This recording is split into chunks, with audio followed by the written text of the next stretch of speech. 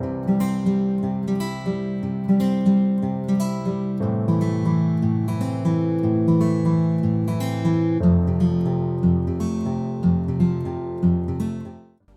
I'm really feeling Kanoko Egusa. Like, we know I love her. We know I love her work, and I love her pages, and I just think this is so cute, and I've been waiting to do this one. Although we also have kitties and a pumpkin and pumpkin mice.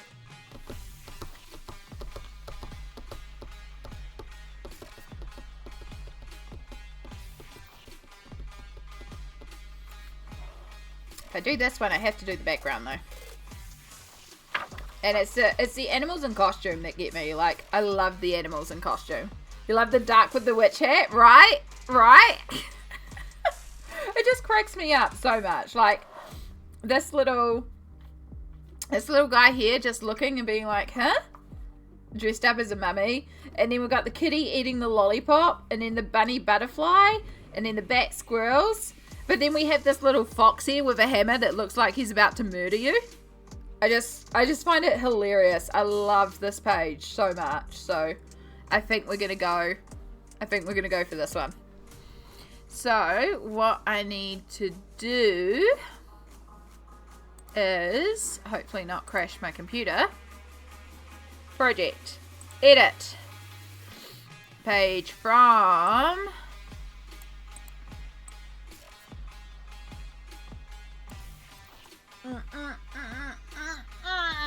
this is Symphony of Cute Animals, I believe. Yep. That's not sympathy. Symphony. Symphony of Cute Animals by Kanoko Egusa. I am using Faber-Castell Polychromos pencils, and I don't know what else yet.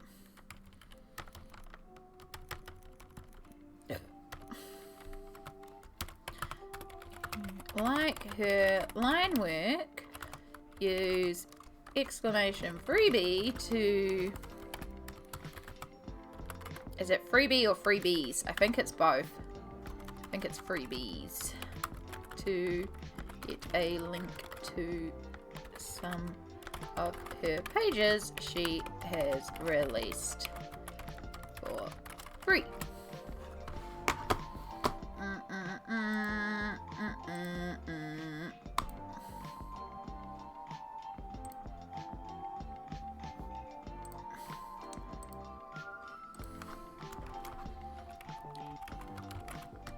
Right, let's add in an alias to that one as well. Done. Done. Done. And then we go exclamation project. Boom. Alright. Oh yes, little animals in Halloween dress, right? If the cat in the clown costume doesn't have rosy red cheeks, I will riot. That's a joke. No, you've made the joke. Now you got to commit. It's time to commit crimes and riot. Knocks over punch bowl.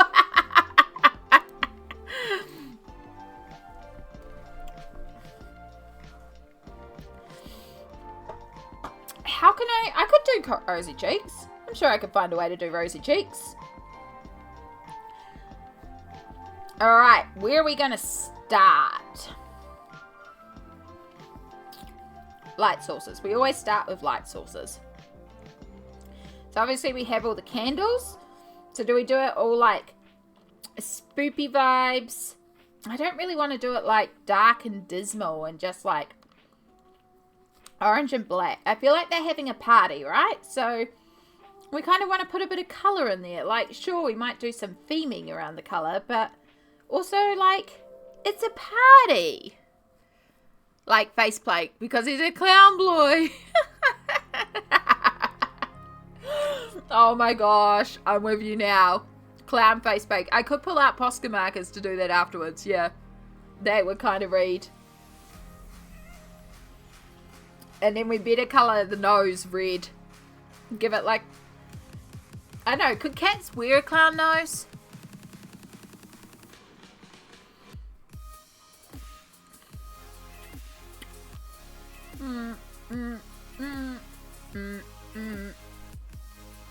There's always a reason to use yellow sandwich. There's always a reason.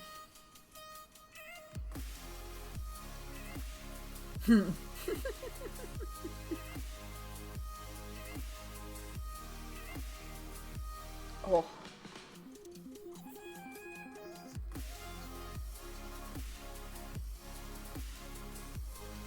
We also have a bunch of bats as well.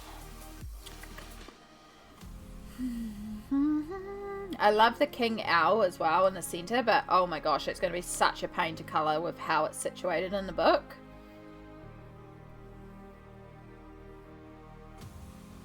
For like marching type? Let me Google that.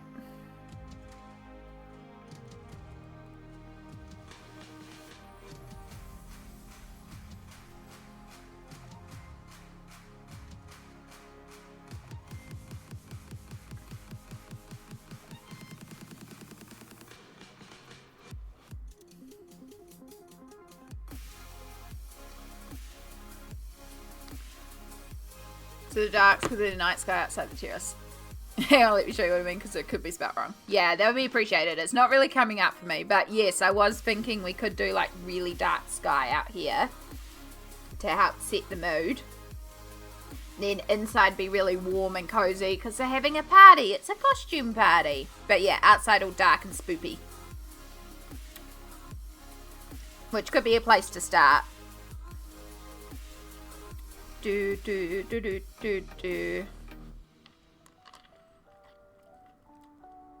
And then like the candles could still be a light source anyway, because that's fun. I like light source. I like playing light source. You've seen it. Thank you. I see it. Oh yes, that's so cute. So cute. So yeah, like we do like this sort of pastel-y background idea for all the things, but then the characters we do in these richer tones basically, and then the outside in the dark tones as well. Yeah, I'm with you. It's from a gacha game I've been playing for like 6 years. Heck yeah. Hey, take inspiration wherever it comes, you know?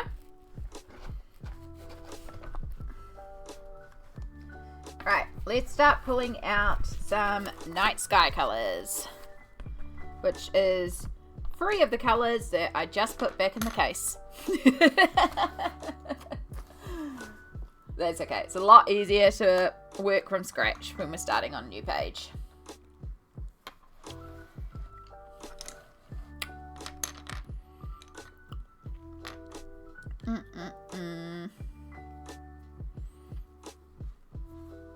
So we're going to work like a really lovely dark blue. We've got Indifferine blue, probably pronouncing it wrong. And then I've also got the dark indigo, and I actually think dark indigo might be more appropriate. Yeah, we'll do a base layer with this one. So you need sharpening. Murphy's Law. Murphy. Which character's Murphy? Is this Murphy? Is he trying to interact Murphy's Law?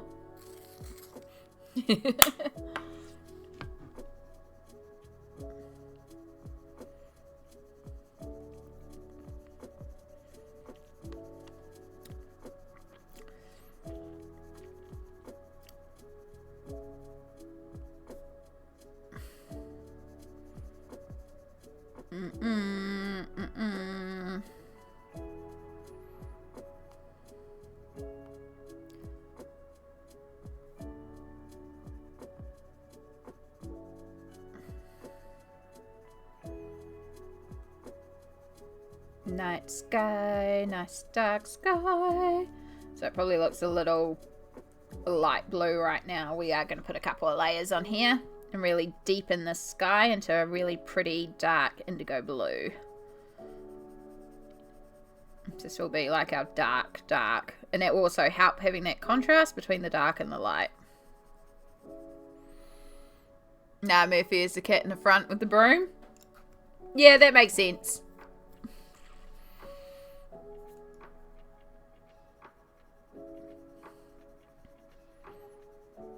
Like, dressed up as a witch, ready to go, but also prepared to clean up the party because you know things are going to get messy with these creatures.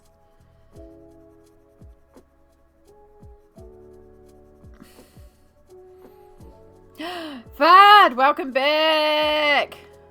I'm proud of myself. 2 loads of washing, drying, and catwalked. Hell yes. I am proud of you too, Fad. I am so proud of you. That is epic. Well done. Oh. Oh no. The pencil cord is broken. Wow. While you were doing the things, we finished the page. And then we also made food. And so now we're starting on a new page. We're doing all the cutesy animals and Halloween costumes. So it's just drying behind me right now. It's a bit of a pain for me to get, but next time I stand up, I'll get it and show you. You noticed new page? Yeah, it is adorable. I love Kanoko Egusa's work. I mean, you'll know. You'll know. I love it. It's like Symphony and families. It just makes me so happy. So these are also like this super cute kitty pumpkin one and mice brewing potions one. So I doubt I'll get all of them done, but if I could. And that's only in this one book. I have 2 other books by her, and there's also really cute Halloween pages in there too.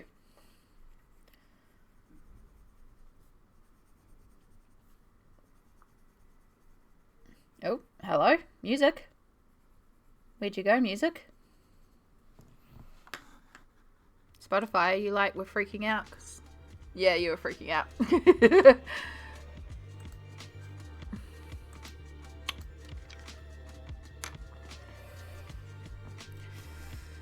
I'm so glad I got the washing out of the way. It's been bothering me all week because I was low on clothes and couldn't get it done. Now it's done twice. Nice! Yeah, I'm getting to the end of my pants, so I need to get mine. I have a load sitting in the laundry. I just need to put it out. But also it dries behind me in the lounge. So I don't really want to stream with you like seeing all my clothes necessarily. I have streamed with washing behind me, but also there's a lot of underwear in this wash, so no thank you. Okay, I don't like this song. I feel like it's just freaking out.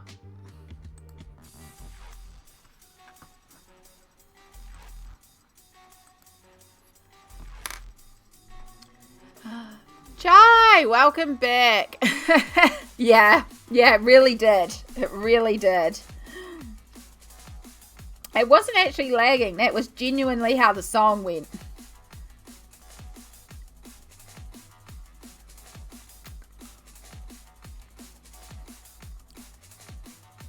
Yeah, the 5-4-3-2-1 technique is a very wonderful technique, actually, when things get very overwhelming. 5 things you can see, 4 things you can hear, 3 things you can smell, 2 things you can touch, 1 thing you can feel, I think it is. I can't remember. But it's about the senses and the basically naming things.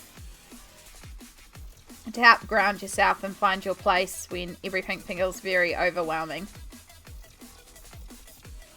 Yeah.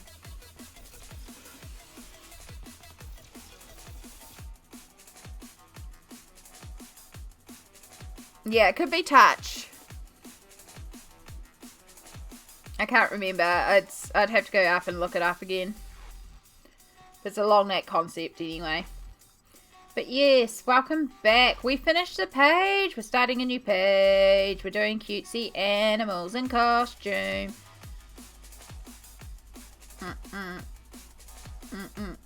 We also ate pizza and it was delicious. And I hope your pizza was delicious. And now a few people might be getting pizza. And that seems to be a common thing that happens on stream. And I'm sorry.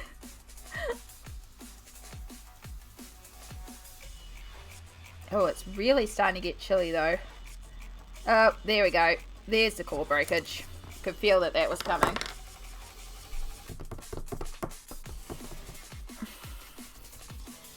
You want pizza too? I have to go grocery shopping, but I need a break first. Valid. Yeah.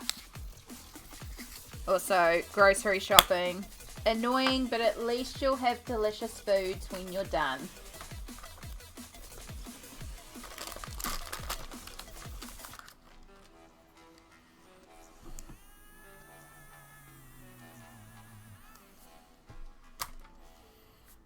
Alright.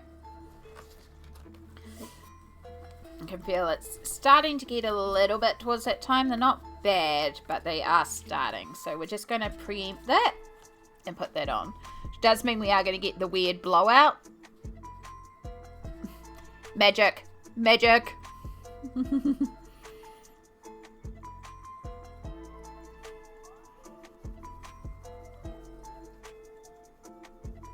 But yeah, I can tell I'm not colouring very evenly right now, so... But also, I think this pencil lead might be shattered inside, unfortunately. Which can happen with the older pencils, because I drop my pencils. I do. I have terrible hands. So the cores can get shattered. I think this one may be at that point. I just don't think I have a replacement for this colour.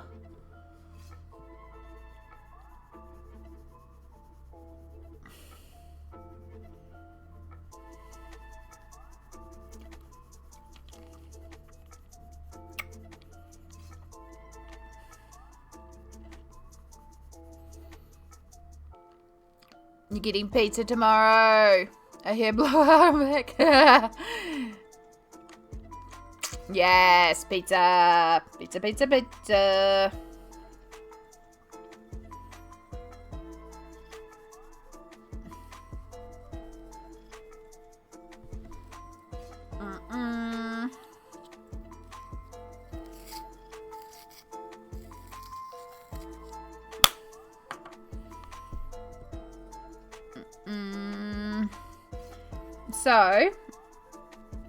So we named one of the cats.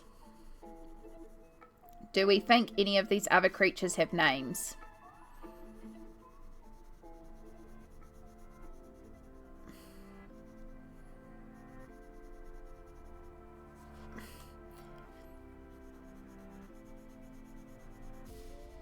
I need to know what creature you think has what name and the reasoning why. Give me your justifications why this animal has this name.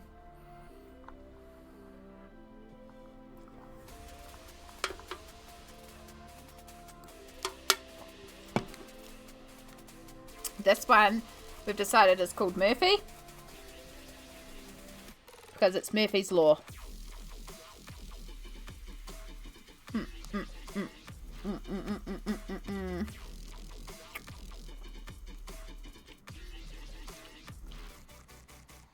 Oh my way! By the way, I got followed by a barrage of locally famous queens. Yes.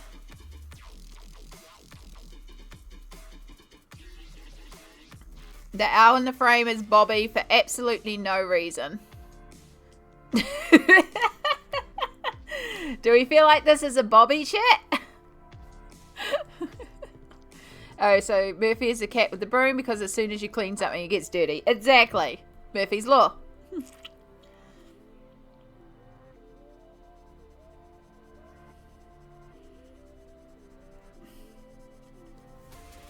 Do we have any other suggestions for the owl with the crown? Or are we going to go with Bobby? Because, I mean, owls do bob. Like, they do have that bob head. Sir Bobbington the Third. Ooh. That's good. That's good. Anita is Bobby. It's just like, the formal name is Sir Bobbington the Third.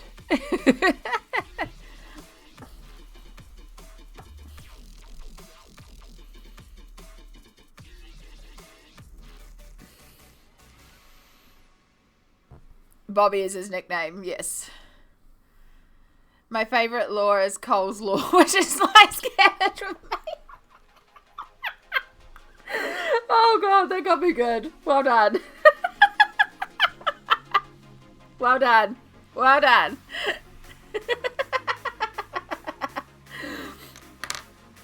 Oh. Oh.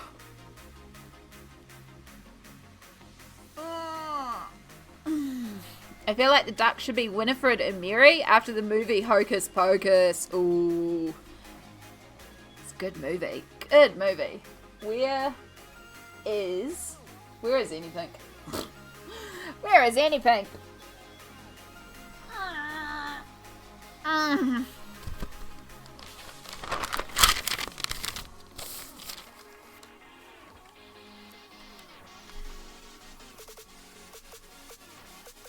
So, Bobbing. Make sure I spell it right. Bobbington the third. Bobby. And then we have Kitty Cat here. Yeah, cat.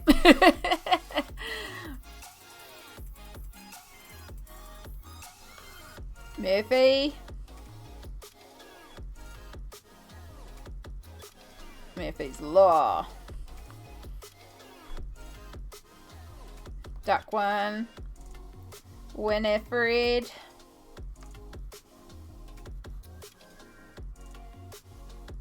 My great art. And so duck number 2 is here. Just on my rough approximation. And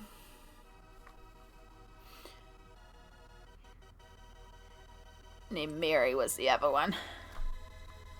Mary. Just so I remember, because otherwise I'll forget. I think I'm going to have a chill, quiet evening now. All good chai. Well deserved. Please do take care of yourself. I'm so glad you could pop in and hang out here for a bit. And it was wonderful being in your stream earlier too, hun. Make sure you take care of yourself, okay? Gregory the Great Traveling Squirrel. Ooh, so which one? Because we have 2 squirrels. Are they brothers? Are they siblings? Are they brothers, sisters, siblings, cousins, friends, lovers? Not all of the above at once.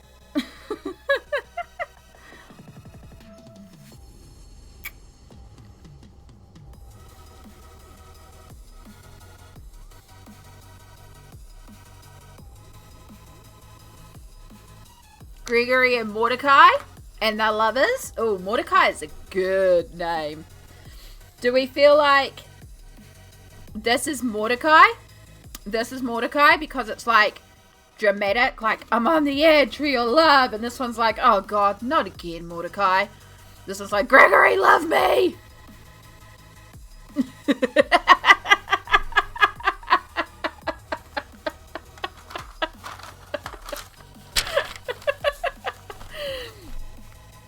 Okay. Mordecai. Drama. And then we have Gregory is down here. And we're going to go a line between them and go lovers. And they're going to get little bat wings. So hopefully I remember that they are our little bat squirrels. So we have fox face over here still to go.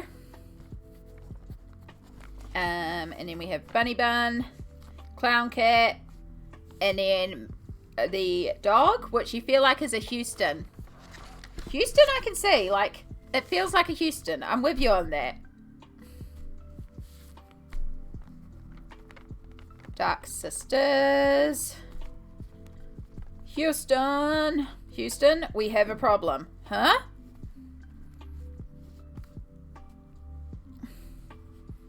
Huey for short? Yeah. Okay.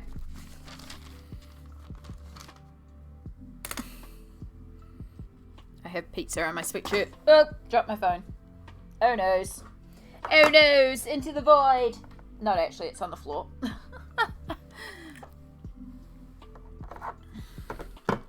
Hugh for shorter. Just one of those people with like all the names. The brain read this as hoagie and now I'm even more hungry. Huh? For shortest.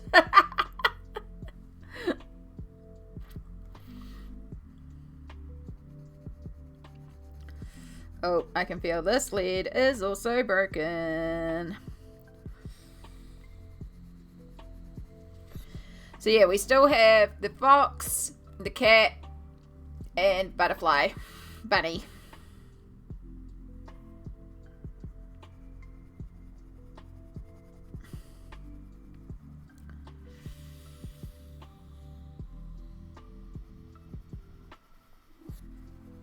Huxley? Why Huxley?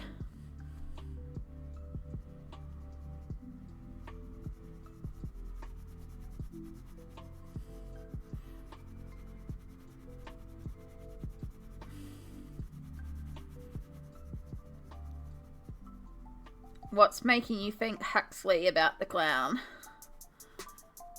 It's the name of his favourite spooky core singer. Ooh. And we feel like the clown cat is the spookiest. But it's spelled incorrectly. Oh, okay. So yeah, it's like everyone's kind of gone a little spooky, and then we have the clown and the butterfly who are like chilling here sweetly. I like it. I like it. Alright.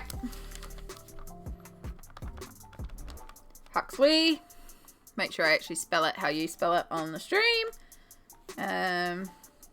Kitty. Whoop. Oh, that's good art, Amy. That's good art. Look at my kitty clown. So kitty. So wonderful.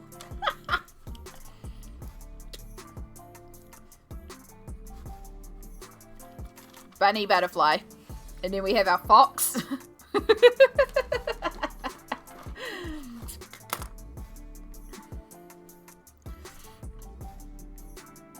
So the bunny butterfly, like, she's very sweet. I feel like she's like the sweet innocent one. Like, there's all these dramas going on, and she's just like done all the baking and made all the food, and it's like, here, have more donuts. Do you need a lollipop? Have some candy. Like, I feel like she's the cook or the baker, and she's all about giving people the sweet treats. Like, some of these have come because they're like, costume party, or let's catch up with friends, or good times, and she's like, it's all about the baking. Beautiful, what are you on about?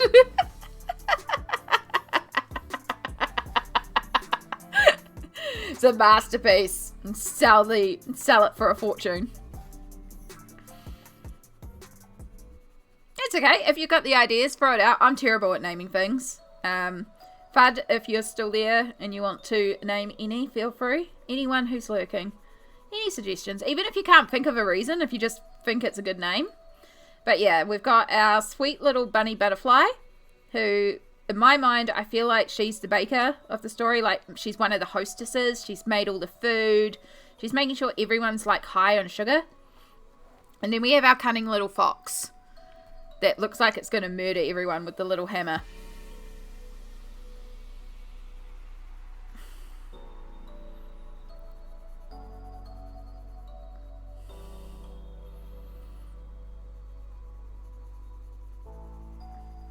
Oh, you're gone. Oh boy, this is going to be interesting. I saw it as a little bat wand. It is a bat wand. It is a bat wand, but it looks like, it looks like it could also be a hammer. It's the way that he's kind of looking, or they're kind of looking at you. We're going to snooze that for a minute. It's the way that, yeah, the fox is just looking at you like they know something. But yeah, they're literally here in overalls with a hammer. Like one of the bat wands from in here. Like they've just stolen one of them and that's their costume.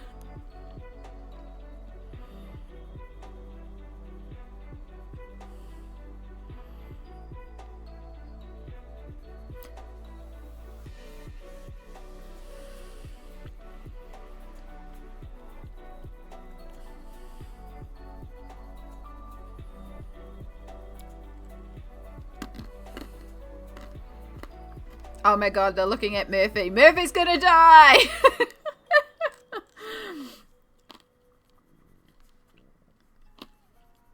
Just looking at Murphy and being like, nice broom, Murphy.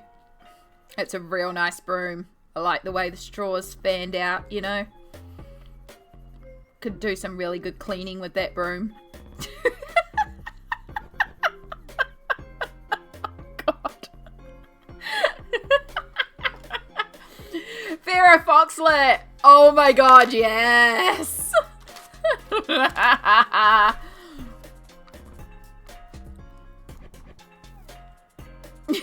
They got so sinister. It's like, let's colour this cute little page of innocent little animals and now we're building a murder story into it. Oh, I love it. I love it. Farrah Foxlet is definitely causing some trouble.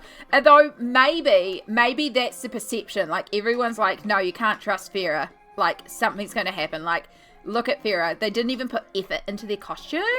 Like they're such a foxlet. And everyone's thinking that. And then we've got our sweet little innocent bunny butterfly here. Who's like secretly poisoned all the candy. And is actually the mass murderer. And is actually going to cause. And it's a whodunit. It's like one of those whodunits where you have to find clues in the picture.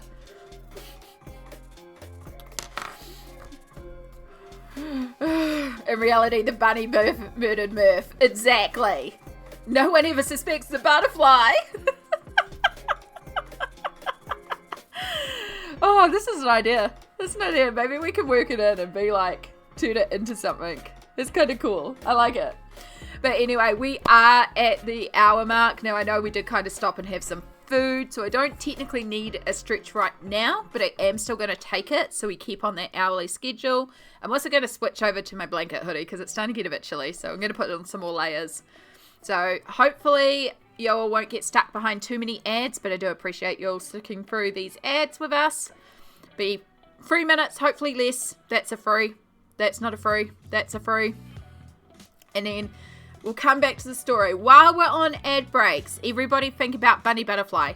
Our main character, our main villain, the protagonist. Protagonist? Is that what we want? Is that no, protagonist is a hero, isn't it?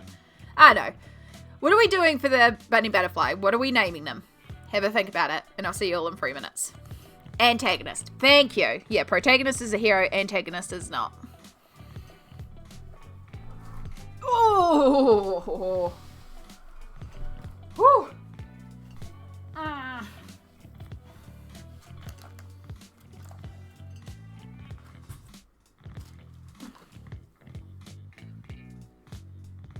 Alright, do I need to switch it off before I put this one on? Nah, should be loose enough. Ooh, polar bears time. Polar boys.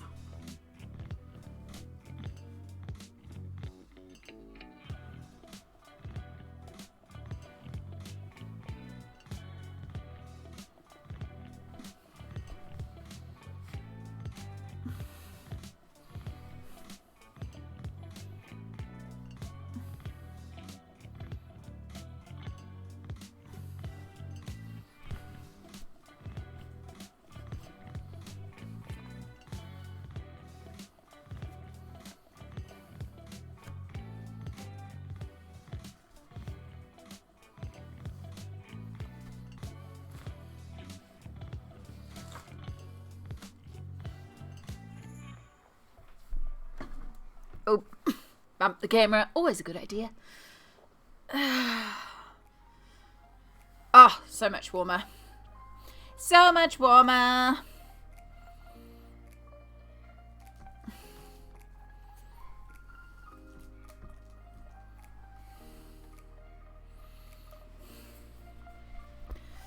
Do do do do do do do do do do do.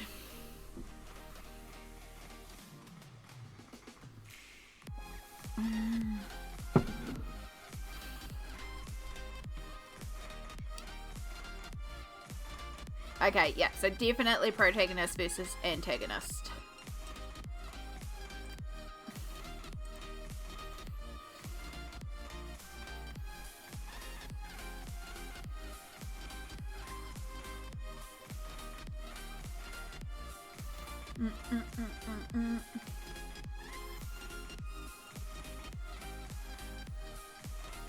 Knots in the hair.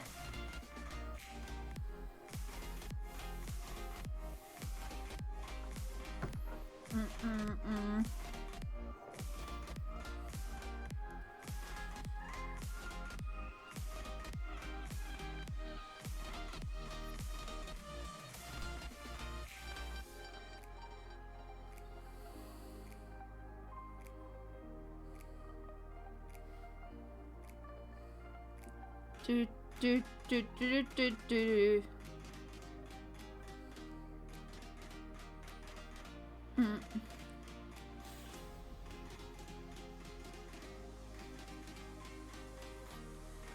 The plot is thickening. Exactly.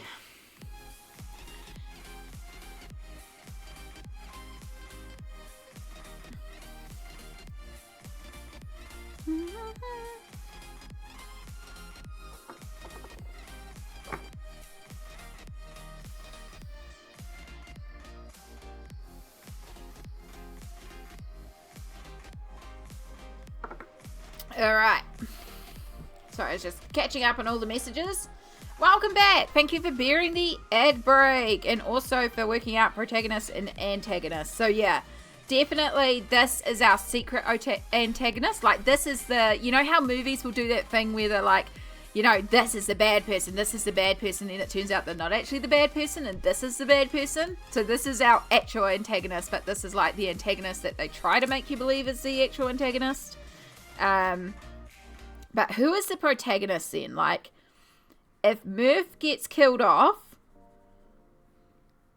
it can't technically be Murph. And I feel like Houston and Huxley are like the comedic relief friends. You know, especially Huxley. Like, this is your comedic relief friend. Like, doesn't grasp the seriousness of the situation. Gregory, it sounds like my lived experiences. Everyone's convinced I'm the bad guy.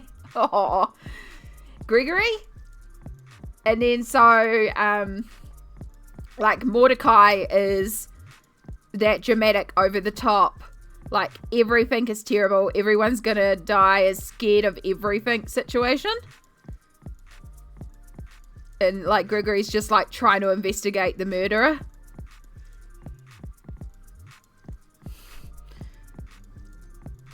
Gregory the Great Traveling Squirrel. I forgot to put the Great Traveling Squirrel. Yes, so they're like an actual detective.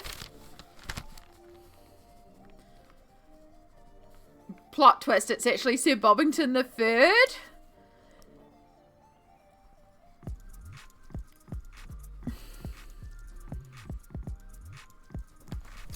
Explain this plot twist.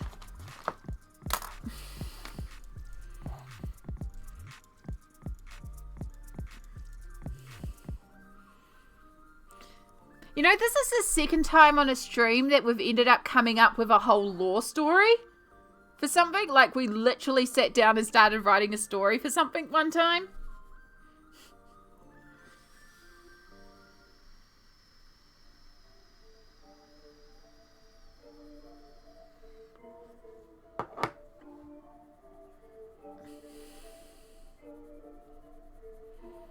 We also still need a name for our bunny butterfly. Poisonous.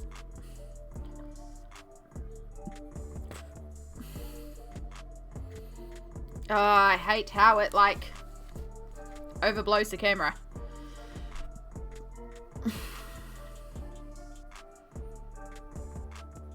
I really do need to see if I can source these compression gloves in a different color so we stop overblowing out the camera, overexposing.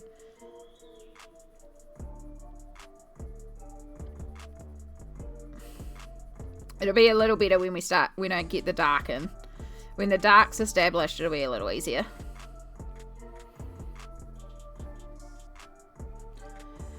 Sir Bobbington III invites everyone to his home and plots the murder of Murphy because Murphy owns a plot of land that Sir Bobbington III wants. And everyone kept thinking it's someone else who murdered Murphy when it was Sir Bobbington III. And did Sir Bobbington III, because obviously Sir Bobbington III is like the owner of the establishment, like the rich party owner. Is Bunny, which Sadie Sanderson, gorgeous name and I love it. Because Sadie, the cleaning lady, maybe Sadie is actually the maid and is employed by Sir Bobbington and is actually like, are they being paid? Are they being blackmailed to do this? Like, Sir Bobbington's not going to get his own hands dirty. Plausible deniability. Like, he didn't murder Murphy, but he's implicated in the murder.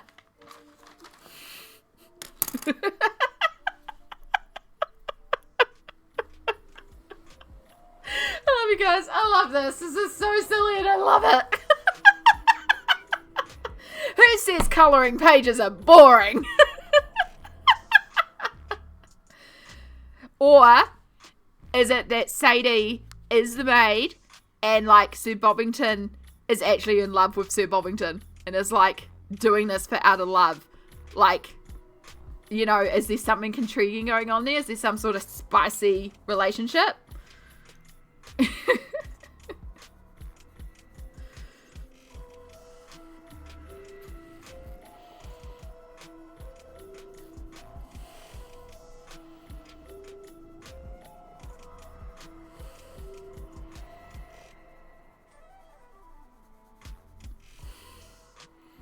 Colouring pages are only boring if you're boring. Exactly. Okay, so to establish this, we are currently in the home of Sir Bobbington III, aka Bobby, but only to his rich alumni friends. Like, everyone else calls him Sir Bobbington. Has invited a bunch of the people around secretly as a cover to murder Murphy. Because Murphy owns a plot of land that Sir Bobbington wants, Sir Bobbington III. But rather than Sir Bobbington getting his hands dirty, or his wings dirty, he turns to his trusted maid, Sandy Sanderson, who he instructs on what's going to happen. So Sandy has specially crafted all the delicious treats for the party and has one in particular that she is very carefully going to be picking up and taking over to Murphy in an attempt to poison him. Unfortunately, this does happen, and then we move into the movie, where suddenly Gregory, the great travelling squirrel, plays detective and starts investigating along with their lover, partner, Mordecai, the very dramatic squirrel. Mordecai is horrendously upset at this situation to the point where they're even threatening to jump off the balcony because it's just too much. There's too much murder. There's too much drama. But due to the comic relief of Huxley and Houston, lifelong friends acting as comedic party people, they work together along with the sisters Winifred and Mary to implicate everyone's least favourite well-known troublemaker, Farrah Foxlet. However, through a series of chaotic events, it's discovered that Farrah is actually innocent and not the protagonist all along, except Sadie has done it, which at some point breaks down and admits the whole plot involving Sir Bobbington III. We need an outcome. The fox commits the murder because they're in love with Sir Bobbington, but it's a forbidden love because what would the other wild limb... Oh, hold up, we got a plot twist. It's a whole movie with a plot twist. The fox commits the murder because they're in love with Sir Bobbington, but it's a forbidden love because what would the other wild animals think? And the fox knows that Sir Bobbington wants Murphy's land, so they kill Murphy, except that Sir Bobbington planned this all along, wasn't it? Oh my gosh. Okay, so we're actually taking Sadie out of this altogether, so she didn't commit it. We're actually going back to Farrah committing it.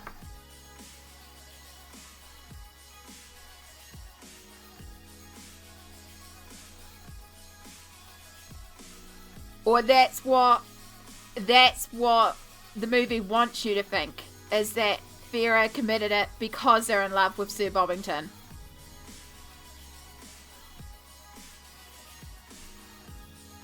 You just hyperfixated on the fox. See, that's the point though. Like, it makes you want to think of it. You look at this piece of evidence, you're like, the fox is holding the murder weapon. Like, the fox is holding the murder weapon. You think that maybe Sadie, to throw everyone off, has one of these and implicates it into Murphy. So it looks like they were smacked over the head with it, but they actually find out. That's where the sisters can come in. That's where Winifred and Fred can come in. Maybe they're actually like medical specialists, and they come in and they look at the body and they go, no, this head trauma was done post murder. Like, Murphy was already dead. Look at the blood splatter. This has been faked. You know, it's not the fox. It's not the fox. Yeah.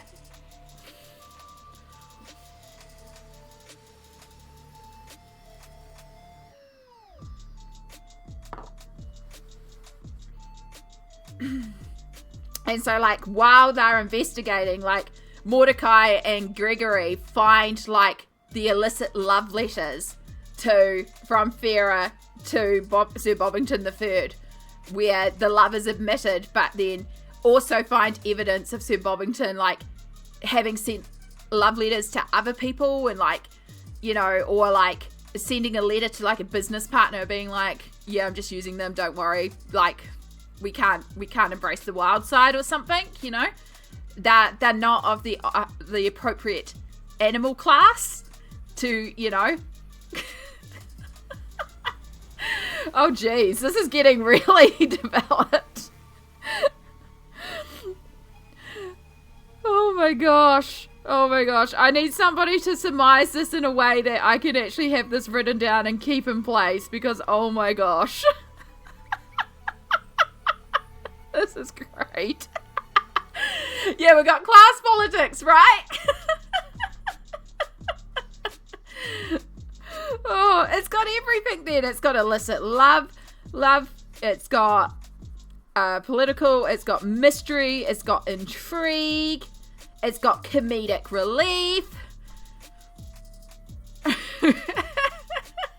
I just want the movie to end with, turns out they died because they choked on a donut. Everything we uncovered was just useless. No! Although, that being said, I feel like there would be a choking scene between, like, Huxley maybe goes and eats all the candy for, like, testing of the evidence or something. Being like, it's not poison, let me show you. Nom nom nom nom nom. And then chokes on a donut there.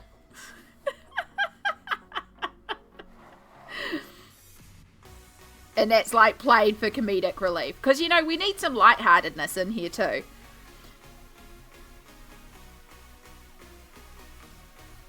And, of course, there has to be an action sequence. I mean, something has to blow up.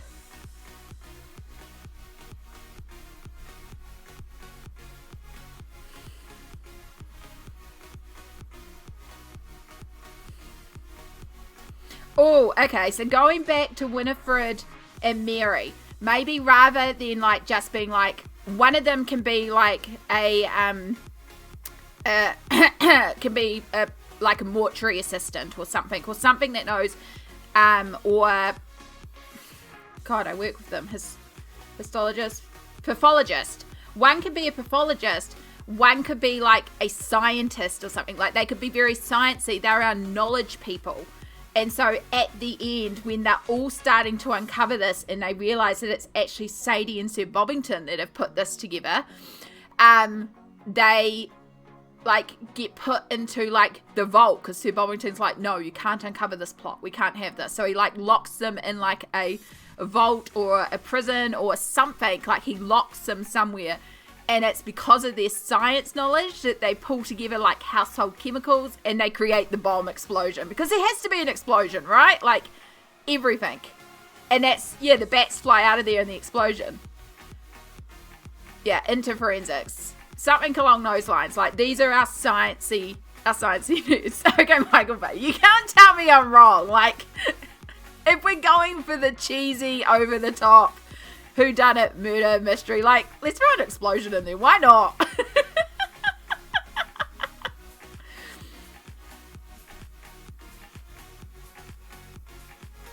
Or, like, maybe he throws them into somewhere. Like, why does Sir Bobbington want this land? Does he maybe, is there, like, there gold under the land? And so he has a stock of like C4 explosives randomly to blow up the land so he can mine the gold. Or, because you know, like in like cheesy American zombie movies, like they always just find guns. They always just find guns. You know, it's just like, oh yeah, of course we've got the C4 explosives. Be funny if the scientists did everything logically using science, but secretly they had magic and it was totally unrelated. The explosion was them using magic to try and cook up some extra food.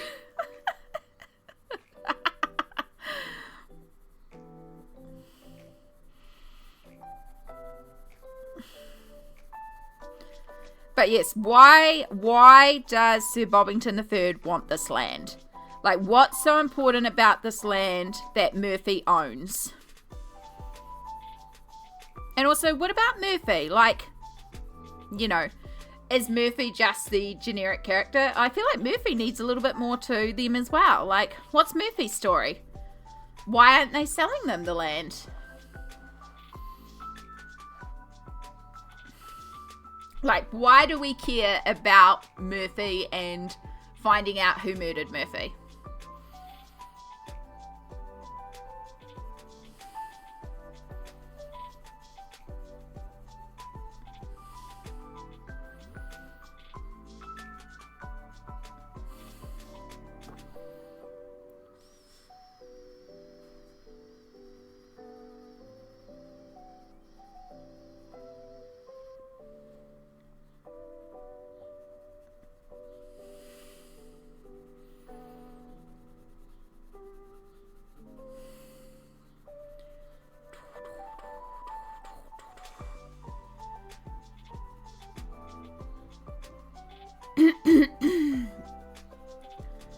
Oh my gosh, I'm going to have to remember all this. I might have to write this all down just so I can remember this whole plot that we have created. Oh, goodness.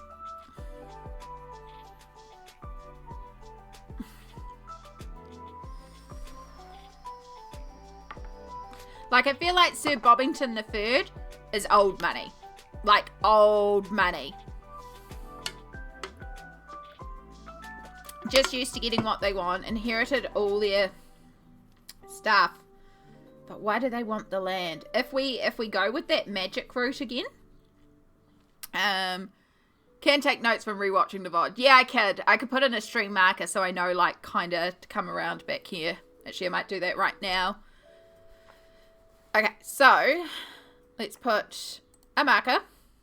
Okay, so to summarize what we have so far. So Bobbington III, aka Bobby, has put together this party for a bunch of people in his village, maybe? And at this party, we have a number of notable people, but specifically Murphy, who we're still trying to work out, but Murphy gets murdered. And there is an investigation that takes place led by Gregory the Great Traveling Squirrel and their lover, Mordecai, who is your dramatic, over-the-top partner, somehow. We've got to work that one out of it. Everyone is suspicious of Farrah Foxlet committing the murder, to the point where when the body of Murph was discovered, there was actually one of the bat lollipops stuck into their head. So everyone believes that Farrah had hurt Murphy by doing this. And Farrah has a love for Sir Bobbington III. There is an illicit relationship going on with them. However, evidence is found of the love letters between them. However, evidence is found that Sir Bobbington is actually faking this because Farrah is too wild of a class for someone of Sir Bobbington III's notable heritage to be in a relationship with, but is using Farrah to potentially murder Murphy. So while Gregory and Mordecai are investigating with the help of their friends Huxley and Houston, the comedic relief members of this ensemble cast, they also turn to their sisters Winifred and Mary. And the sisters, being scientific scientist of some sort, one into forensics, identifies that the head wound is actually been implied post-mortem and is not actually what caused Murphy's death. So then the crew starts looking around again, and through a series of events discovers that Murphy was actually poisoned by the housemaid, the personal chef, the employee of Sir Bobbington, Sadie Sanderson. And then at some point there needs to be an explosion. That sounds right. And the reason why Sir Bobbington wants to kill Murphy is because Murphy has some land that Sir Bobbington wants. I think that's everything. That we have so far. So we need why this land is important, why Sir Bobbington wants the land, and also somehow magic and explosions.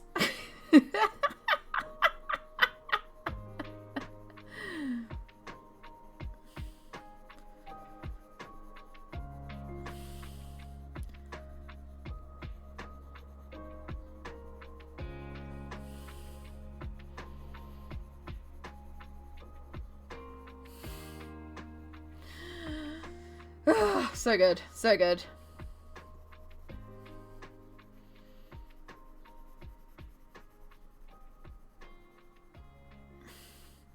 And if we think about, like, I'm thinking about those cheesy action movie films where, like, there is, you know, the romance element. Like, where there's a natural disaster, but there's this superhero, action hero, main character who always has the nuclear family and has to save the family. And it's like their relationship had started out troubled, but by the end of the movie, they're all happy, lovey-dovey. Maybe that's Mordecai and Gregory. Like, maybe they came to the party and they haven't been on the best terms. And the journey that they go through in solving this murder is what brings their love back together.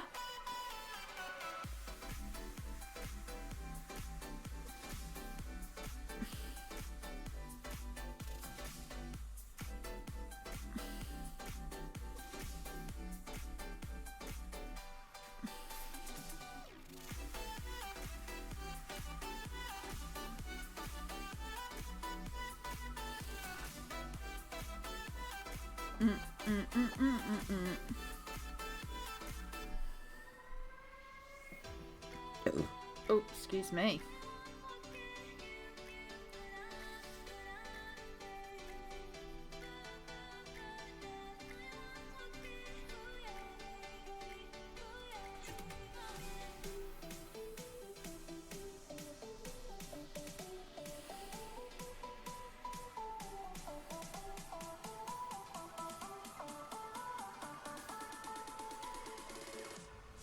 Do.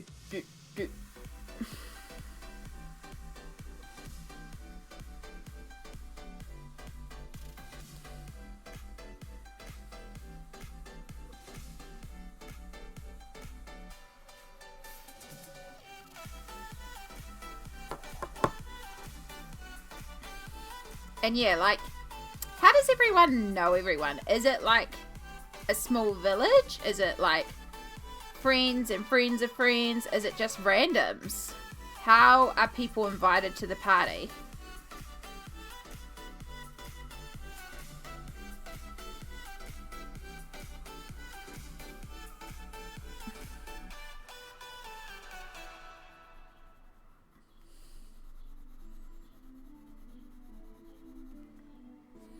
And then because, like, Sadie did it, right? We're saying Sadie did it.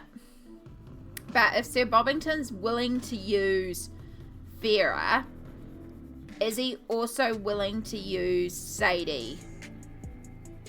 Is she doing it because she's being blackmailed? Is she being paid?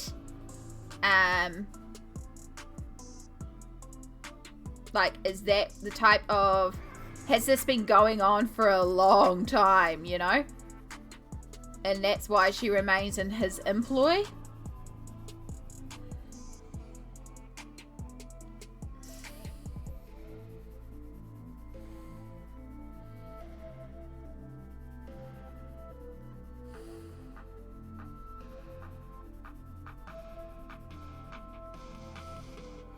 Yes, Sir Bobbington has fingers in the local gossip. So it's like the local town folk. Just like a community party. It's everyone from the village. Yeah, I feel like this is a small town and their big annual festival. Okay, yeah.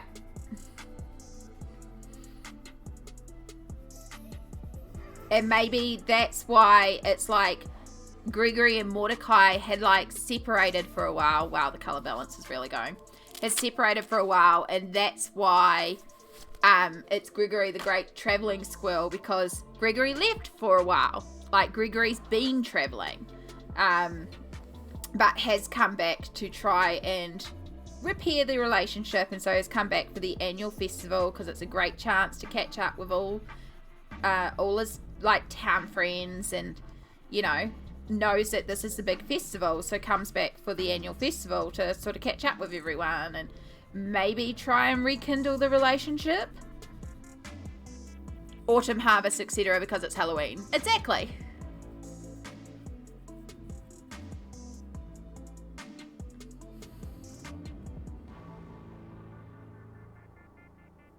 Yes, yes. Okay, so we've got what's Gregory the Great Traveling Squirrel.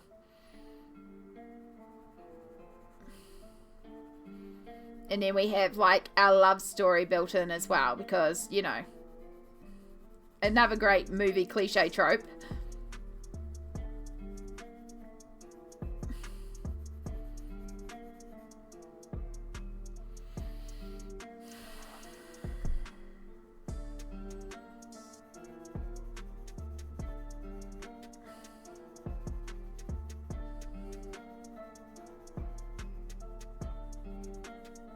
So, maybe rather than necessarily the land that Murph has, like, maybe yes, there is land that Murph has that Sir Bobbington wants, but maybe Murphy just knows something. You know, like, Murph here looks like they know something. So maybe they actually know a secret about Sir Bobbington.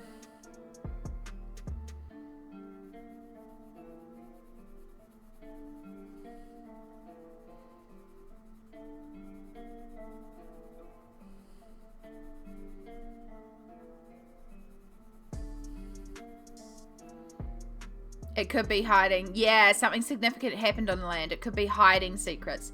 Maybe, like, because this isn't, like, the first time, right? Like, clearly this isn't the first time. Sir Bobbington's done this. Sir Bobbington's gotten away with this for a long time. And, like, if we go with Sadie being the trusted employee, maybe in the past they have had to do business dealings and dispose of shady business partners or something, you know. They've done those secretive trades, and the bodies, per se, have been hidden by Sadie on Murph's land. So the evidence for everything is on Murph's land, and Murph has discovered this. And this is where Sir Bobbington's like, well, we need to get rid of Murph and take the land, because if we own the land, then we can stop the evidence getting out.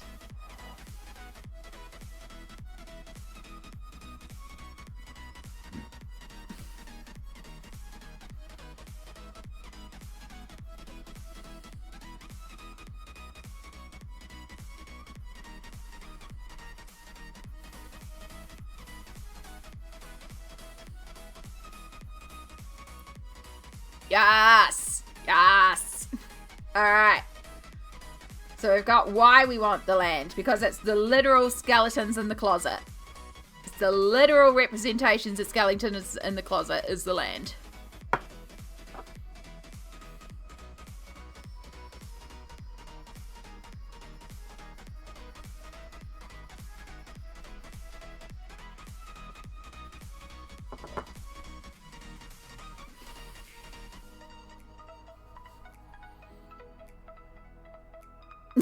The land also turns out to be magical, but no one knows. It had no real bearing on the plot whatsoever.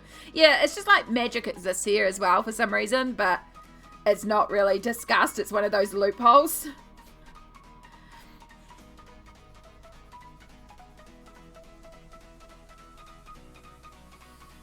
Cool, so what do people do in this town? I say people, what do the animals do in this town? Like, So we clearly have like the local doctor and pharmacist, maybe? It makes the scientist magic powers. That's why the force is amplified, so they miscalculated. Yeah, so we have like the pharmacist who has like traditional medicines, but is actually also doing like magic potions and stuff like that. And then the doctor who is healing, but is also like, you know, using magic to heal as well. So they have magic, but it's like not really discussed much. It's just they have it. So yeah, I think maybe like a doctor and a pharmacist might make sense. Like in a small town as well. Like what would these creatures be doing that would make sense of their skills?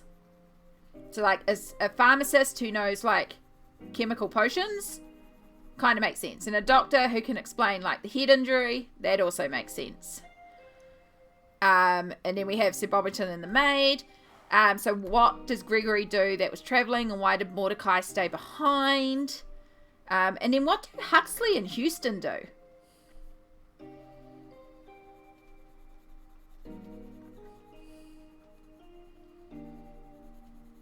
Is Houston like the local sheriff or something?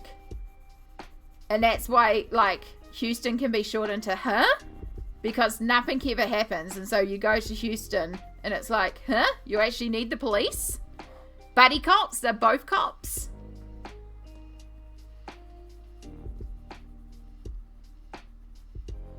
And that's why Sir Bobbington felt okay inviting them to the party, because the cops are useless.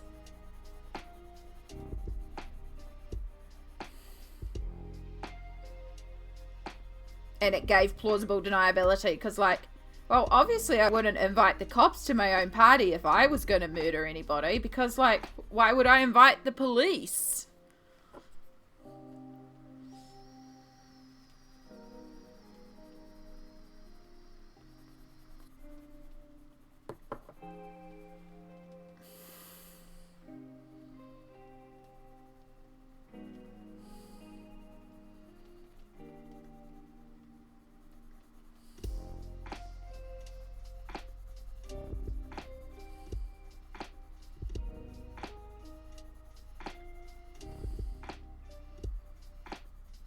And do we think this town is big enough that we need to? Like, I could imagine, like, one local sheriff in, like, a really small town. Like, does Huxley own, like, the only diner in town or something? I don't know. I'm just looking at Huxley eating, so I'm feeling like Huxley is a food. Maybe works in the food industry. Urge to make Gregory secretly an eldritch entity rising.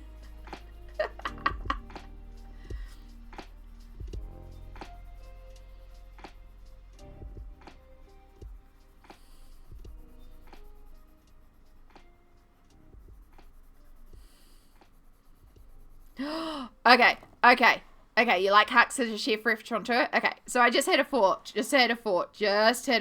which adds to the whole subplot, but would technically be movie 2, right? We're already talking sequels here. So, the business partners / business dealings.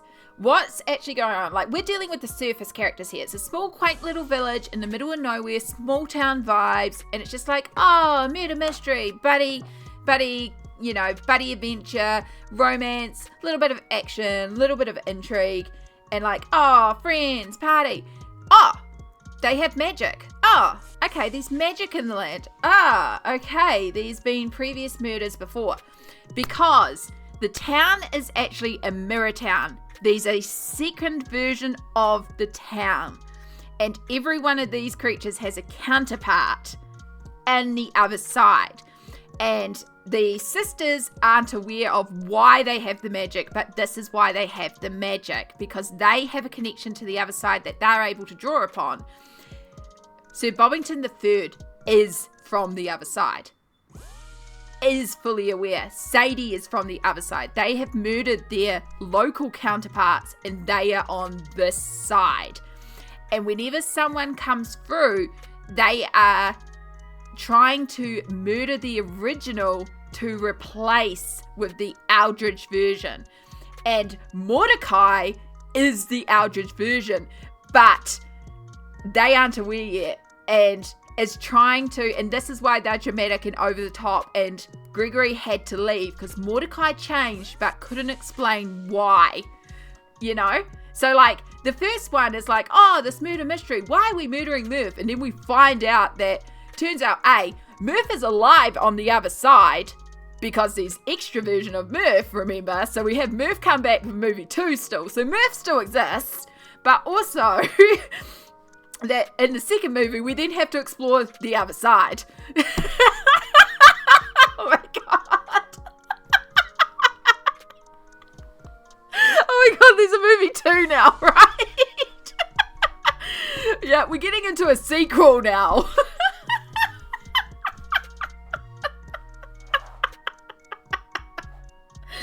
Oh my god. So yeah, then this like quaint little town of villagers have to band together and like move on and like go to the other side. And this is why no one really trusts Farah, because Farah has always talked about how like there's evil among us, right? Like whispers in the dark, shadows in the night, like has seen things, and no one trusts Farah because, but no one except for Sir Bobbington and Sadie, which is how Sir Bobbington started the relationship, because he recognized that Farah was open to the other side. So was like, no, I believe you. And like fostered that relationship with no intention to turn it into the romance, but to use Farah to actually bring across opposite Farah, right? But that's why no one trusts Farah. But Farah actually has like a stronger connection and an openness and has been seeing the other side without realizing they're seeing the other side. Are you sure there wasn't a crack in that glitter?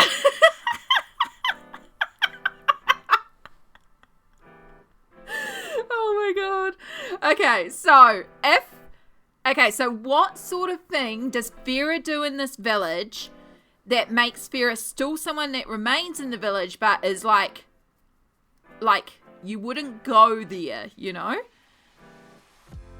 Like, what sort of role? And we also still need to flesh out Murph. Because, like, Murph comes back. Murph is obviously a very important character and comes back in version 2. So, what do we think? Historian or the librarian, yes. And so Farah has the librarian role and, like, can talk about, like, the land and the history and the darkness. And they've been reading so much about the world around them. And that's how they opened up. Because they found the records and they started delving deeper. So they don't know what's going on. Yeah. Can't be trusted. Right? Oh. Okay. So Farah is the librarian. I need to start writing this down. We're legit building a story here. Librarian. Just going to put other side.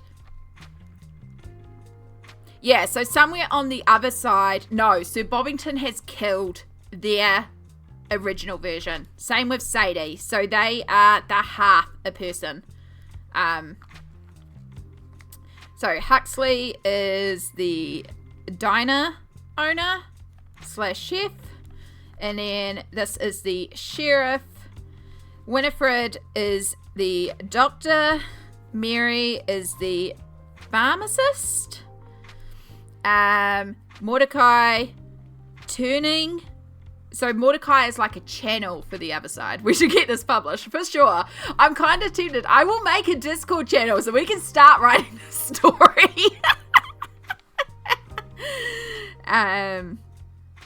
Turning being cursed.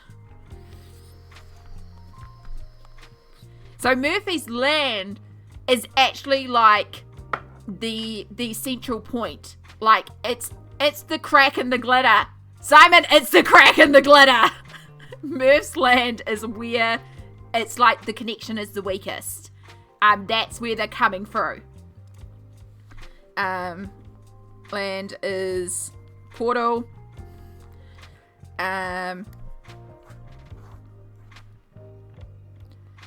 Cool. And then we've got made.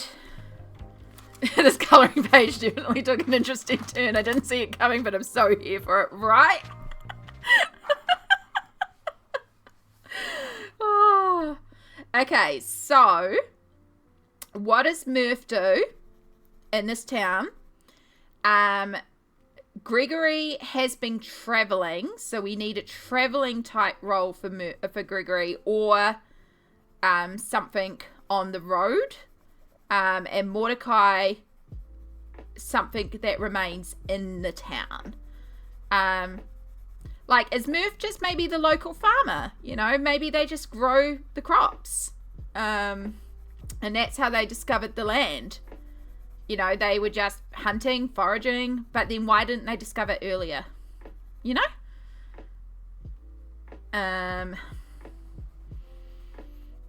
Gregory could just be some sort of traveling salesman, or are they like an actor?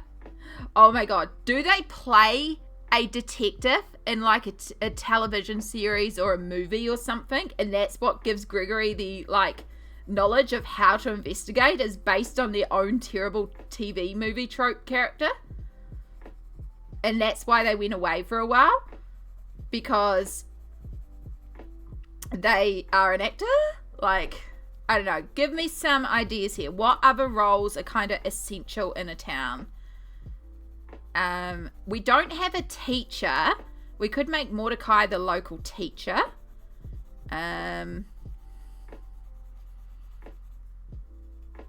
Like, if we've got a library, we've probably got a school.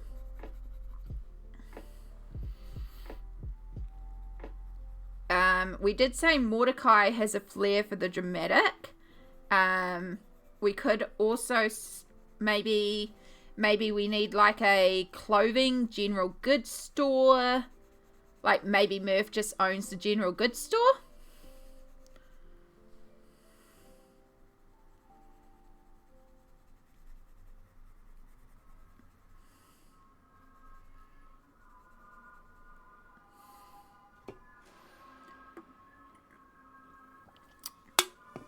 Shopkeep, that would be needed. They're very privy to gossip too. Yes. All right. So we go Mordecai is the shopkeeper, has a little local shop. So maybe they, Mordecai owns the shop, and it's also the point of the local gossip. And then Gregory goes traveling to buy stock, and that's how they explain the break. Like, that's why it's Gregory the Great Traveling Squirrel, because they often will go and source new products. But this time they took an extended break to go source products. And it's actually Gregory taking a break from Mordecai.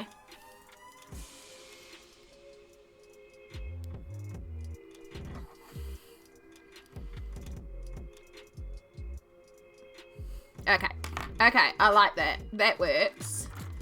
So, Mordecai, we're going to put shop owner, general goods. Oh my gosh. Traveling merchant for store. And then by lovers, I'm going to put on a break. And then gossip central. So, like, no one quite knows what Sir Bobbington does. Sir Bobbington's just old money. And then we've got Murphy. So we could do Murphy as the school teacher. Who maybe, you know, maybe as a side likes to go, you know, like school teacher, but also runs like the scouts. Runs the scouts for the local children and stuff like that. So likes to go bushwalking, camping, hiking, because I feel like this portal like is on their land, but is like buried deep in the forest. So they stumble across it one day, and they stumble across this evidence. It's not that they went out hunting specifically for it. They just discovered it and fell into this plot. So yeah, they're like the local teacher, but also they run the scouts. They do all the things with the kids. So they were like scouting out a new area for like the Halloween party for the kids, or like forest camping or something like that. Somewhere where they're going to take the kids.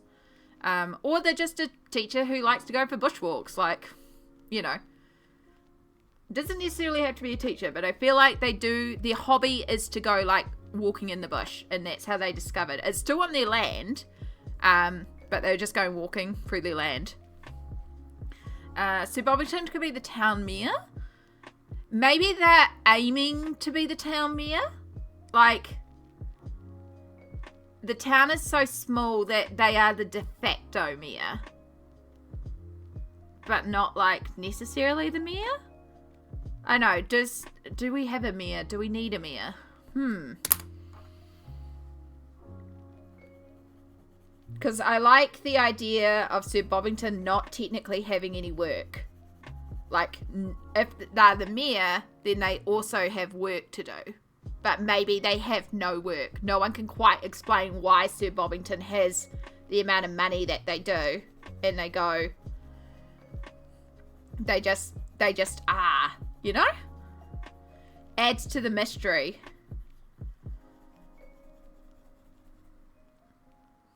It's just trust fund kid. Exactly. Everyone's just like, oh yeah, no, they're just old money. They're just old money, you know?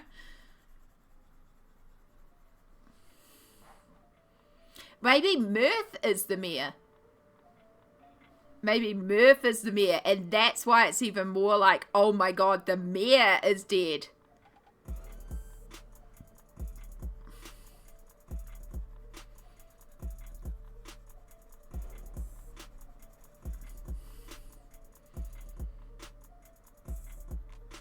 And that's why everyone would get behind, because it's a small village everywhere anyway, where everyone knows everyone. But then it's also like, oh my god, the mayor is dead? Or is that like too much? Is that too much in our fictional 2-part movie series that we've been writing?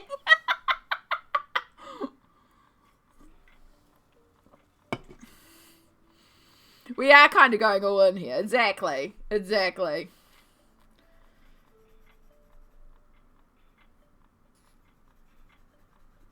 I feel like when I colour Sir Bobbington now, they're going to have red eyes.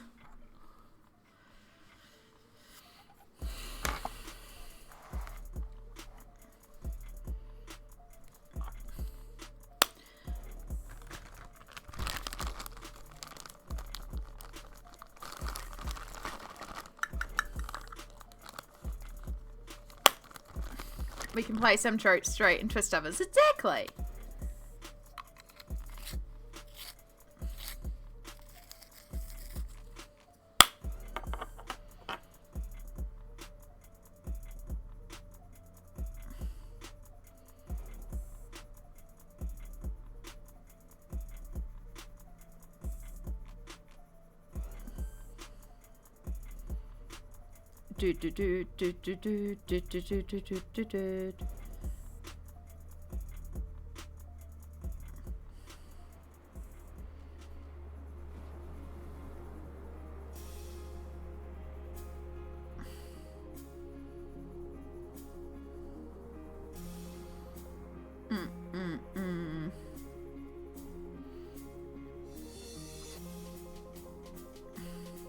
I kind of like the idea of Murphy being the mayor, to be honest, because then, like, it makes sense. Like, they discovered the portal on their land. They were like, what the heck? And then they began investigating. And because they're in the mayor's office, they were able to investigate Sir Bobbington. And that's how they did find out what they find out about Sir Bobbington. And then it's like, Sir Bobbington's the third is like, no, they're getting too close. You know, like, Murphy discovered that Sir Bobbington isn't the third. There is no third.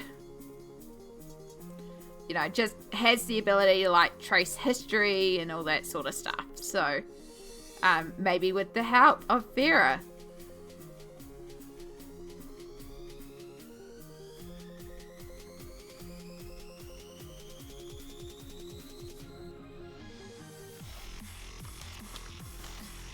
Murphy is the mayor, and that's why it's Murphy's Law.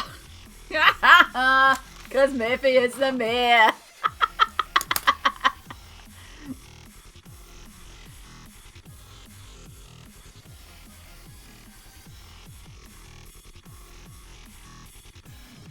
In fact, that would be a great name for the series, Murphy's Law.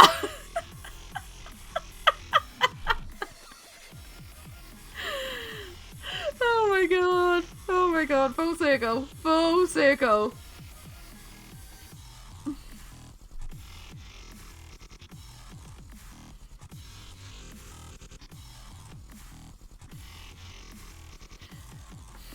Or Murphy's Law. Oh my god. Fudge, you're a genius.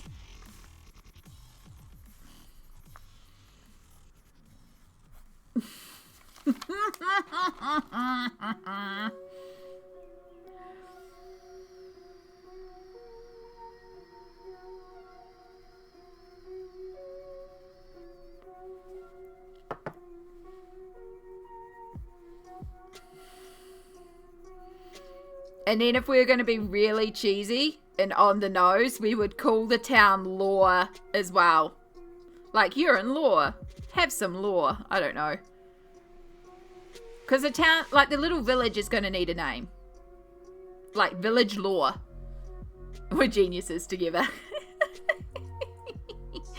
Oh, I love this. I love this so much. This is so ridiculously silly, but I love it. I love it. And I'm so excited now to color this page because, like, there's a whole story behind the page. There's multiple stories behind the page.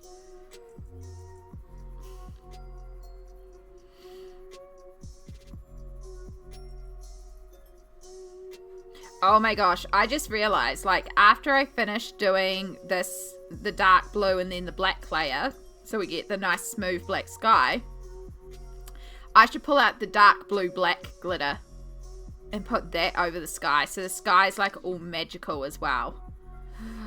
That'll be pretty.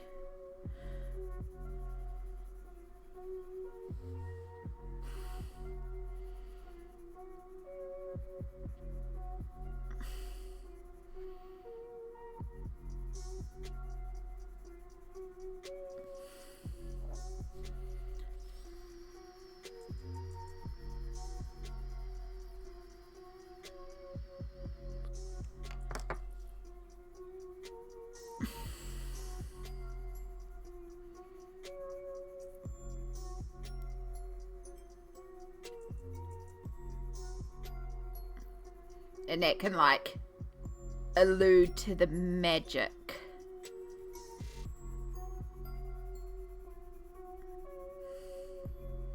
The magic in the world around you.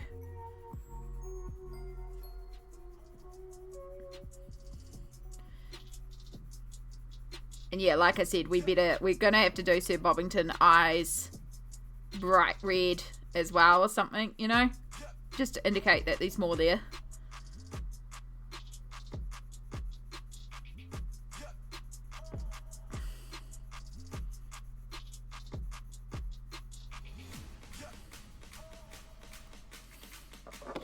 There's got to be glitter. Albino? Ooh. Ooh, that's a good idea, actually.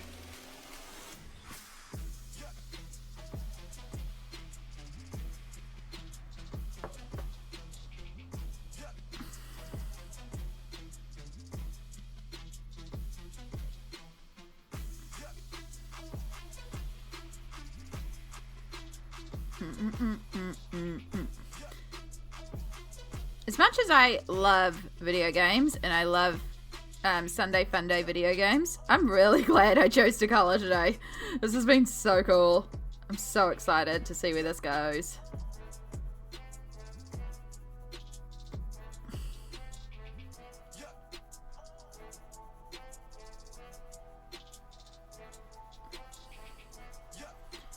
Do do do do do do do do do do do do.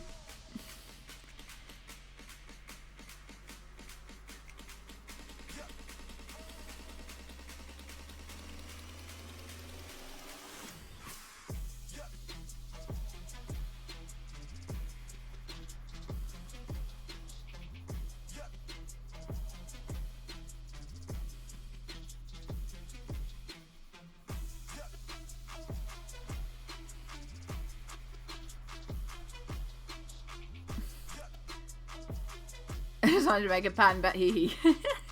His page turned into Murphy's Law universe. Exactly. And the thing is, too, is that these colouring books actually have a lot of the same animal creatures. So it's like, you know, if we go and look at, like, if we go and look at the Rainbow Sunflowers page that I went and coloured with all the kids playing the, playing with the beach ball out in the sun, that one has a couple of ducks. That has, like, a mama duck. That one has a bunch of cats. Like, is that Murph's family?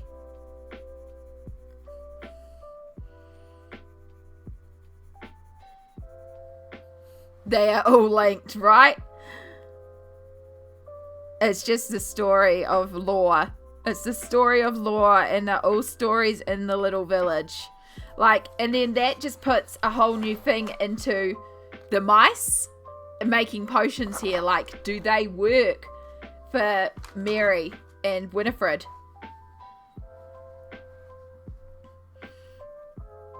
So, like, Mary and Winifred are witches from a secret society that just kind of exists because they're like, yeah, there's magic in the land, it's cool, here's how to use magic, but we don't really talk about it.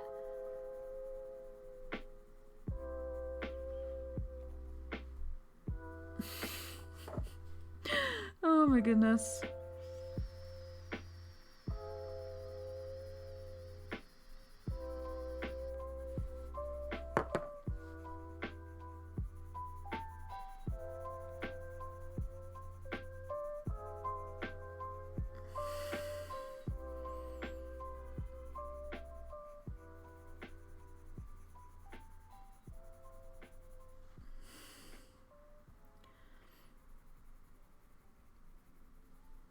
You love this so much. Oh my goodness. Oh, I love it too. I'm so excited. I now just want to pull out all the books and start flicking through and like working out like, oh, what pages also Winifred and Mary. Like, have we got Sir Bobbington on other pages? Like, have we got Sir Bobbington before we got the other side Sir Bobbington? Have we got Sir Bobbington being nice?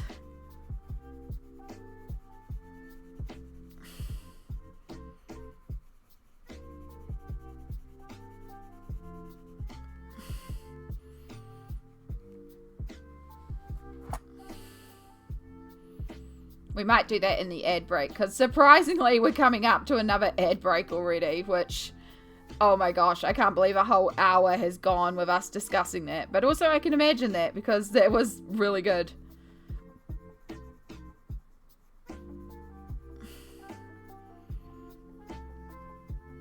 It really did. It really did.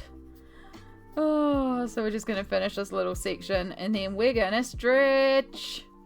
Stretch. So yeah, if you need to take a bathroom break, if you need to grab a snack, if you need to grab any meds, make sure you do all that. Because self-care. Oh. We're going to do some stretches, because stretches are good. But yes, let's get this ad break started. Did my nail just break? No. And I will see you all in 3 minutes, probably less.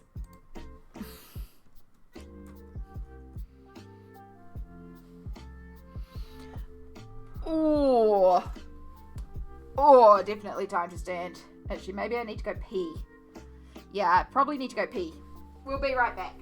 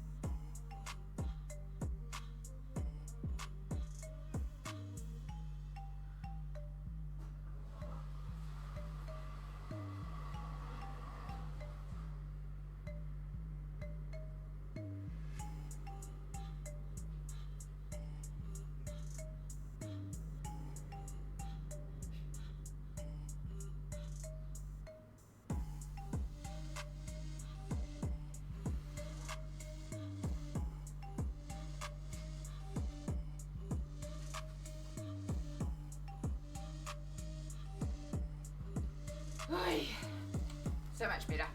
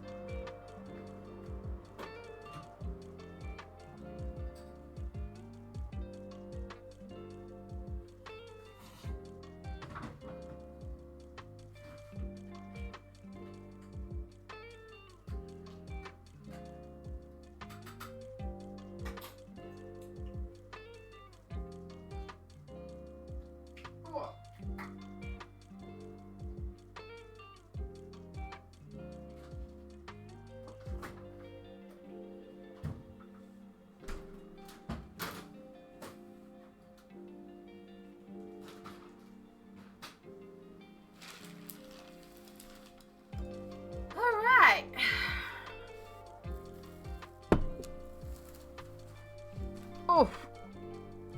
Ow, ow, ow. Right, welcome back from the ads. Thank you for bearing with me. I also just went to the bathroom and made myself a hot chocolate.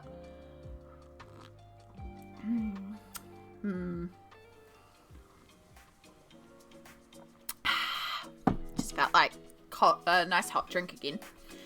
But yes, welcome back. Welcome back to Murphy's Law, the action-packed, romantic murder mystery thriller set in a fantasy land. Hitting all the genres.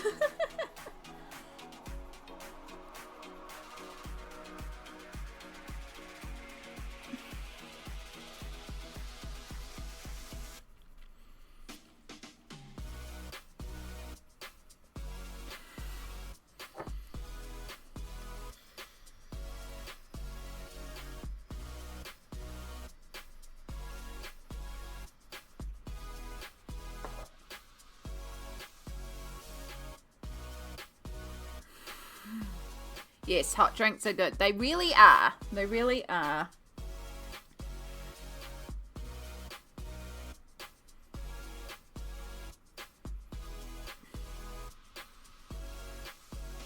I've got the good Cadbury's hot chocolate back again. I was using the Avalanche one for a while, which is okay. It's just not as sweet.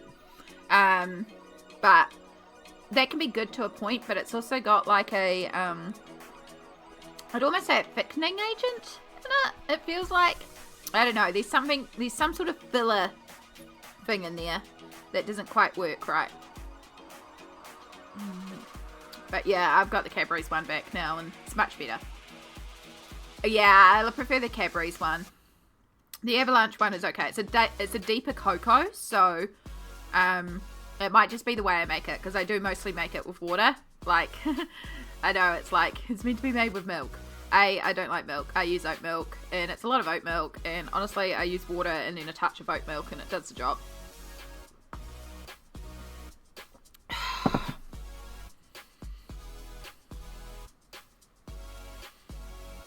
The Avalanche one may work better if, like, I do the, like, heating up of the milk on the stovetop or something, and do it that way.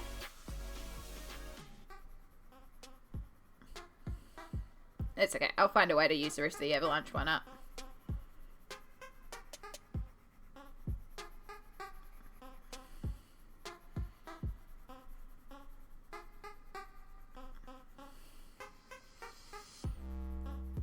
But yeah, it's starting to get very chilly again now. I like the Cadbury's one as well because I can put like a drop or two of peppermint into it. It makes a good peppermint chocolate.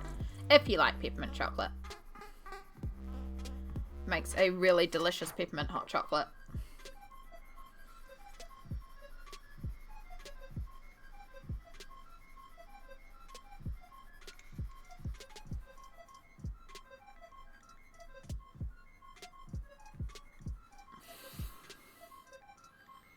Hopefully a supermarket will have some of Pam's version of Milo. Ooh. Is the Pam's version of Milo, like, not got that... I mean, they supposedly changed Milo back, but it still doesn't taste the same last time I had some Milo. Oh, I know what I should have done while I was up. I should have grabbed a square of chocolate from the fridge. Ah.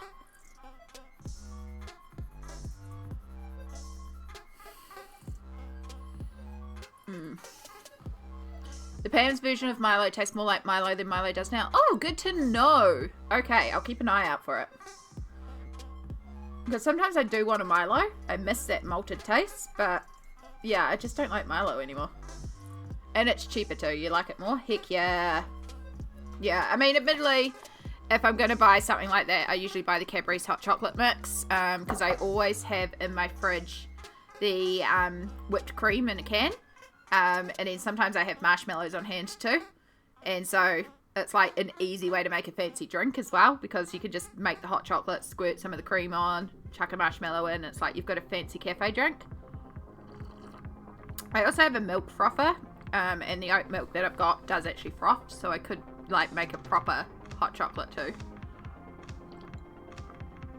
Because the milk frother also heats up the milk as it froths it. But also it's a pain in the butt to clean, so.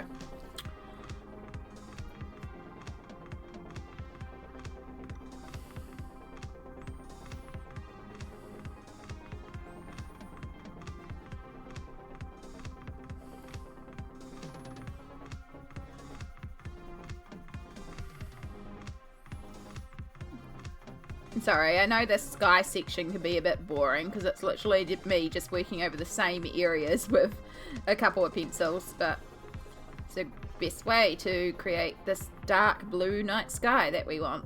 We want the spooky sky.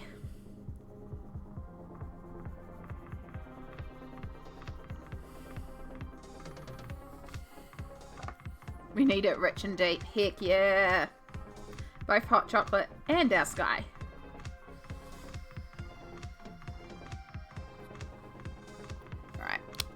Before I continue vaping, I should refill these because they're getting low. And I definitely don't want to burn out the coils because I have no more coils to replace with. And we're not getting any more until at least Thursday.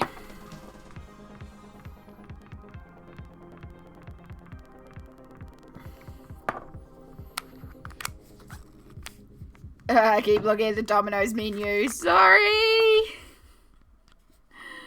Aww.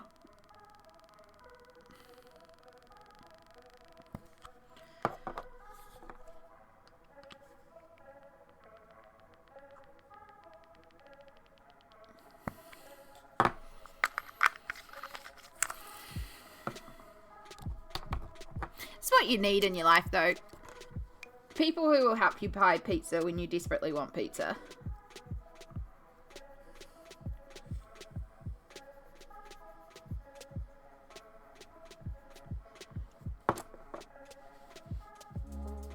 Now I'm obligated to get pizza and send them like 100 pics of it.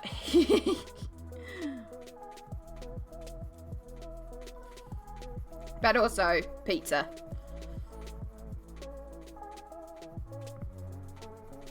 Yes, I still have the final third of my pizza to heat up. That one needs a little bit more cooking, but that's my dinner. I'm eating the same thing for breakfast, lunch, and dinner. Not even mad. Let's taste a pizza. Do do do do do.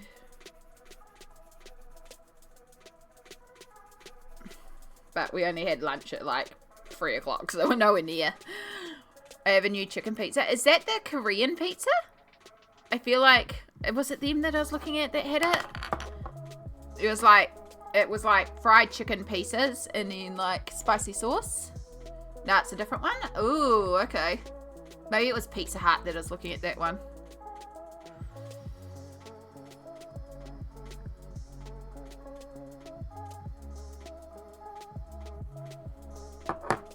It's like chicken and pineapple. Ooh.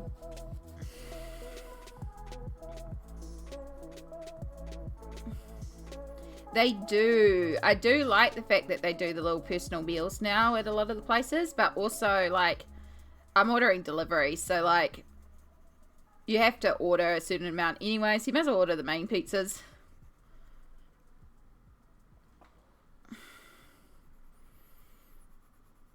But yeah, if I was just walking around and picking up for like a meal on the go, really good little idea.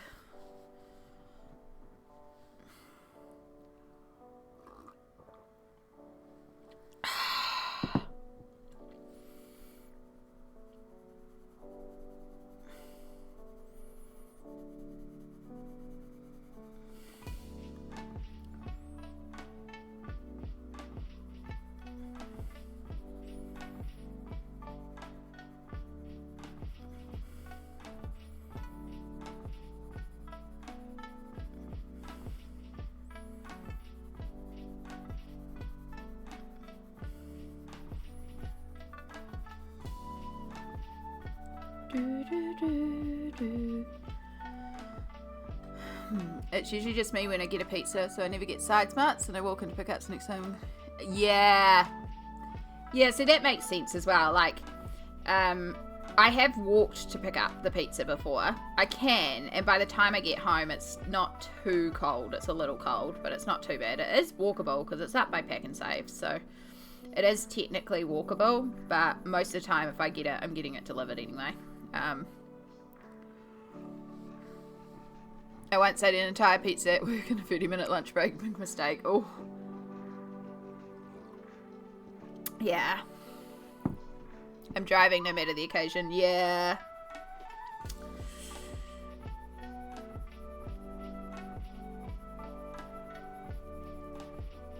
No, I used to, pre-stomach surgery, like, Pizza Hut pizzas. I could eat, like, 3 of them.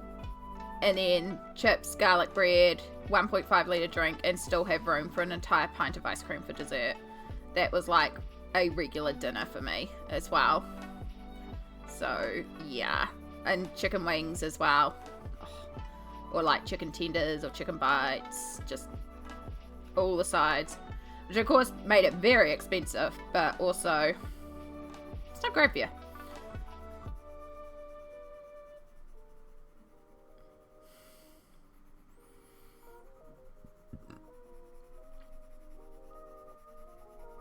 Now it's like 2 to 3 slices is a meal for me, depending on the pizza and my fullness for the day. And that's still a lot. Like, some people can only handle the 1 slice, but yeah, I feel like 2 to 3 is pretty reasonable.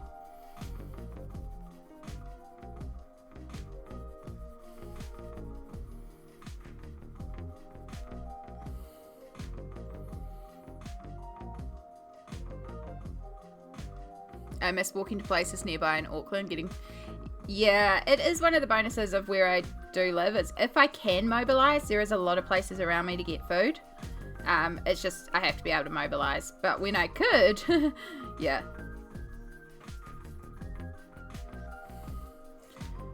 I like the little meals. Yeah, the little meals seem like really appropriate. But again, with it being delivery, like, you have to spend $20 minimum. So you might as well get, like, one of the combos. But now it's not even... Like, it used to be that 2 pizzas and 2 sides delivered was like $22. So it was easy. You just get that and know that you've hit the delivery fee and it's fine. But now, like, I think it's like 35 delivered or something like that.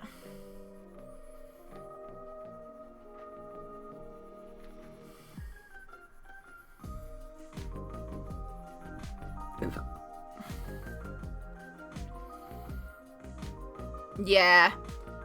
Definitely location and ease of access to stuff is very important. And that's one of the reasons why, like, I don't want to move, because where I am, it doesn't matter I don't have a car. It is very handy to just go walking places when I can mobilise. Like, on days I can't mobilise, it's obviously a bit of a pain. But on the days I can mobilise to the supermarket. I can mobilise to, you know, the bus stop to get to places that require a bus to, or these options.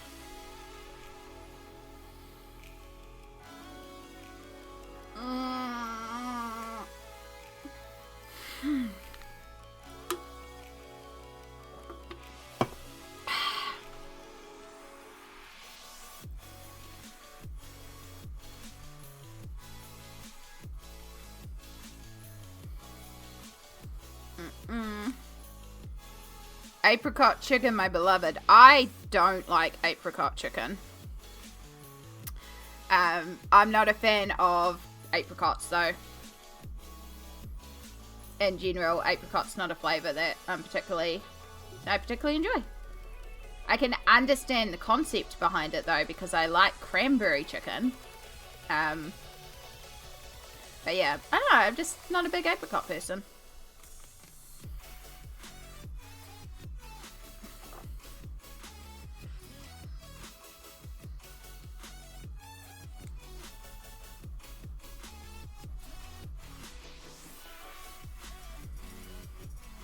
I think, though, because I haven't had apricot chicken in a long time. And I think if I got apricot chicken, but then added a bunch of chili to it, so it's like sweet and spicy, I reckon that would actually slap really well. And that little sour tang of the apricot, but still being really sweet, I think that would actually work really deliciously. So I could imagine actually liking apricot chicken pizza there.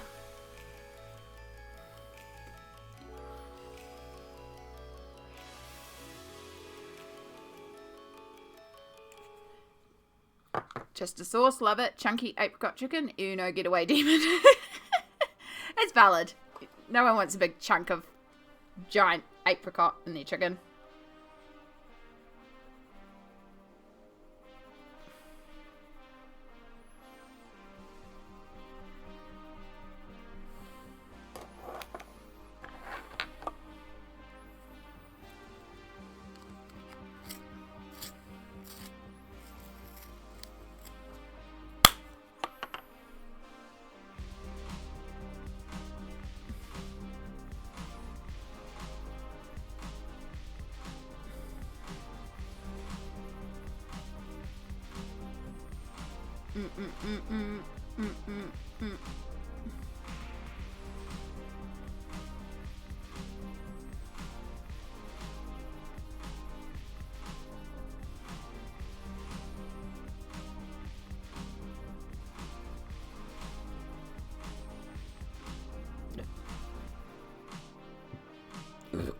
Oh, pardon me. Oh, Coke and not Coke, hot chocolate and energy drink. Weird combo.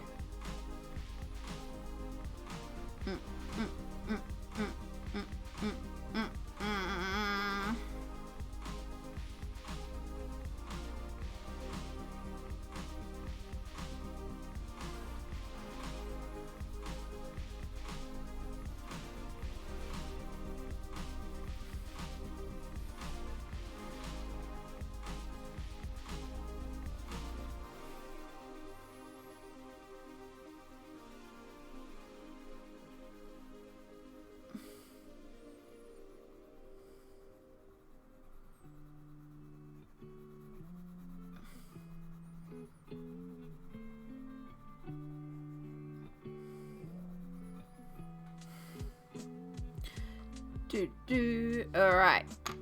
That's the dark blue. Now we go over it with black. So exciting. Layering pencil colours.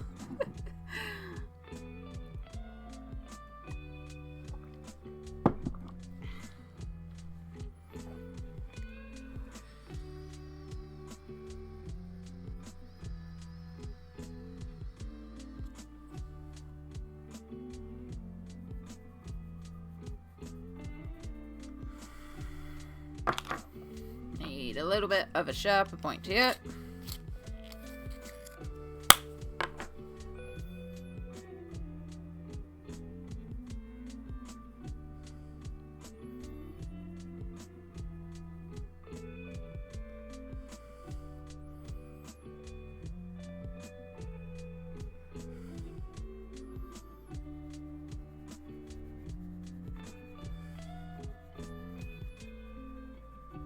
Ooh, rather than glitter, just had a thought.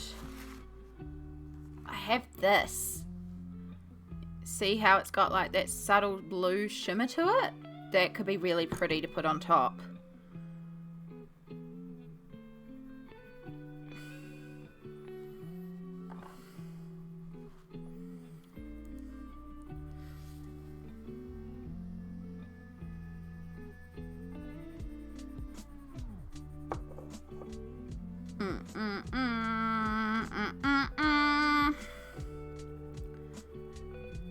So, with all our wonderful character creations that we have come up with,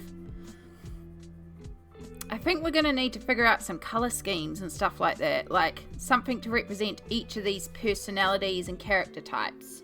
So like Sadie and Sir Bobbington, like Fudd made a comment before about a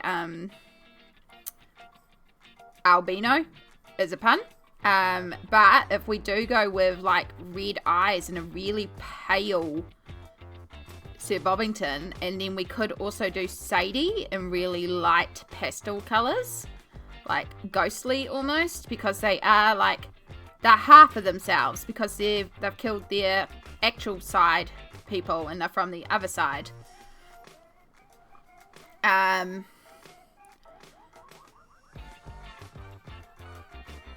So we could do them quite pale, but then we also need the other characters like to have colours,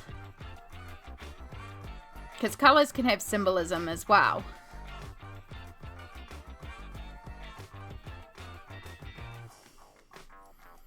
So like Farah might need to have some darker colours and be a bit spoopy,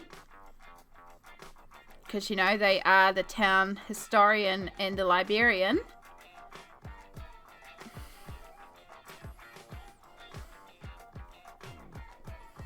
And Mordecai maybe needs to have like a transitional color scheme, like half of them is dark and half of them is light, because they're being influenced and turning.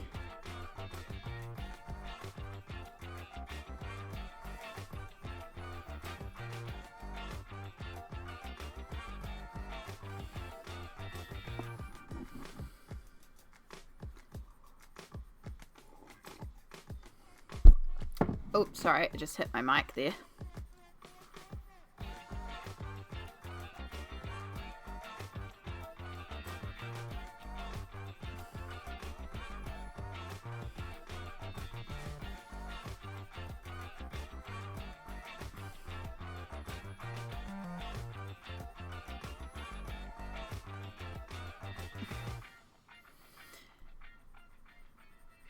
Maybe Murph could be like reds, because reds are sometimes used to symbolize like powerful characters as well. Like Murph is the mayor, like they technically are, you know, in charge of the town, and it is central to them. They have got a red hood as well, I mean a cape as well, so we could do that red, or we could do them like a gingery red cat.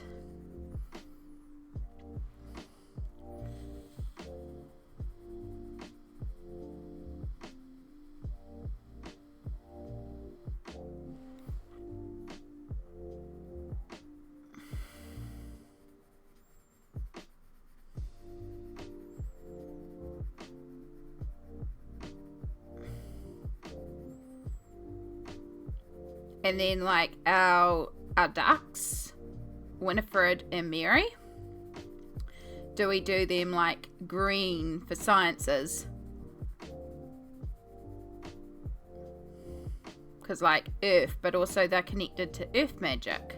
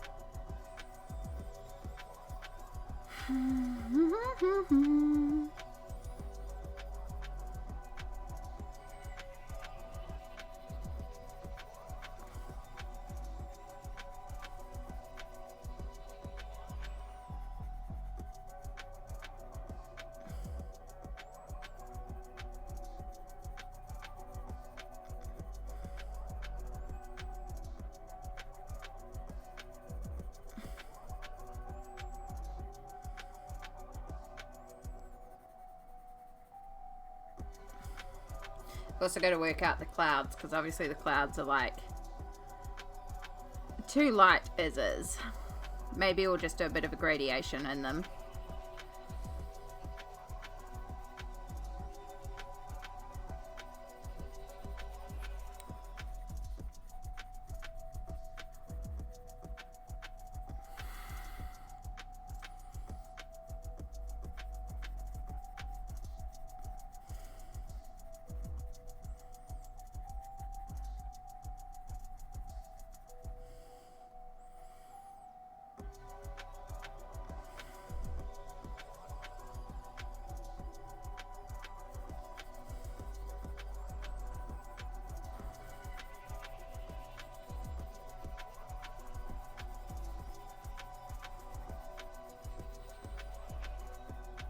Do do do do do do do do do do do do do do.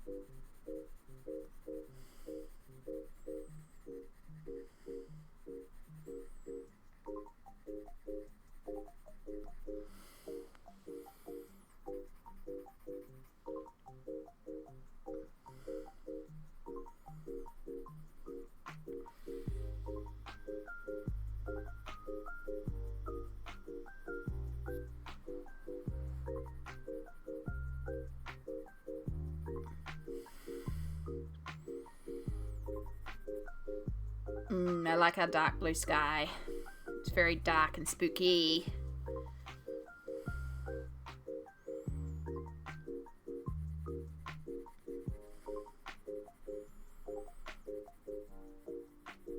Do do do do do do do do do do do do do.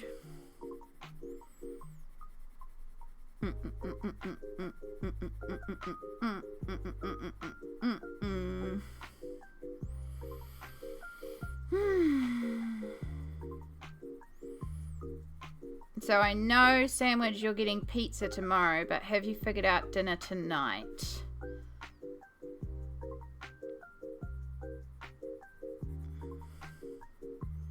What is everyone's dinner plans? I, of course, still have another piece of pizza, but I'm also debating if maybe I do want to actually heat up some of my spicy soup later on. Oh, not right now. I'm not hungry at all.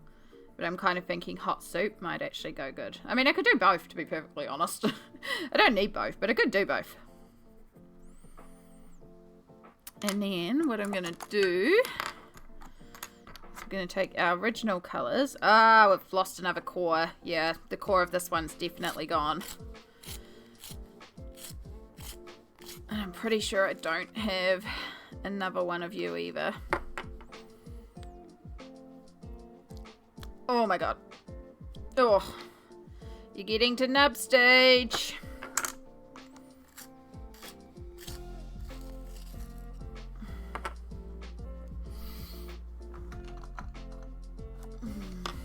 Oh look, there's my other extender. Excellent.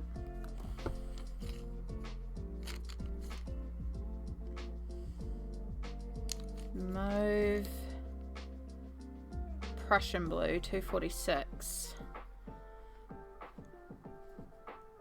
Oh. Well, the colour's name is actually worn off now. I've sharpened it so much we've lost the colour name. I don't think it's Prussian blue though.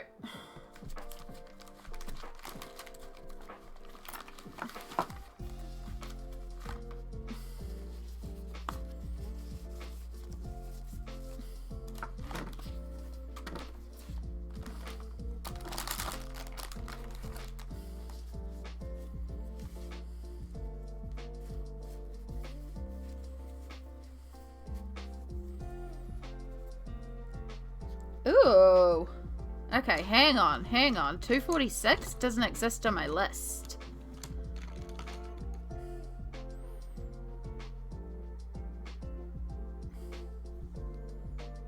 Yeah, 246. Oh no, there you are. You're down there. Okay, I just missed you. So it's indifferent blue that I'm currently using.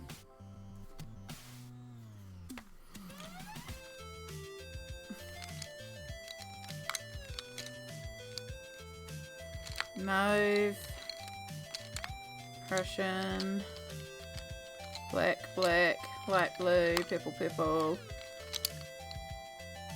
cobalt blue, greenish.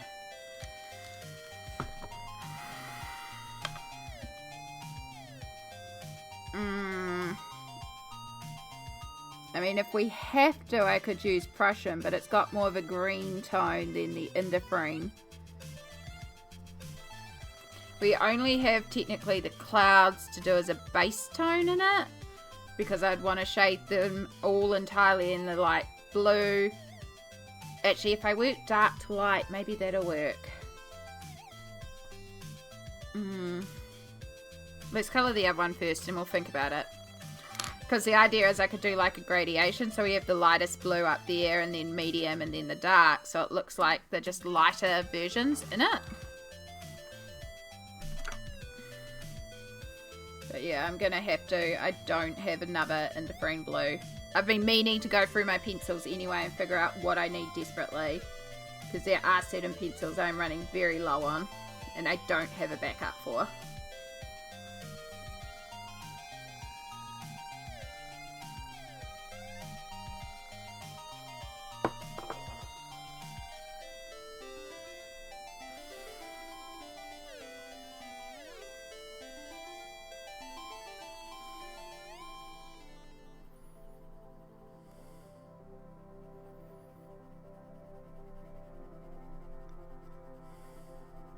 Just sucks ordering one pencil, but I also it's not in the budget this week to order a whole bunch, but I might need to. I don't know. And again, if I can make it up to Armageddon, then I could go to Gordon Harris in Auckland and actually buy them direct, which means I'm not paying $12 shipping, but I can guarantee the pencil cores aren't breaking as well.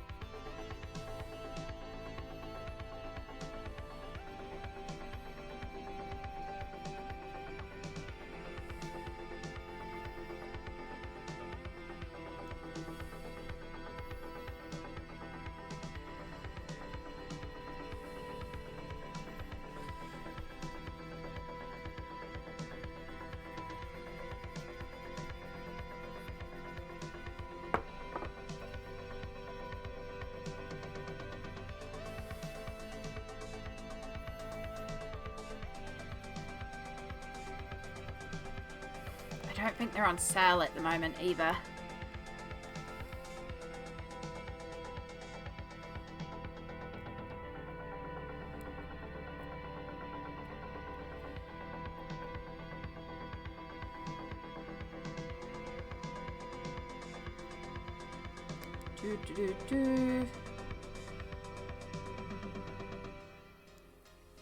Gordon Harris. I don't think Hobbyland does Polychromos. They do an ink tint though.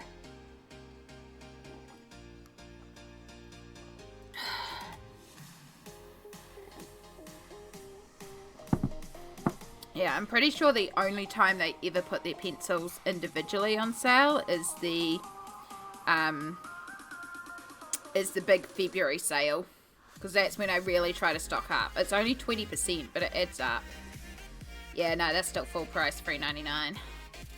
Do you even have it in stock? There you are. Add to cart.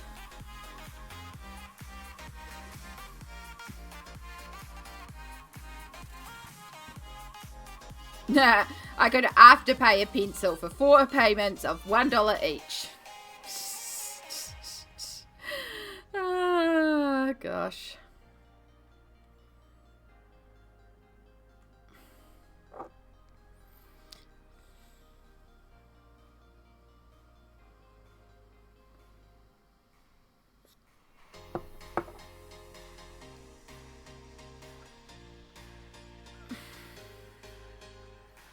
I'm just having a quick look at their colouring books, because they do colouring books and you can get some cool ones at their store as well.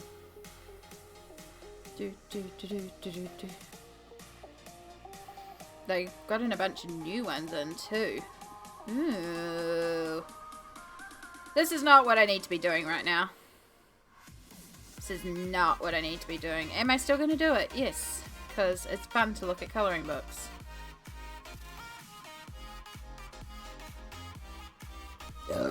Oh, excuse me. They actually have Garden of Fairy Tale Animals by Kanoko Egusa, and I know they have Kingdom of Curious Creatures because I bought these 2 off them, and then I had to get the one that I'm working in, Symphony of Cute Creatures, from another site, but I know in the past I've stocked it, so. Does have Alien Worlds, but it's very pricey there. You can get it way cheaper at the warehouse.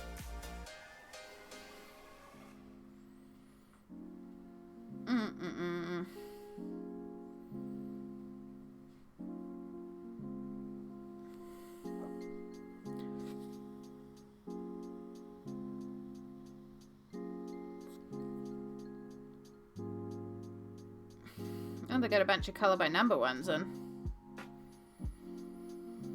Bunch of Millie Mariotta. I really need to work out how to colour in her ones.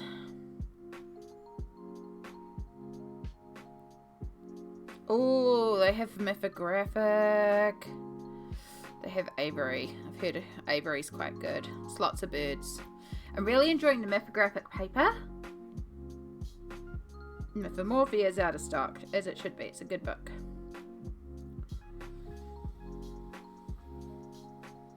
Oh, they have the Pop Manga Mermaids as well.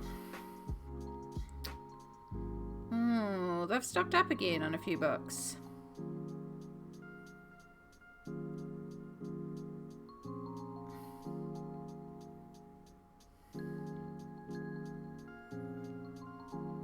And then we get into sketchbooks. Okay.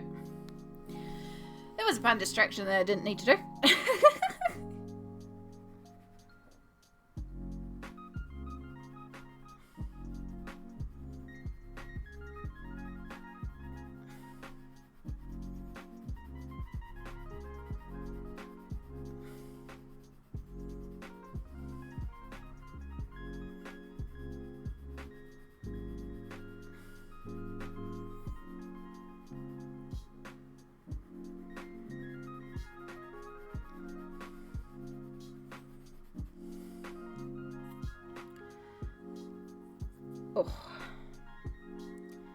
Alright, let's get in here done. Tiny little section.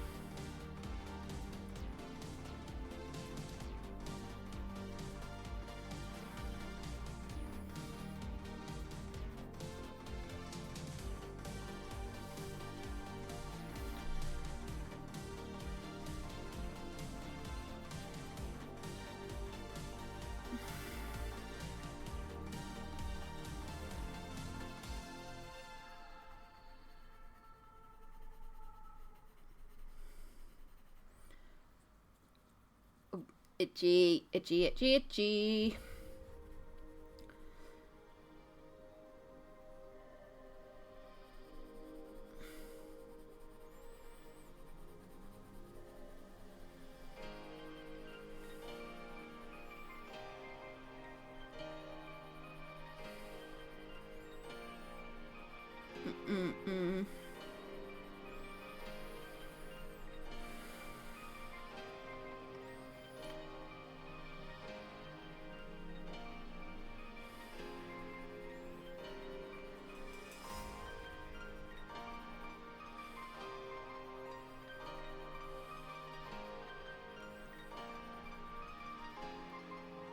In there, get in there.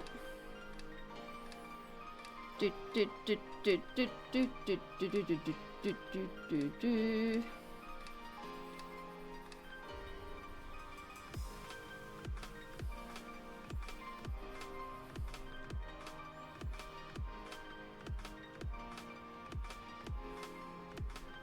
Oh, went a little too hard there. It's fine.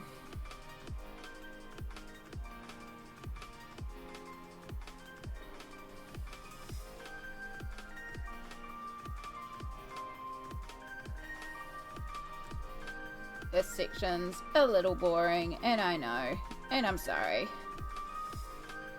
But it's one of those things that we need to get these darks in here and establish these darks so that we know what our darks actually are.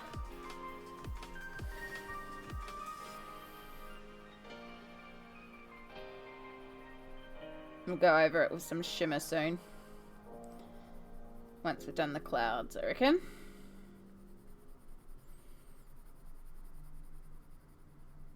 Because then I can decide if I want the clouds to also get the shimmer or if I'm just going to work around the clouds.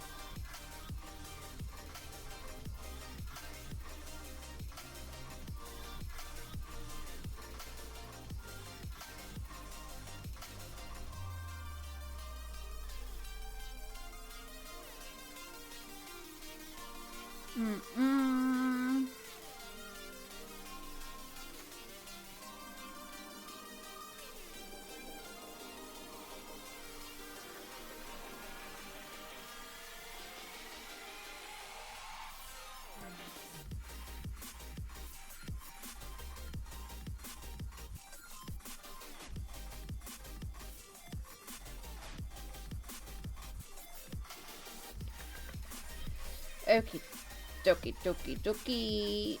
In here.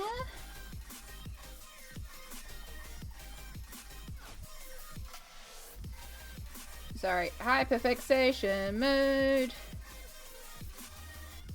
Getting these details done.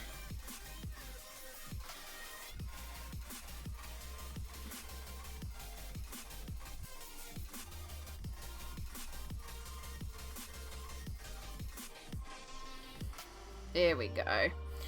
Alright, so theory for the sky clouds is if we do a light coat with our indifferent blue, which is our light blue,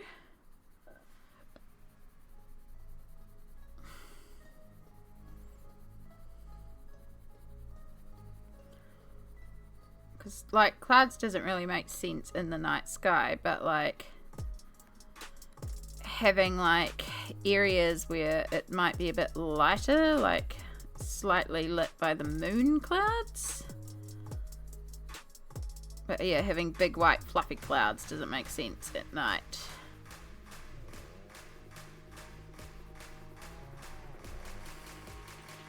And then we take our indigo.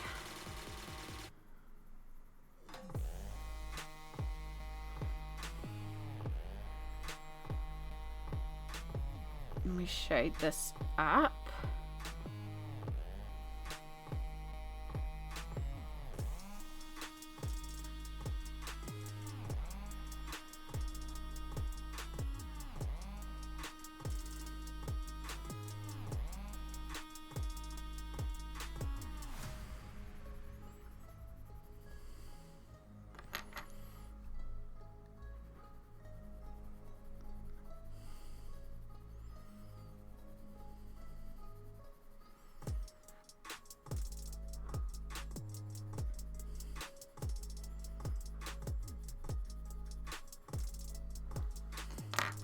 We take our black and we work this into the lower sections. Clearly need to blend that one out a bit better there.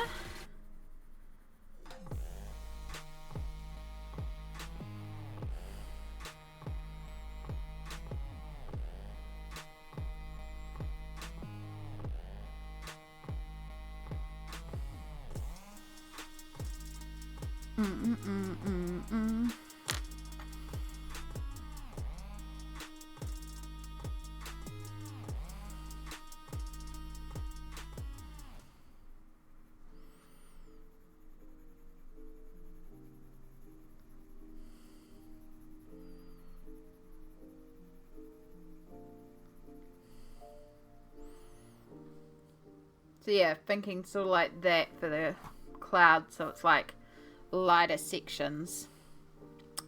The background does need another layer of black. How exciting. Might come back to that. Might do that one off stream because that's a bit boring. Although I have to do that before I can glitter it. I think I actually have a black glitter as well. Because I've got like, I'm pretty sure I've got a black glamour dust. Yeah, this one. That could kind of work too, actually. Because that would darken the background and add that super fine glitter reflect. But it's not as pretty as the blue. But the blue, if you're not careful with how you apply it, like you can see the brush strokes really clearly in the blue.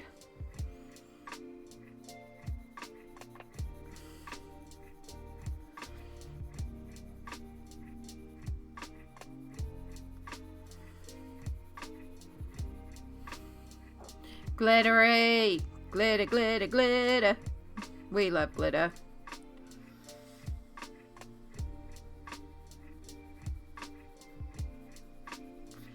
What are we thinking? Do we think we do the blue shimmer reflect or this one's got silver fine particles of glitter with like a black gel, so it is going to darken the background just that little bit more, which could save me a layer in black, but it would also be an experiment. Because we don't know for certain that I wouldn't have wanted to do another coat in black. But at least we won't have to worry about the iridescent top coat. If you do it too thick, it dries white. It dries really weird. So you've got to be really careful with how you apply that one. You've got to make sure you do it super, super thin and it can show all the brush strokes as well. So it can be a little difficult to get like a really smooth application.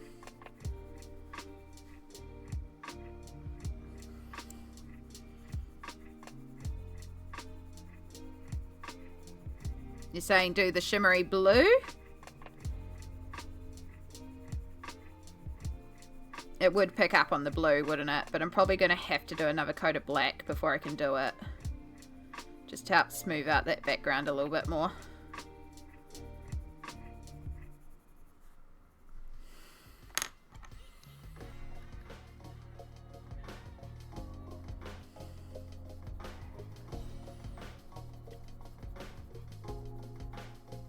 Which I don't mind, it's just I know it's not the most fascinating watching me work over the same area again and again. But it is how it works sometimes, like, you know, sometimes you gotta build up tone. And the way you build up the tone is building up the layers.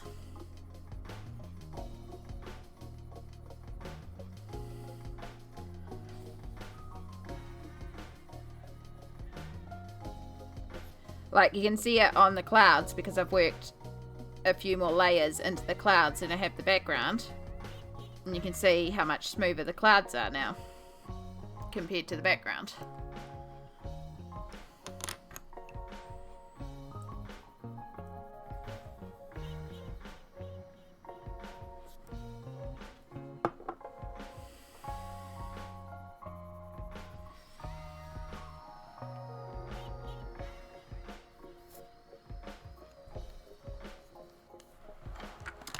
I do like that though, and I can actually pull out like my darker blue Posca, not my dark blue Posca, but I have two light Poscas and one's a slightly darker blue, and I can go over the edge to, in fact, let's do that now.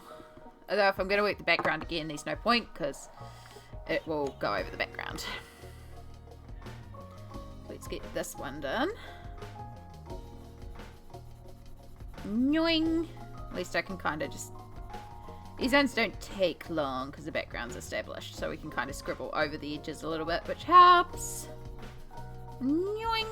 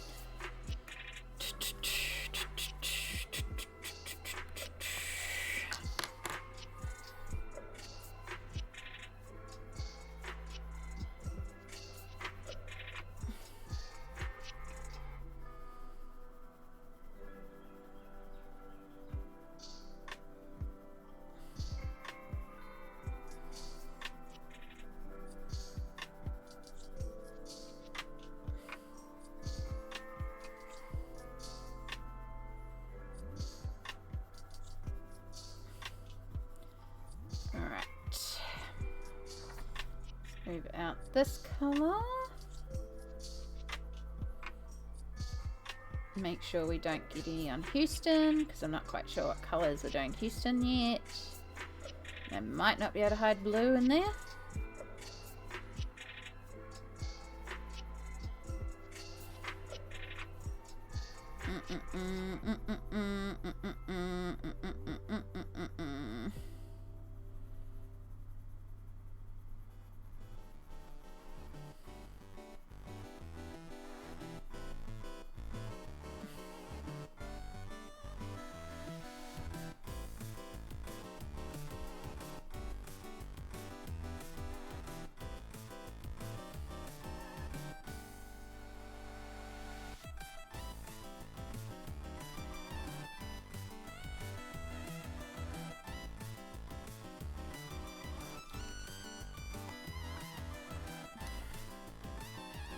And back to the Indifferine blue nub.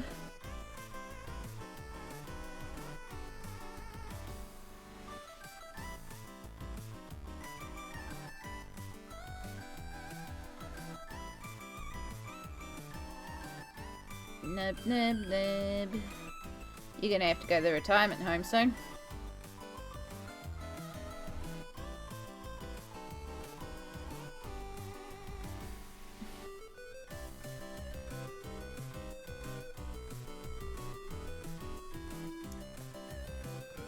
Alright, then we pull out our black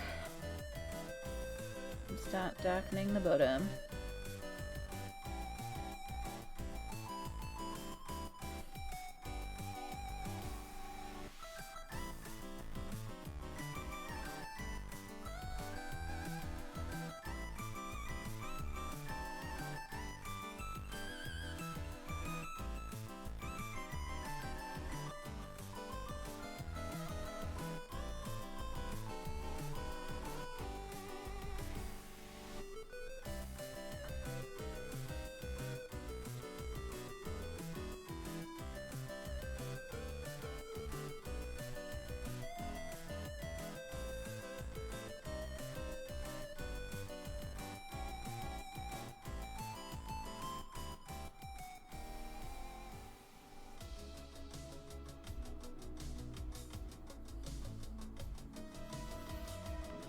Oh, shoot. Missed that. Sorry, it's an ad break. I didn't even realize. It's at that time already. My gosh, the time be flying. I'm going to just finish this little section.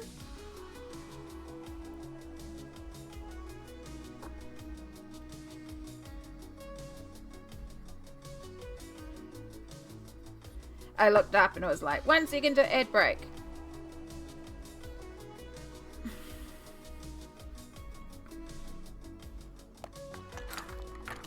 The day going so fast. It really is. I'm having such fun though. It's gonna start any second.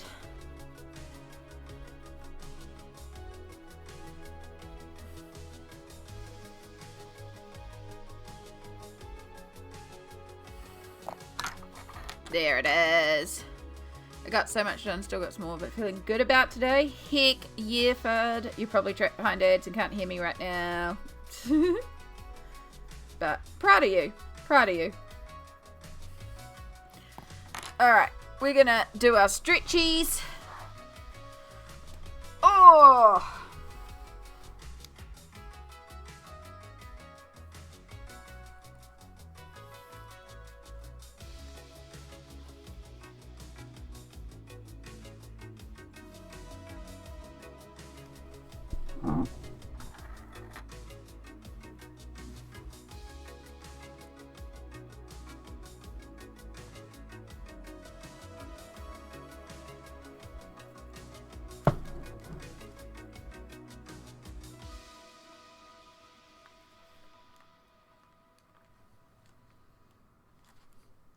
Ah, that's what's making the noise.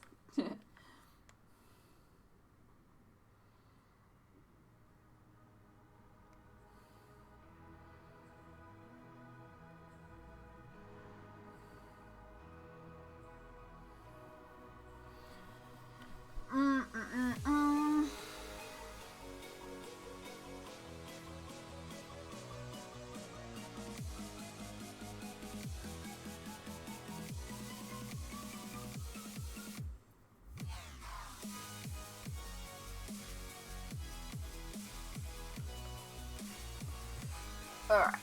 Oh.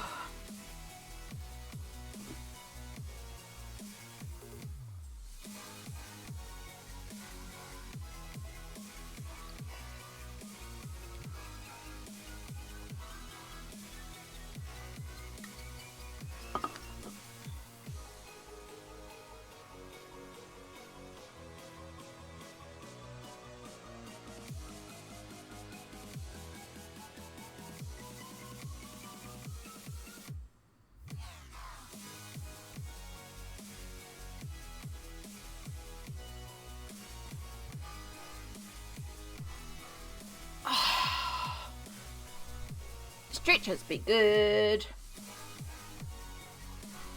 So yeah, the clouds definitely need another layer of black.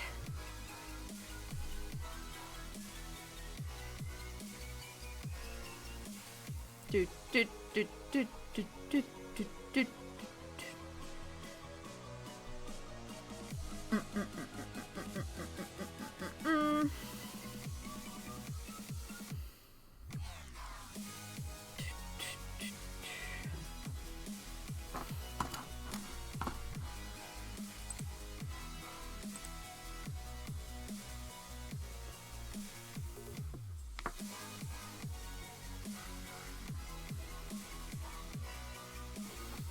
All right, welcome back from the ad break. Thank you for bearing with me through then.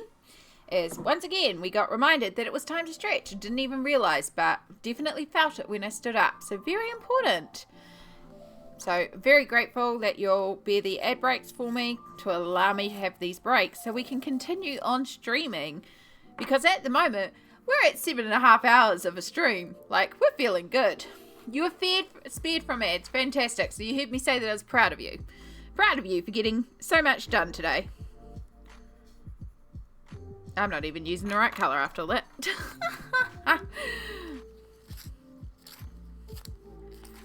Yes. Love it. Love it when you're productive.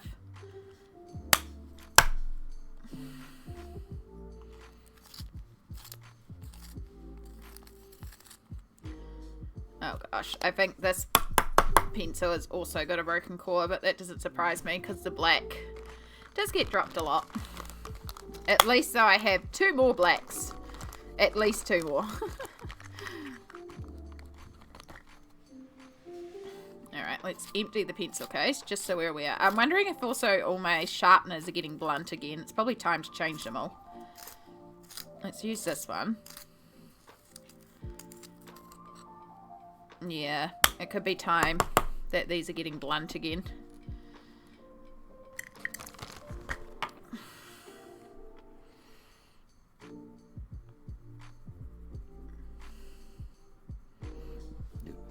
Alright, just because we're going to be doing a bit of black, let's actually put it in the extender, just so it's a little bit more comfortable. And then we can get our final coat of black. This should be enough to smooth it all out and make it quite solid.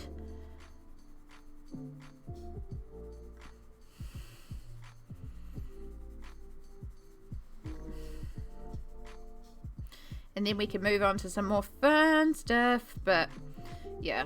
I know this part's a little bit boring, but it is really crucial because this establishes our dark. And then that'll help with the lights of the page, having our dark tone in there so we know where our contrast is.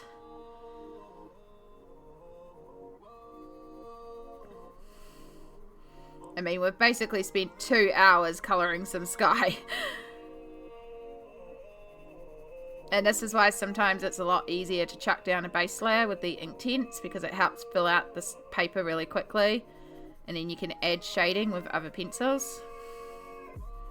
Apparently Inktense work quite well in here as well. I haven't tried it yet. I've been in with my polys. It could have been something to do here actually. I could have pulled out like a really dark deep blue Inktense. I think I have one.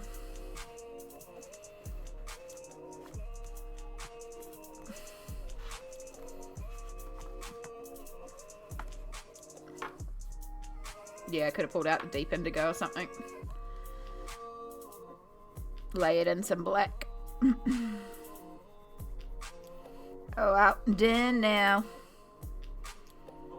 I don't know what it is about Kanoko Egusa's work, but I end up just working solidly in pencil in them, and I really enjoy it. But also, one of the things I said that I was going to do this month is actually slow down and enjoy the process a lot more. And I am still enjoying it. Like, I'm well aware that this is not the most fascinating section to be colouring on stream. But it is just part of the process. And I actually enjoy the layering process. I enjoy seeing how the tones build up and how rich they get, rich and deep. We need that good sky. Exactly. And then once we've got this good sky down, we can actually put in our sparkles and make our sky magical. And it's going to look even good. Even better than good. I know words.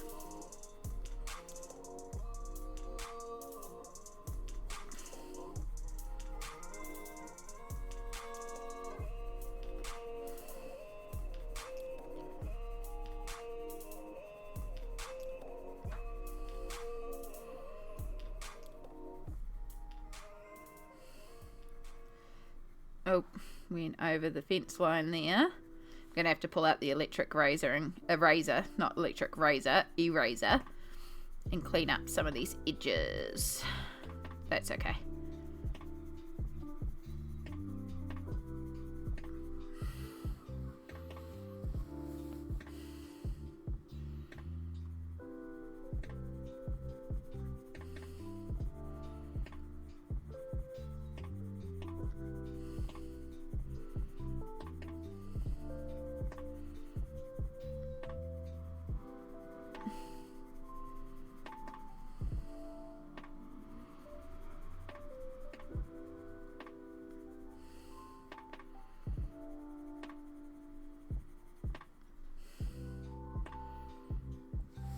Alright, we need a fine tip for in here.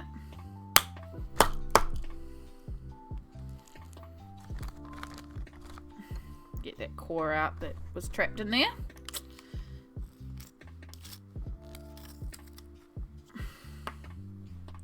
There's just a lot of little areas in here.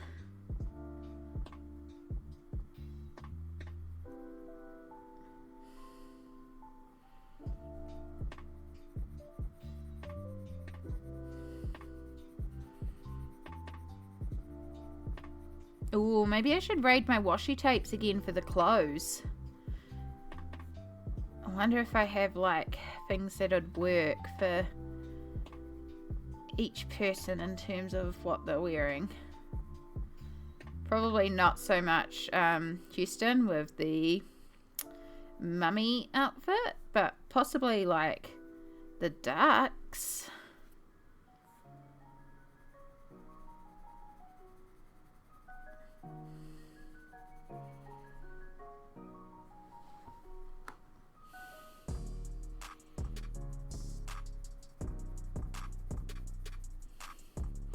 Also, the squirrels are technically naked.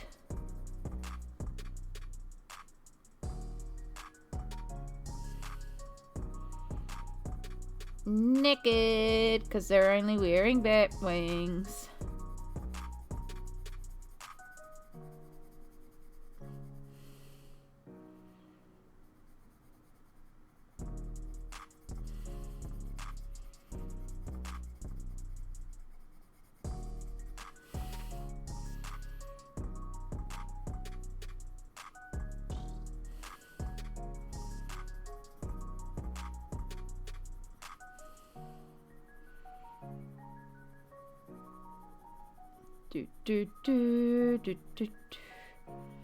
I am like, I think tonight I'm going to end up watching Lord of the Rings. Like, I'm just, after talking about it, I'm just like, I want to watch it. And after watching the retrospect, but I want it to be the extended edition. I want to watch all the extra stuff.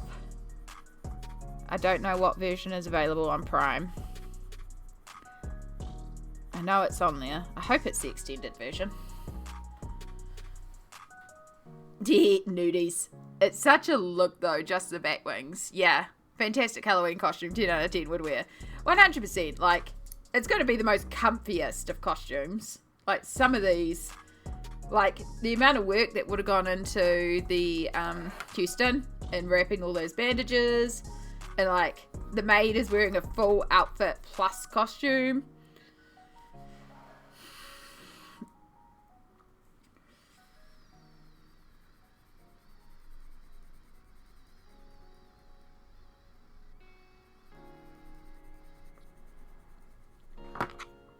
Oh, the urge. Oh, yes! Oh my god. And like the little sharks and oh my gosh, the little, like, I watched so many Instagram videos of animals in costume. They're like having a bad day, so I put my dog in like a bear outfit, and it's one of those ones where their front paws become the feet, and then it's got the arms that bobble out as they run, and it just like looks like a little bear running like this.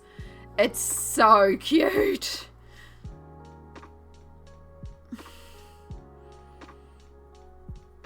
Could you maybe get like just wings that clip onto the harness?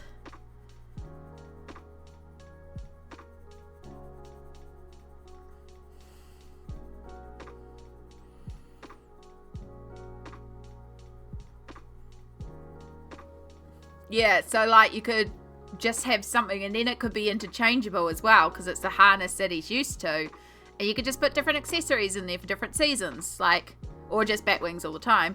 But also, like, you could put a flower, or you could put butterfly wings, or, you know,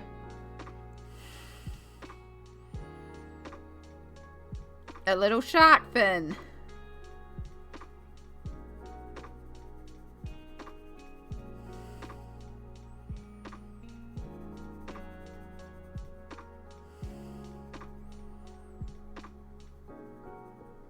I'll look around tomorrow when I go into town after work. Yeah, I reckon you could.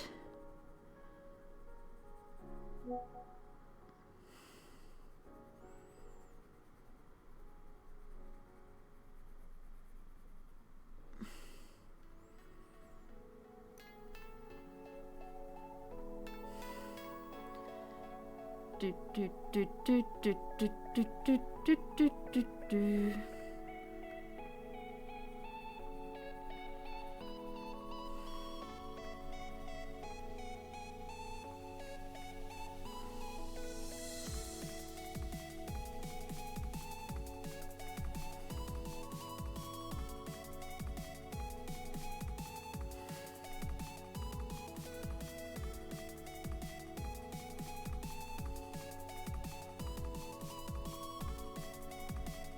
It already looks so much smoother just adding in that one more coat.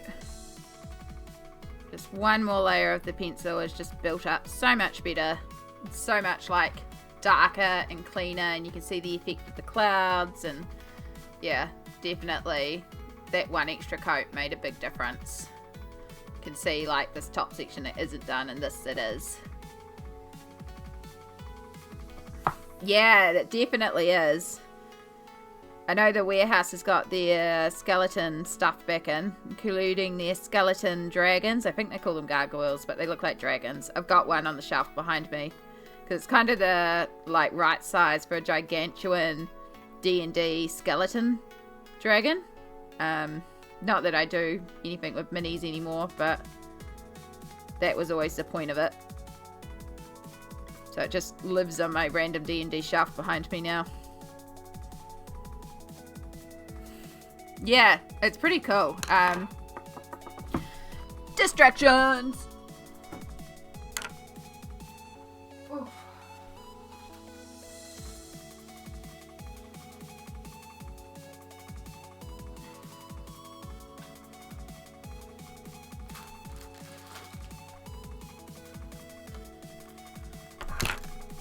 It's still got the tag on it.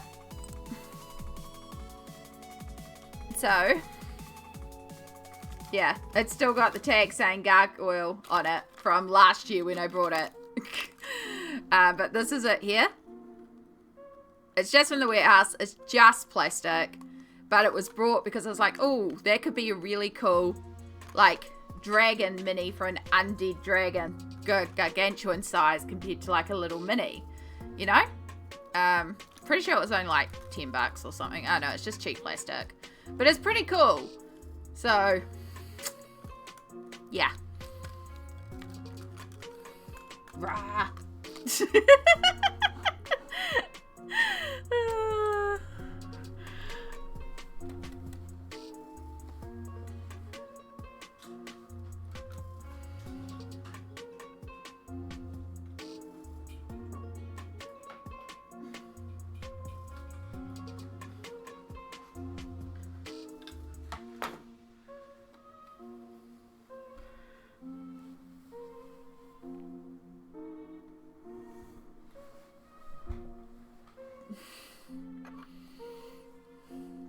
Alright, we're in the right scene. We are...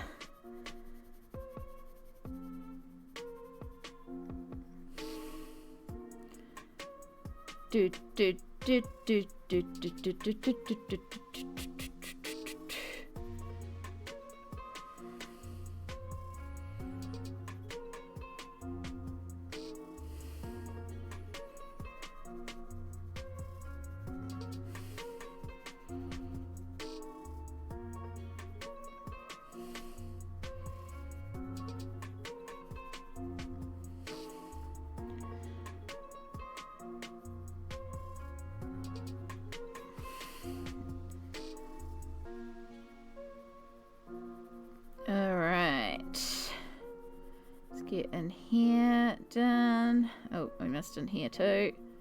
Oh, we need to sharpen. Katie! Hello! How are you going, lovely? How's the day treating you so far? Yes, Fud is in here too.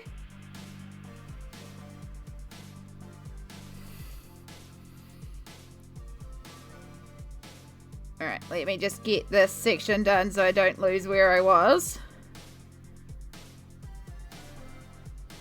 Because otherwise I'm going to be lost. There's little areas I needed to clean up in there. Cool, so I've just got in there to go, hello, now I can greet you properly. How are you going? Rested and did some stuff I needed to do. Excellent, that's what we love to hear. How am I doing? It's been a really good stream. It's been a good day.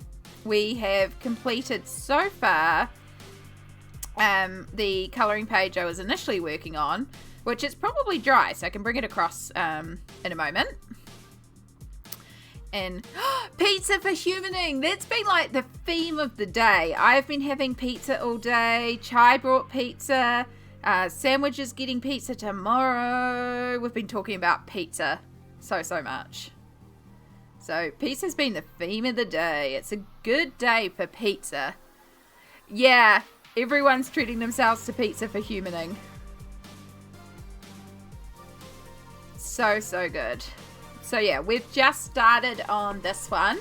I say just started. We've probably done about 3 hours of work and it's just been this background cloud sky. However, we did come up with like a whole concept story to this page that takes span across 2 movies. Not just one movie. We also created a sequel. Like, there is a lot going on with this page. It's been really fun. So it's super cute. Like, at first glance, it's just a super cute page with a bunch of animal characters going to a Halloween party. But what us in the chat have created is this Halloween party is taking place at Sir Bobbington III's home. And it's the annual village Halloween party. So this is like a small little town called Lore, Lore.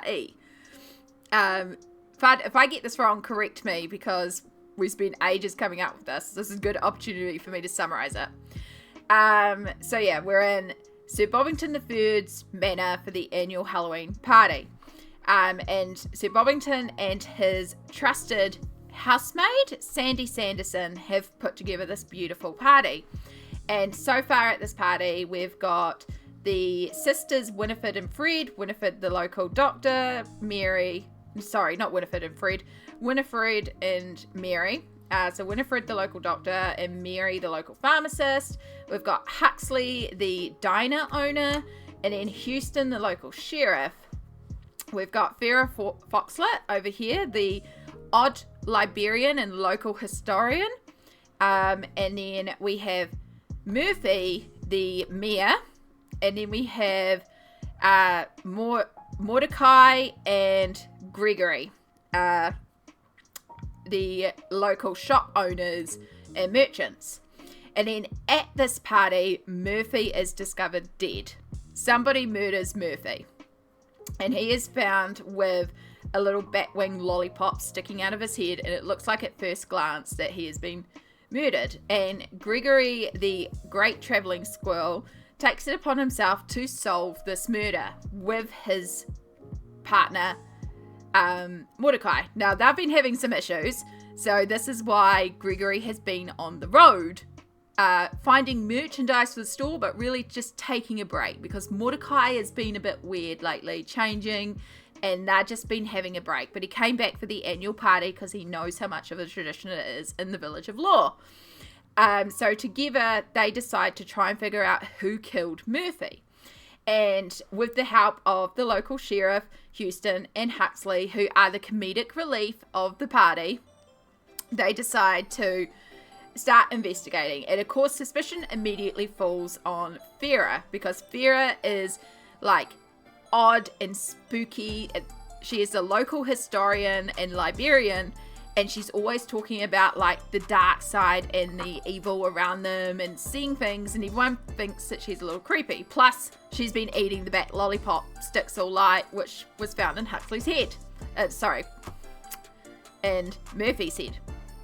And so they call on, of course, the 2 logical scientists of the town, Winifred and Mary, who, yeah, they're scientists, but by the way, they also do magic. Because magic's a thing in this place, but it's not really explained. It's not really a big deal. It's like they kind of do magic, but it's on the down low. And so they come over to look over at Murphy, and then Winifred's like, no. The head wound was done post-mortem. There's more going on here. And while this is going on, Huxley and Houston discover that there is a romantic connection between Farrah and Bobbington, who looks like they're exchanging love letters in a romantic relationship, but then they also discover the evidence that Sir Bobbington is using Farrah and playing along with Farrah to try and set up this murder of Murphy, because he can't love Farrah because she's of a wild class compared to Bobbington. Like, there's subplots. So they all come together and they're like, oh, it's a setup to look like Farah did it, but Farah hasn't actually done it. And why are they killing Murphy in the first place? And who would help Sir Bobbington? And then because Huxley, the local diner, and Mary, the pharmacist, work together to realise that the food has been poisoned, and Sadie, Sir Bobbington's trusted maid, is actually the one who has poisoned Murphy the mayor. So this all gets discovered, and then it's like, well, why did you poison the mayor? Like, what's going on? And that's where we find out the whole second plot, aka the second movie, that Murphy's land is actually connected to a dual reality, because there's two versions of this town. And Sir Bobbington and Sadie are actually the other side. So they've come in and killed their local counterparts and replaced them with their alternate version from the other side. And that is why Sadie can see all these creatures, because she's got a weird connection to the other side. And this is also what powers the magic of Winifred and Mary. So then it becomes an adventure about finding this, like, portal to close down and connecting to the other side, which, of course, Murphy is still alive on the other side. And that's about as far as we got, but also, like, this was discovered from this colouring page. This is what we came up with in chat. So yeah, that's why we haven't really done much in like 3.5 hours. Because we were literally creating a lore universe. And the whole thing is called Murphy's Law.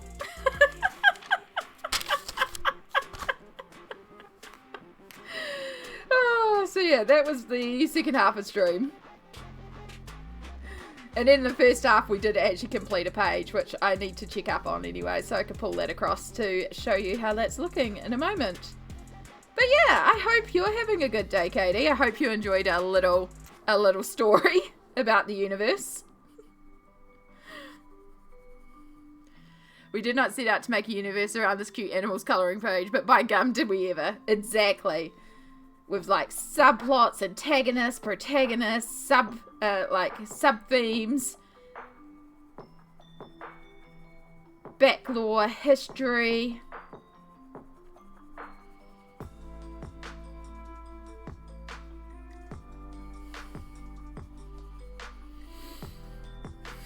Whodunit of the decade. Dun dun dun. But yeah, after they get through to the other side, it then has to become a like, do we close down the portal forever? And then maybe it becomes a thing of like, well, if you close down the connection to the other side, you also lose the connection to magic. And that's where the sisters can come back in and be like, but then we lose our magic. Everyone's like, but you do magic? Like, nobody knows you do magic.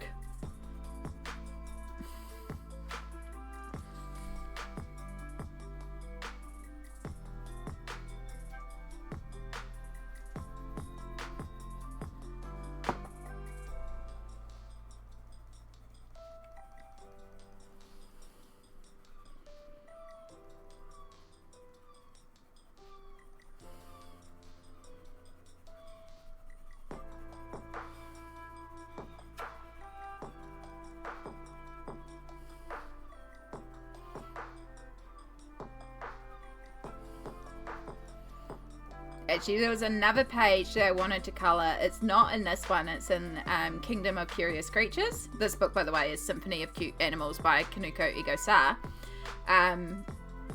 But there's a page in there where there's a bunch of cats flying on broomsticks. So maybe that's where the headquarters of, like, the Magic Society is. Or something. Maybe, like, that somehow has to be tied in with the second one is the Magic Society.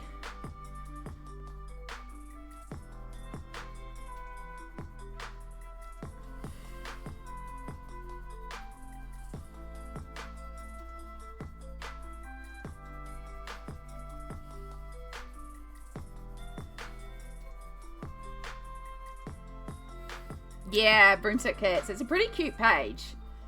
When I get up to get the other page in a moment and check on it and stuff, I will grab the book and show you. But also, the reason why I didn't start with that one, even though I have worked quite a bit in Kingdom of Curious Creatures, is because I have a work in progress in Kingdom of Curious Creatures, the Christmas page, and I don't want to start any more pages in a book if I've currently got a work in progress going in the book. So, yeah. So I need to finish that one, which uses the Indifferine Blue that we've now got as a nub, so I can't carry on with it until I replace the book.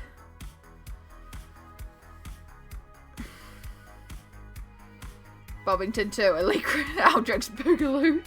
Oh yeah, that was the other thing, is that Mordecai, the reason why he's changed is because he's being cursed from the other side. So that's what they also need to do, is they need to sort out Mordecai's curse.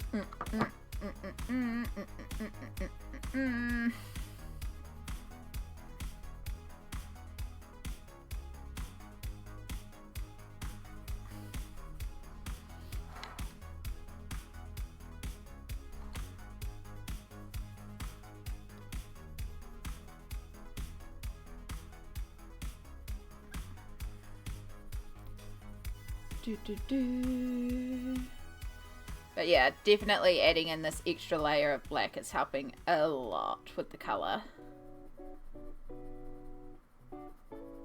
And then we'll add in our blue shimmer.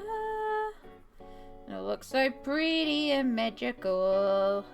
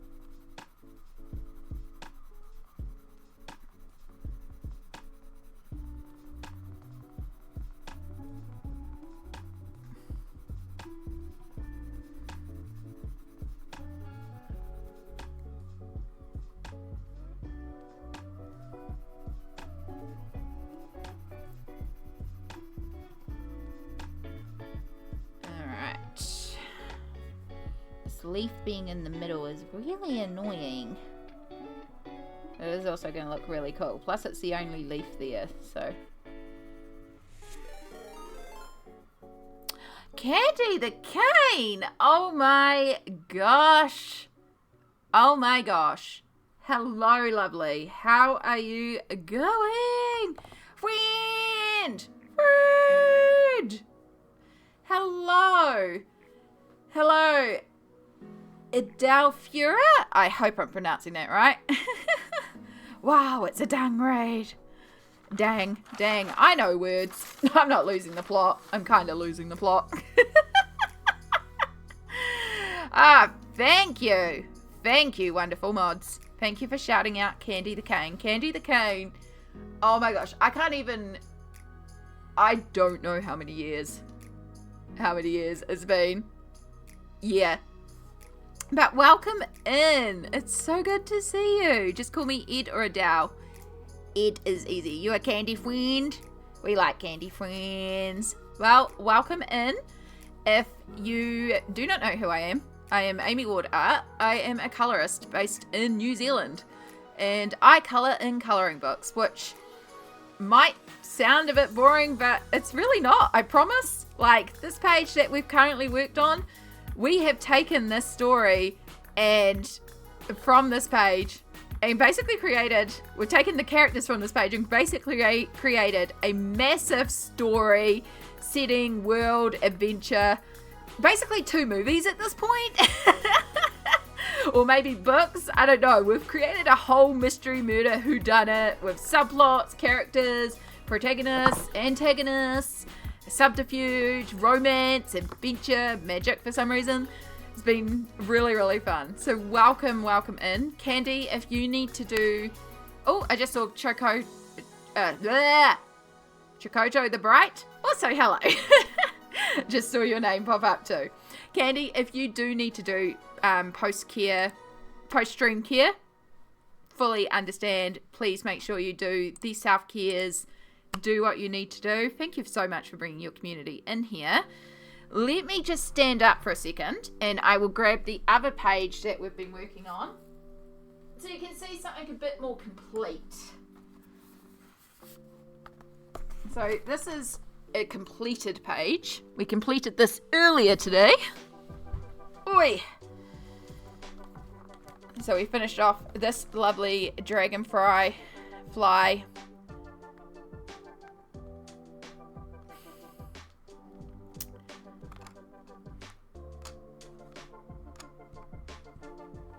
I love her. I love her. I love her so much. I just love how glittery the little creatures are.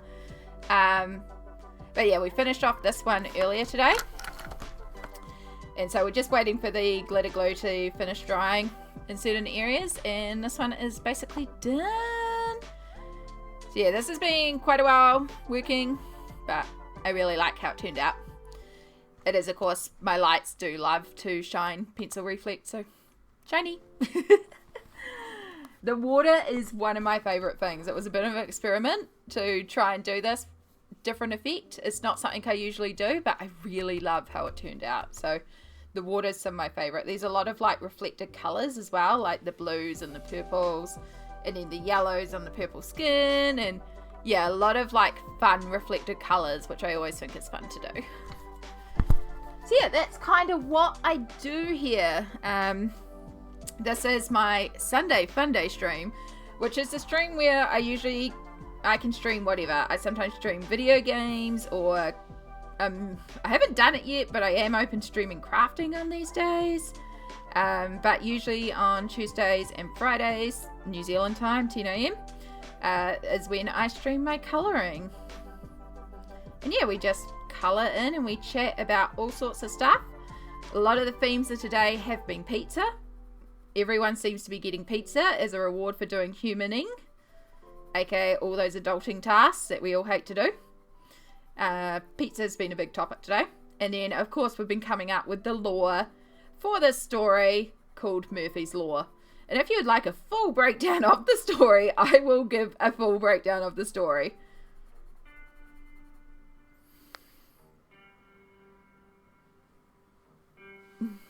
It's so tough to pull it off well, but when it do, just chef's kiss. Exactly. You like the mummy doggo? What's his story? So that is Houston. He is the village sheriff.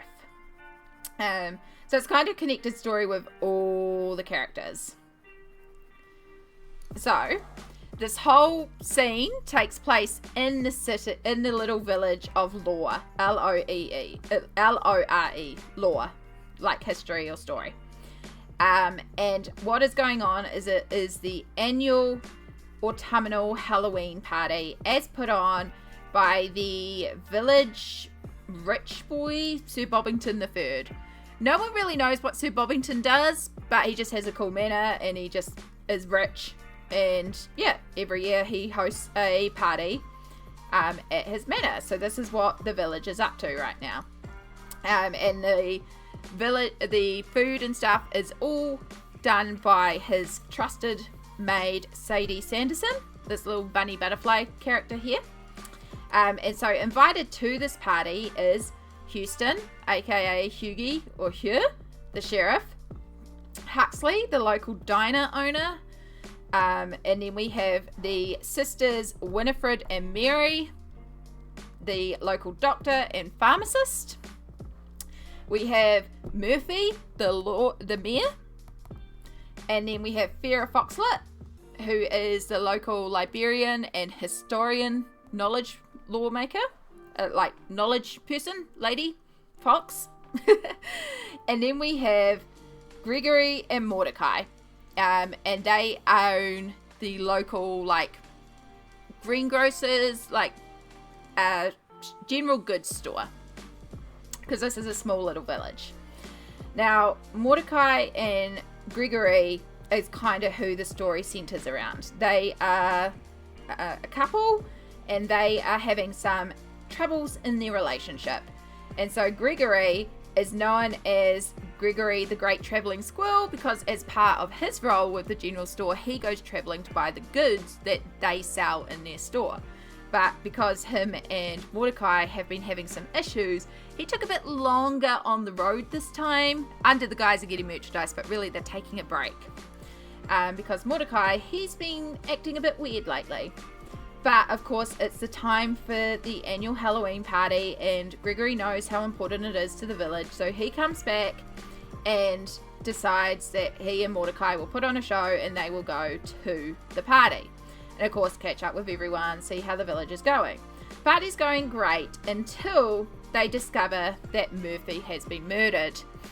Murphy is discovered with one of the Batwing wands sticking out of his head, and at first investigation it looks like he's been bludgeoned to death. Suspicion immediately falls on Farrah. Farrah is known as the odd person in town. She's the local librarian, historian. She's always talking about creatures on the other side, the darkness, the ghosts around us, the spirits that are there with us, and everyone's like, she's weird, she did it. So Gregory and Mordecai take it upon themselves to investigate this and figure out what's going on, with the help, of course, of Houston, the local sheriff, and Huxley, the diner owner. Now these two are sort of like our comic relief, sort of like buddy cop situation. They're our comic relief couple. They're not a couple, they're just friends, but they're our comic relief friends. And of course, these two, we've got the romantic relationship going on of like, Gregory's trying to save his relationship, but Mordecai's like being really odd and weird about a lot of stuff. So they begin investigating and they discover a bunch of romantic letters between Farrah and Sir Bobbington, of a illicit relationship going on between the two of them.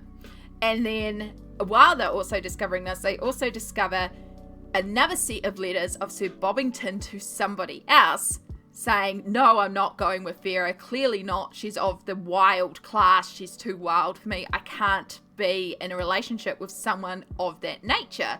I'm just using her in order to get what I want. Which leads the group to realise that Sir Bobbington has set up this murder. And these notes about like Murphy's land and uses of the land and how Sir Bobbington needs the land. So everyone's like, okay, Sir Bobbington's behind this, but how did Farrah do it? And of course at this point they turn to the local doctor and pharmacist Mary and Winifred. And they're like, you know, how would Farrah actually have bludgeoned Murphy to death? Like, Murphy's fit. Murphy goes walking on his land. He's always looking out for the village. He's always walking around protecting us and stuff. So, like, how did Farrah sneak up on Murphy? And then Winifred, the doctor, goes looking at these marks, these bludgeoning marks. This was done post-mortem. This is not how Murphy died. Something else went on. And then Mary and Winifred, using their magic, because they have magic. It's not really explained, it's just one of those loopholes, but they have magic. Using their magic and working with Huxley, the diner owner, they realize that the food has been poisoned. And who prepared all the food? Sadie. Sadie the maid. And so then it's discovered that Sadie, on behalf of Sir Bobbington, murdered the Mayor Murphy and made it look like Farah did it. But then it's like, well, why did they do it? And it's at this point that Mordecai begins to transform, because Mordecai is being influenced by an Eldritch situation, because it turns out that this village has a twin village. It's like there's the other side. There's a split down the middle. And this is where we go into book 2. Because Sir Bobbington III and Sadie are actually from the other side. They're their counterparts who have used a portal on Murphy's land to come through to this side, murder this side's counterparts, and overtake them so that they can start overtaking this land. And then the Eldritch horror from that side is also creeping through and affecting Mordecai, which is why Mordecai is losing the plot. And this is why Farah is also seeing all these things. She was right. There is more going on.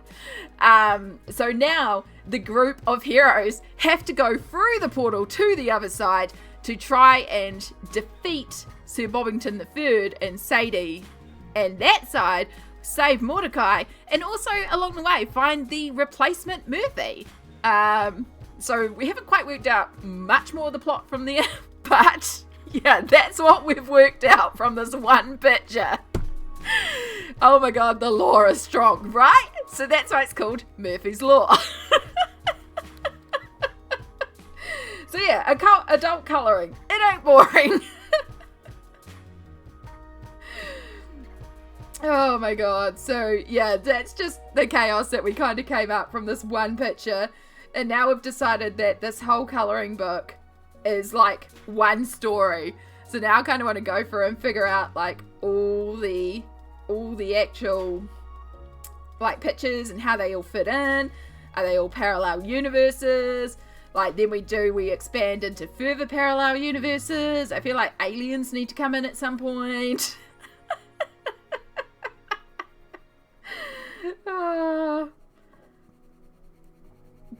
But yeah, how was your stream, Candy? How are you going? What were you up to today?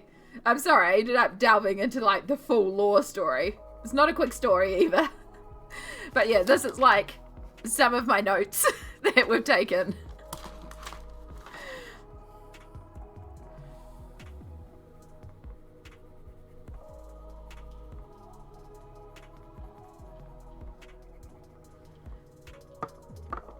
This colour page goes deep. Exactly. I just think it's just so cool. Like, again, it was all made, like, it started because Sandwich made a comment that this cat looks like it should be named Murphy, because Murphy's Law. And then we just went from there. We started naming the characters, and then we just started coming up with stories. Like, we were trying to work out why each character would be called that, and then we just came up with this story from there, and it just evolved and got weirder and deeper and bigger, and it's been great. But yeah, it has been for basically 3.5 hours. I have just been colouring the sky because we've been chatting about the lore of lore. Stream was good. I was diamond painting, my new craft obsession. Diamond painting is so fun. Been dealing with chronic hand pain for the last few months. That's the only craft I can do at the moment. Oh, I'm sorry. I hate that. I know how that feels.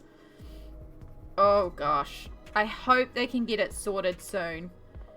Honestly, hand pain is the worst. But at least you can still do a craft. Like, not being able to do any crafting. Eesh. Probably should be wearing my compression gear, to be perfectly honest, and my hands don't flare up too badly, but we're doing alright so far. I might be due to take some more painkillers though, and I probably should.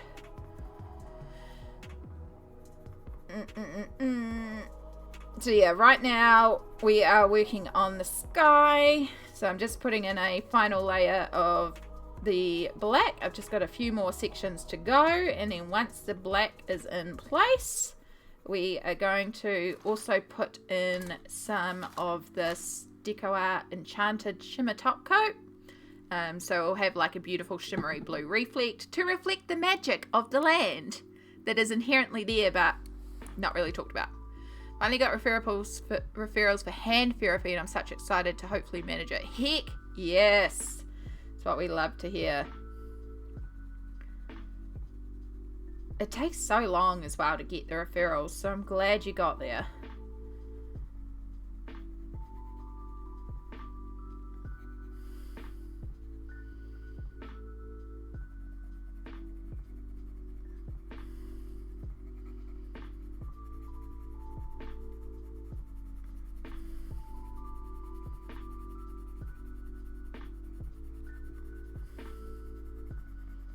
I am still waiting for rheumatology.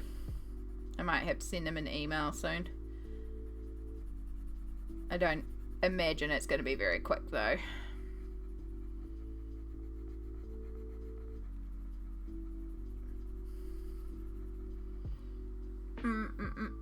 Had to go through the hoops of my doc saying, just ice it, here's some pain meds. Yeah. If you're doing all that and it's still not helping. Unfortunately, with healthcare too, the biggest thing that you have to do to work with it is to actually push and be your own advocate. But it's exhausting doing that sometimes. Like, you know, I ain't got the energy to fight for myself half the time. I haven't got the energy just to exist sometimes. So, it makes it very difficult. Lolo, hello! How are you going, huh? It's good to see you again.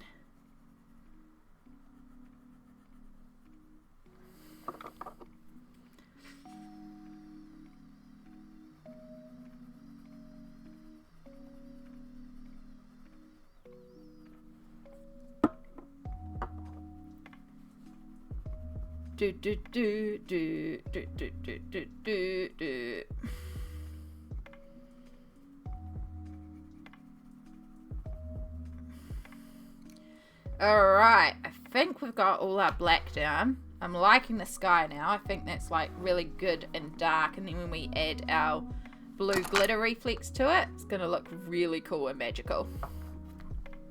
I've been doing okay. I volunteered for a festival this last week. Heck yeah! Yay for volunteering, but also fun. It was fun. Excellent. What type of festival was it? Like a food festival, a music festival, anything like that? Or, I don't know, there's all sorts of festivals. We've got one here where I live called the World of Music, Art and Dance. It's massive, but it's really cool. It was an arts festival. Heck yeah. Good festival. Arts festivals are really cool. There's always such interesting stuff at them too. I think that's basically empty. So yeah, we've got this that we're now going to put onto the black. I'm just going to try and find my paintbrushes. I think most of them are in the water from before.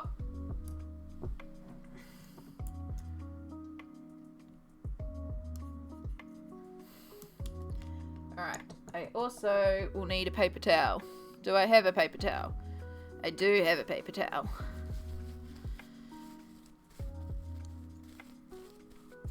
Dry that off. Well, I'm glad that you had fun, because that seems really cool. I really enjoy when I do volunteer stuff. I think it's really fun. This is a colouring page. You can do !project at any of my streams and it will pull up what the colouring page is and what I am doing. This is a colouring page from Symphony of Cute Creatures by Kanoko Egusa. Wonderful, wonderful colouring line artist. Really love her colouring books. I just think they're super, super cute for all the animals and stuff like that.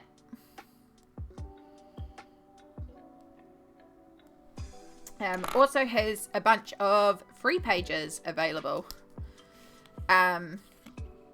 You've never used paint? It depends on the book and it depends how you're going to paint in it. This is a iridescent shimmer top coat, so it's not really a paint. Like, we're going to apply it really thinly. We don't want it thick because when it's thick you get like big white lines where the like shimmer pigment builds up.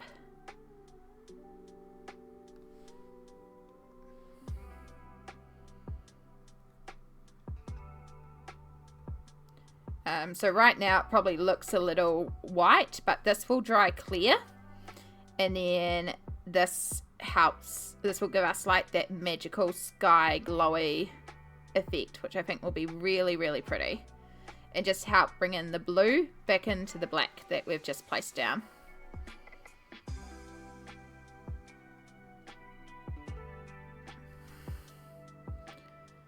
Yeah, there you go.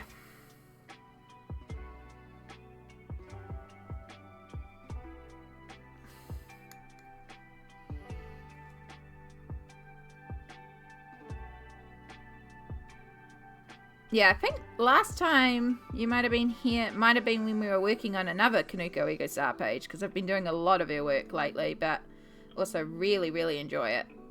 It's so cute.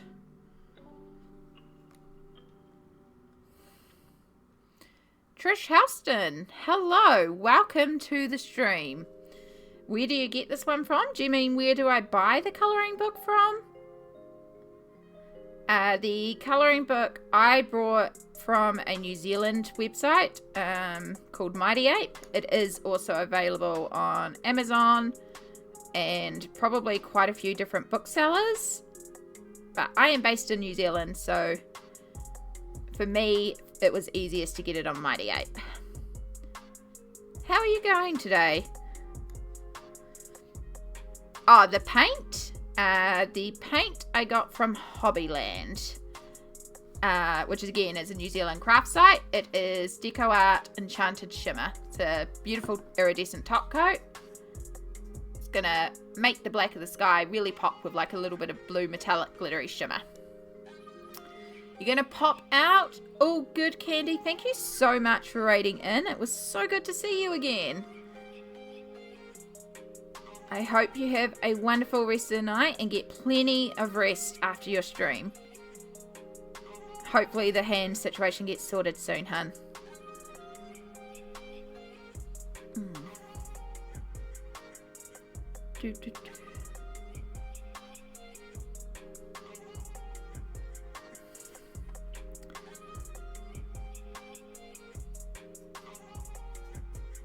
Yeah, we're just going to be working slowly and carefully because, again, I don't want to layer this too thickly because it does dry white as opposed to transparent.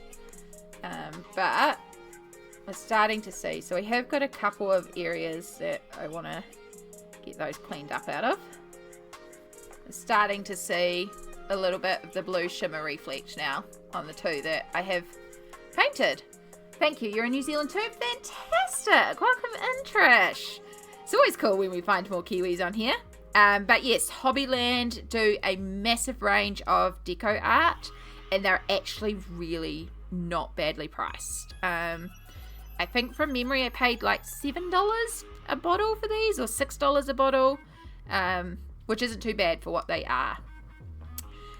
They also have the Glamour Dust as well. And yeah, they've got quite a few really cool products.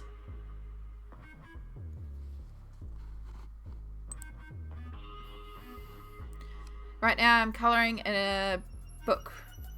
I am colouring a book room that opens to an ocean. So an underwater bookshelf fantasy type page. Pretty! Oh, I mean, we all know I love my underwater creatures anyway. So... I mean, you had me at underwater. But that sounds really, really cool.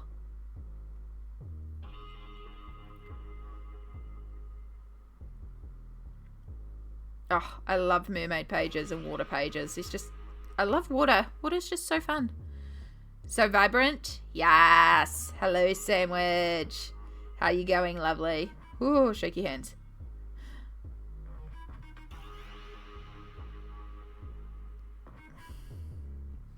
So yeah, it's not like, it won't look like much at certain angles, but then at other angles you're going to get like lots of blue sparkly shimmer. And it's just so pretty.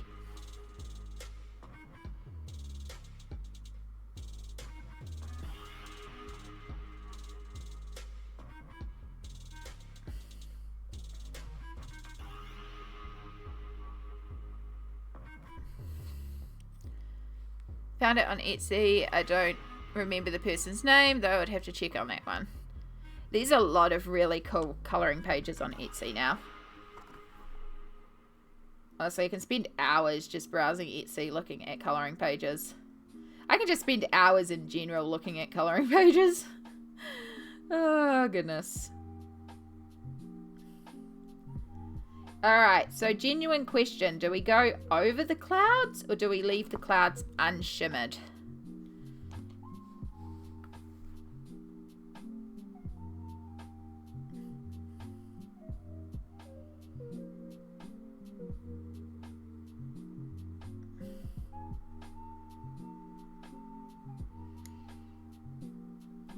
We'll paint around it. We'll have a look and then we'll decide.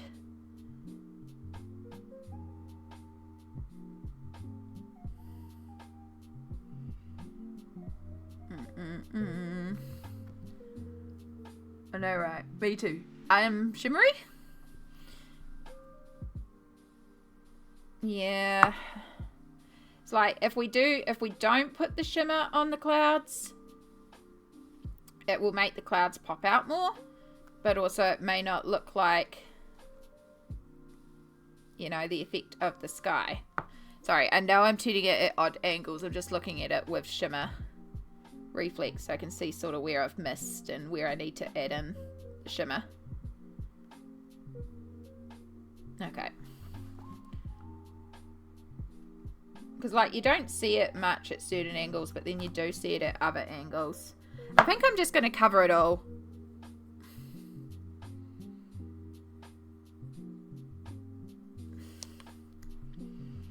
I think if we cover it all, it just kind of all ties it in together. And we're going to use a little bit of Posca on the edge of the clouds to highlight that lighter edge. So I think that'll be alright.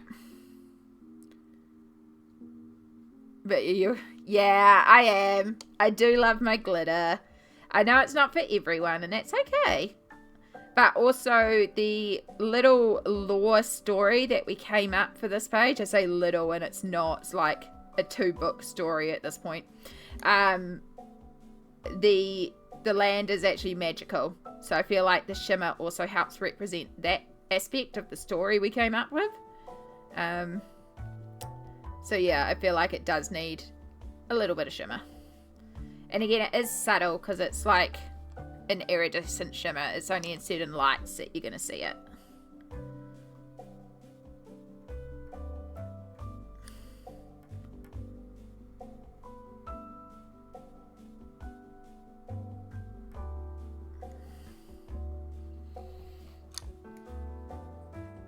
I do love my glitter.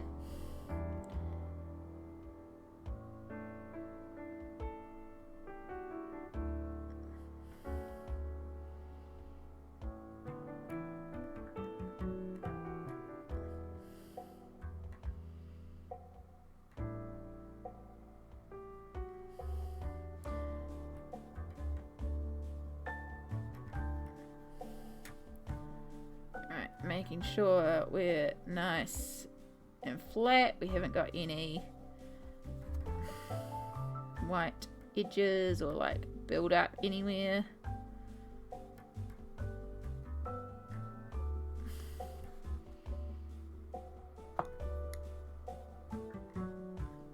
Section we missed there. Say we, it's entirely me. Perfect. Right, there's the bottom half of that section done.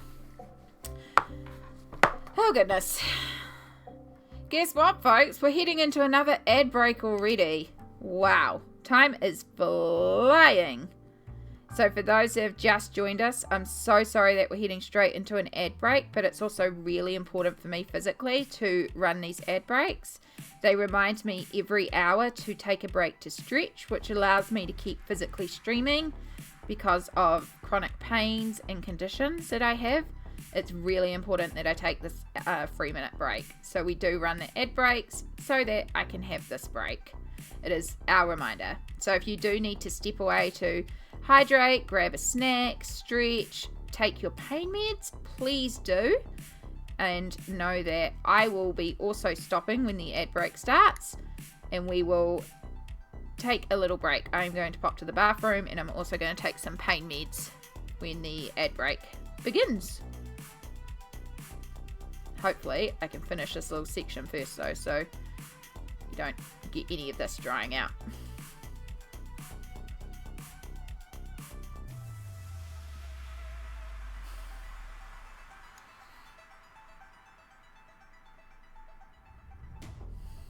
There we go.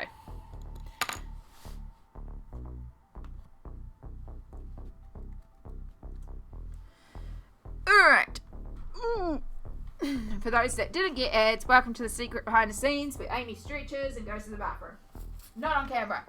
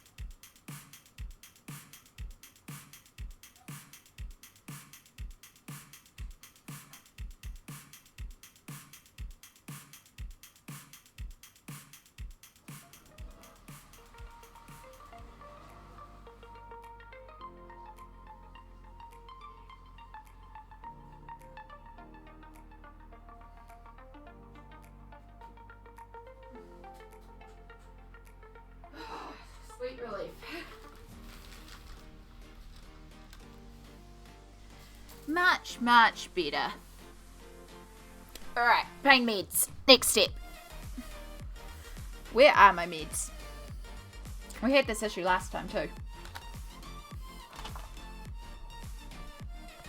Down there. That's right. Oh my goodness.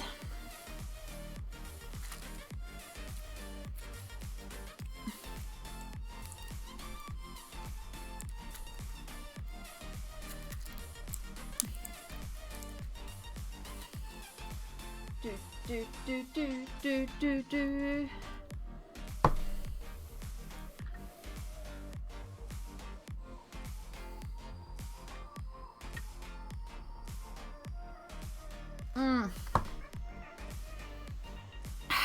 Much better.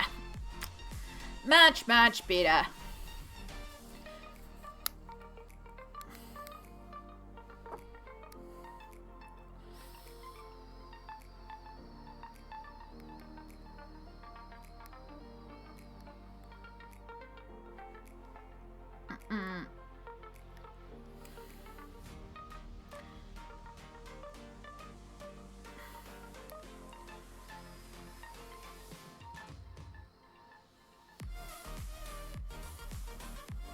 And welcome back. Excellent timing, Lolo. Thank you for bearing with me as we do those. Again, they are really important to my physicality to take that hourly break. So far, we've been streaming for 8.5 hours. And we're doing okay. Like, starting to feel it a little bit in the hands, but we're not doing too badly. And I'm really, really enjoying myself today. So we're just going to keep going. Just going to keep vibing. Probably will have to stop and have some dinner at some point. But that won't take long because I have pizza. It's already ready to go. It just needs cooking.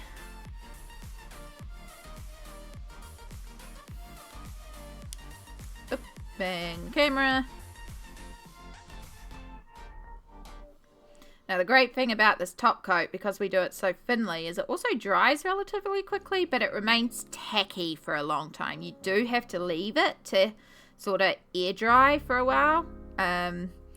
And I would still put protection pages between this because I have in another book used this. I used it way too thickly, which is how I learned about the white line situation. And then I closed it on itself, even though I'd left it to dry for like a week. it was still tacky enough to stick together. So this page is going to get baking sheet protection immediately.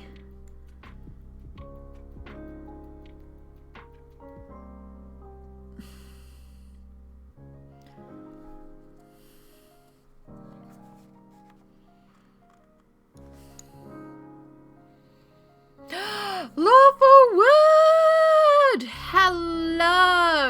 Hello! Crabbing right now, but I must lurk and admire your amazing art. That's all good. You can lurk away. Lurk, and enjoy the crabs. If you are not already, you should go and follow Lawful Wood, because they are a log of wood. There also happens to be a co-op.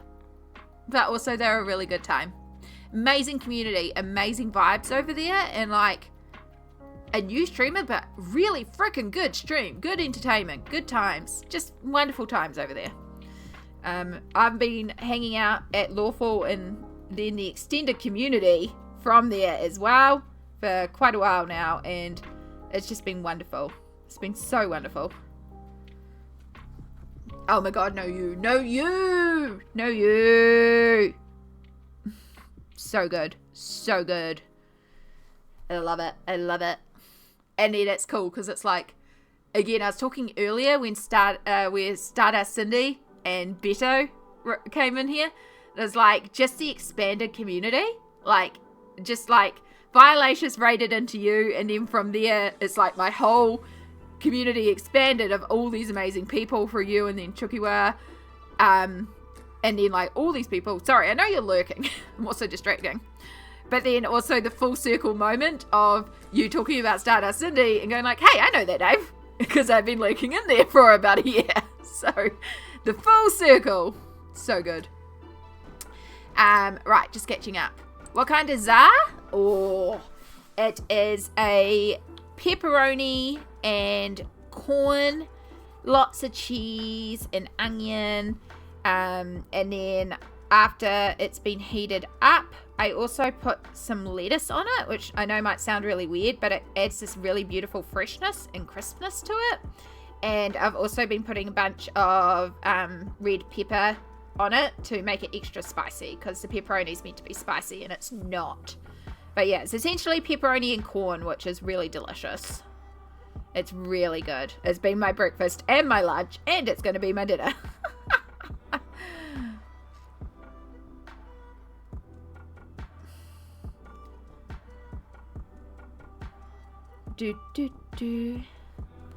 Right, making sure we don't miss any sections like this section in here. Are we actually on camera? I do that all the time.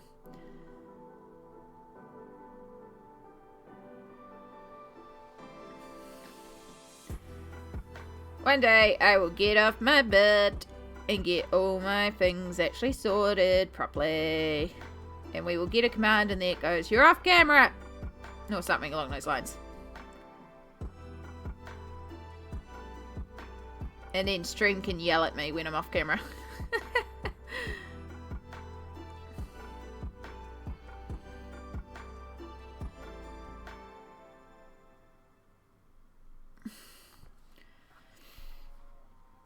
Should it be on pizza? I mean, that's valid. Like, I understand it is a strange concept. It's not cooked. Like, I cook the pizza and then it comes out and I just put the lettuce on top. So it's essentially like having a side salad with pizza, but I know some people are like very anti-salad with their pizza. I like it because it adds freshness to it, because it's a lot of like cheese and meat. There's a lot of grease, so adding that lettuce just adds freshness back in there. So I like it. But also, you do you, boo. Like, pizza, you know, some people are like, no, pineapple shouldn't be on pizza. Some people are like, yes, pineapple should be on pizza. I'm like, you do you. Pizza's pizza. You enjoy pizza however you want. There's so much delicious food out there. There is no reason to be that pedantic about, you know, gating food. Yeah. Also, a question I asked earlier but never got an answer to. Are you one of the animals in the story? No. At least not in this picture. Not saying there isn't a place in the expanded universe, but in this picture, no. Pizza's pizza. No one could have said it better.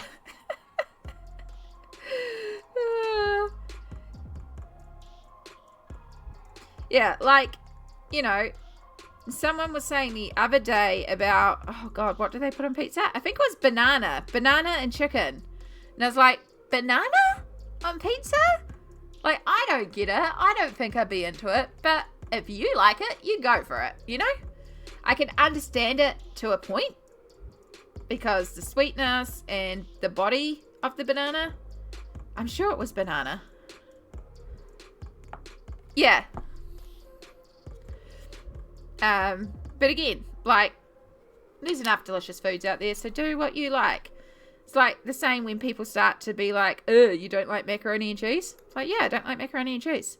But also, why is that an issue? Like, it's fine. You don't have to like Korean spicy food like I do. That's fine. Just means, you know, you can eat your whole thing of mac and cheese and I can eat extra Korean spicy stew. Is everybody eat what you enjoy.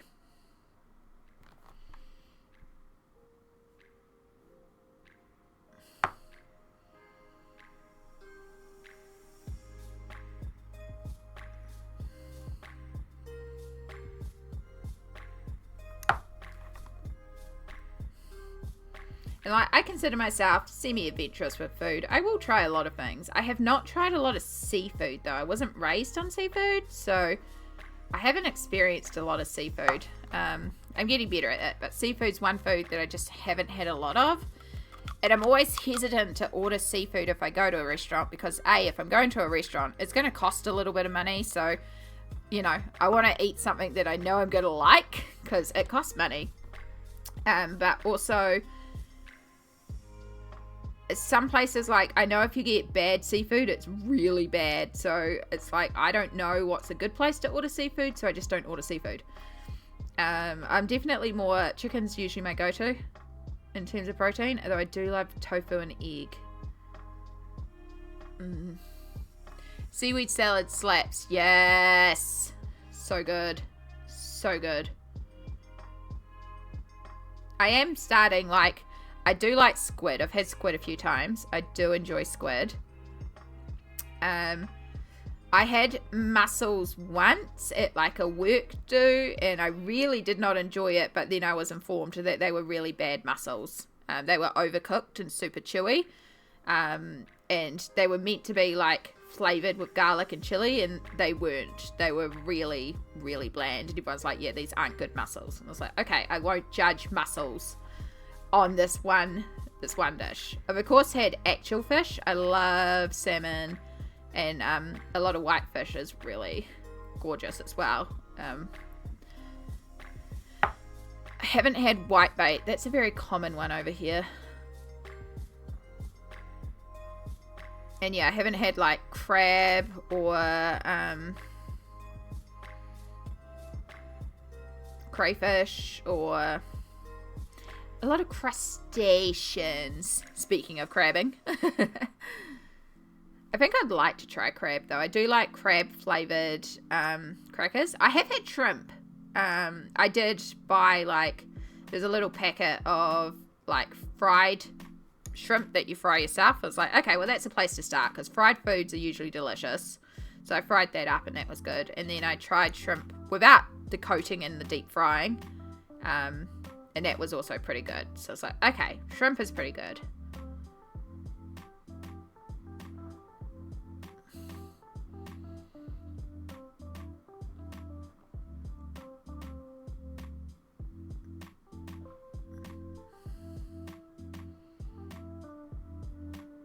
Alright, we've gone a little too heavy there, but we can fix that. Whitebaits needs to be saved. Enough of the overfishing, yeah.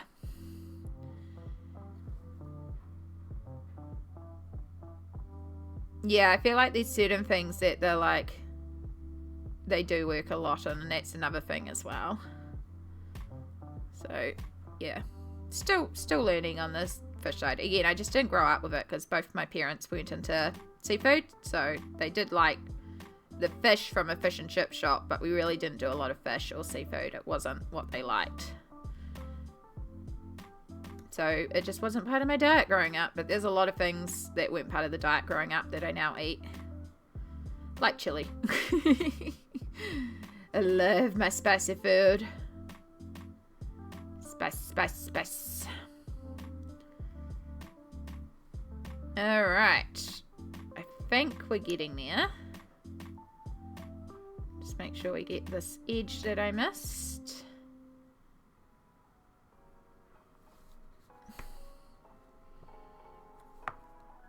And then smooth out the build-up so we don't get the lines. Alright, looks like we got everywhere on that one. I do apologise, it probably wasn't the best angle because I had to kind of paint. I've just seen sections that I've missed. Because of course it's invisible until I turn it a certain way and then I'm like, oh, there's a section I missed.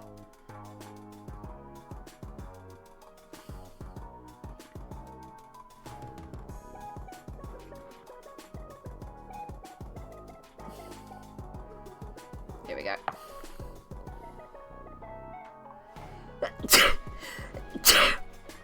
Ah, excuse me.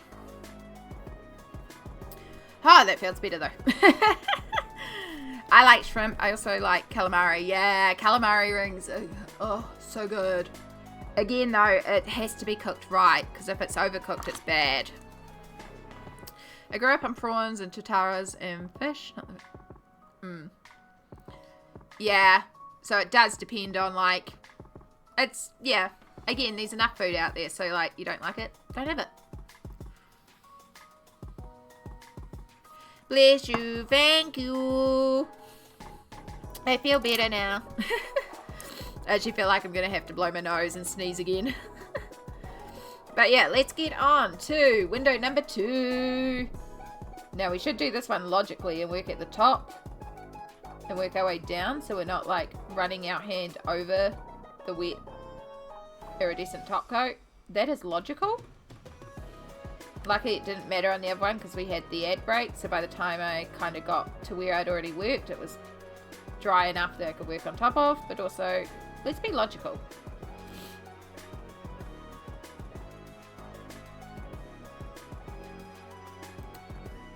Pronounced similar to 2R. Okay. I'm not sure what it is. I presumed it was a type of fish. Seafood knowledge on point. I keep wanting to read it as tuataras and I'm like, no, you don't eat tuataras.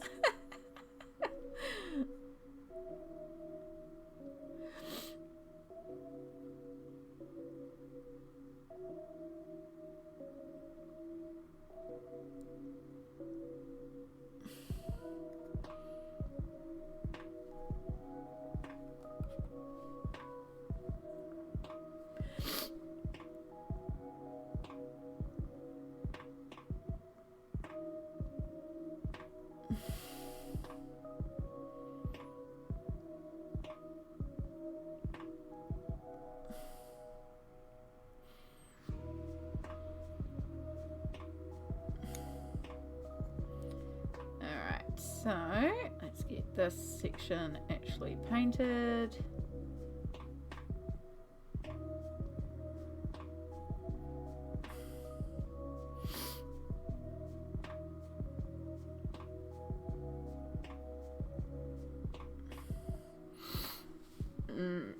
It's shellfish where you have to dig in the sand with your feet during low tide. Great in fritters. Ooh. Okay. Mostly appear in the upper North Island. I think I'm considered middle, so that might be why. We have the iron sand here, where it burns your feet even more to walk on it because it's the middle of summer and it's hot and things that are dark attract the sun, and of course our sand is black because it's full of iron. So it's like walking on hot lava.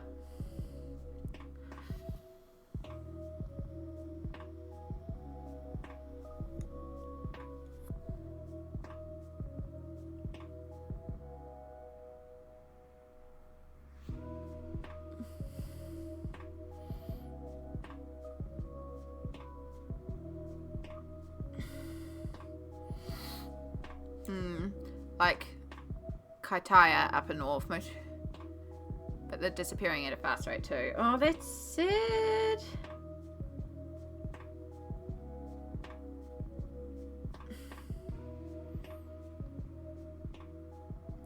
It's something that I did always want to learn as well, more about like indigenous food culture and like foraging food and stuff like that.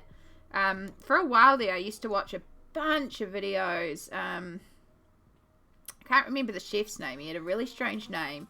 He was this English chef, and he basically left the city and brought like a little farm in the middle of nowhere in England, in like rural England, and then began to like grow it was called River Cottage, and it was all about what he could forage off the land and grow, and it was like really fascinating. I'm talking like this was like 2010s, when I was going through my breakdown and couldn't sleep and was very paranoid about things like zombie attacks, and I was like, I can't survive a zombie apocalypse, I don't know anything. So I ended up watching a bunch of videos about this chef in the middle of England who forages his own food. It's like, none of this applies to us over here in New Zealand. But it was a good time. I enjoyed the series.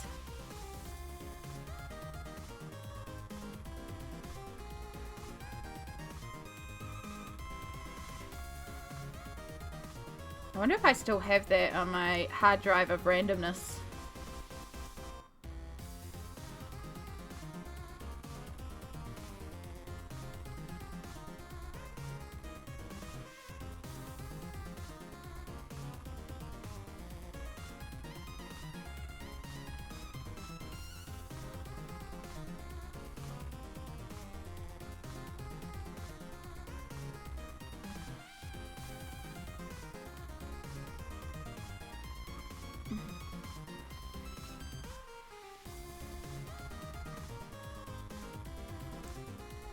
Yeah, Kaitaia is a small town.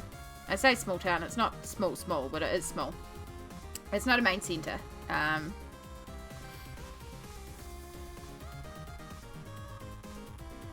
It is a place here in New Zealand. Nah, it's small. Okay. I guess, like, I'm used to Opunaki, which is, like, is a small town. Which I think maybe has 1,000 people with that. It does not have a lot. I don't even think it has 1,000, to be honest. I think it's only a couple hundred now. It depends how much of the coast you call Opunaki. Yeah. Grew up with that lifestyle, which is hilarious considering who I am now.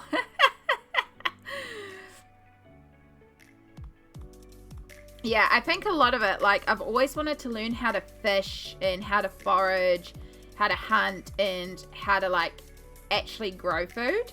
And I think a lot of that is due to the influence of, like, for me, a big fear was I used to have nightmares about, like, zombie attacks and fires and things like the earthquake that happened to Christchurch, for example, or the floods that happened over at Gisborne recently, where you're cut off from society and you have to survive, because I don't know how to survive. So I think it's just a fair thing like that. It's a not knowing what to do situation. So yeah, I watched a lot of things about like fishing and foraging and hunting, and a lot of them aren't even based in New Zealand, so they're not practical at all. But it helped me at the time. Sammy! Yeah, it has been a 9-hour stream without a single dropout, a single frame drop, absolutely nothing. Sammy, you wonderful person, I think you fixed it.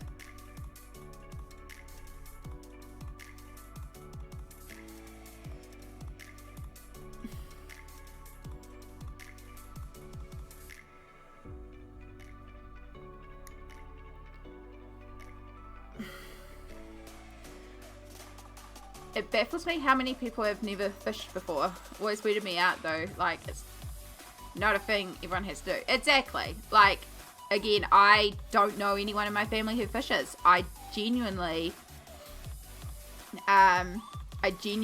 did not know I do not know how to fish, and I don't know anyone who fishes. So it's one of those things that I would love to learn, because fresh fish is also glorious. But also me on a boat. Yeah, nah. But I think the concept of fishing is also what is fascinating to me. Like, it's the same thing I've been saying for a while, how I kind of want to go camping. And it's that disconnect. It's that being out in nature in the middle of nowhere, away from everything, and just disconnecting for a while is what I'm liking the idea of as well. I think there's something very nice about stepping away. So I've still got that need to like just go into some forest or something and disconnect for a while. So maybe when it's finally a fine day and I can mobilize, I might have to go for like a walk along the foreshore or something, or just see if I can like step away and connect with nature for a while, because I think that's what I'm missing. Oh, Trish, thank you for the follow. Alright, I missed a bunch of that for you. Glad I didn't fix it before the internet was capped. Heck yeah. Me too. Me too. I have fished before. To be honest, I got very bored. Yeah, that's valid. My folks have a boat and fish often. I can fish. Yeah, you don't like it a lot. That's also valid. Love going to the wharf with my gran early morning to just fish and chat. Fished it up. Ooh. Talk about fishing in grade school. Well, there you go. Yeah, see, it's funny because like my dad, he actually worked at a camping store. Like that was where he worked. My entire life was a custom canvas store that also sold camping gear. So it's like, out of all the people, like I had access to it. But he hated camping, and my mum hated camping, so we never went camping. We never did any of like fishing or hunting, because they didn't enjoy it. So, I mean, we just didn't go on holidays because we were poor. But yeah, I just never went on it and was never exposed to it. So there's a fascination with it with me as well, because I haven't done it. And maybe I'll do it and hate it. Yeah. Chai! Hello! 12-hour art stream? We'll see. Not intending to, but if we go that way, we go that way. We're doing alright so far. We are at 9 hours. And we've been working on this monstrosity of a piece. And it's been a blast. Like, seriously, we have come up with a whole lore, story, like 2-book movie type situation for this page and what's happening in this page. And it's like this massive murder whodunit situation, these like subplots, these subterfuge, these lore, these magic and fantasy. There's all sorts going on. It's been wonderful, which has meant I've been colouring a little bit slower, but also we literally have come up with a whole storyline for this piece, and it's been great. So good. So good. So now as I colour it, I also have to keep these characters in mind that we've designed for the piece.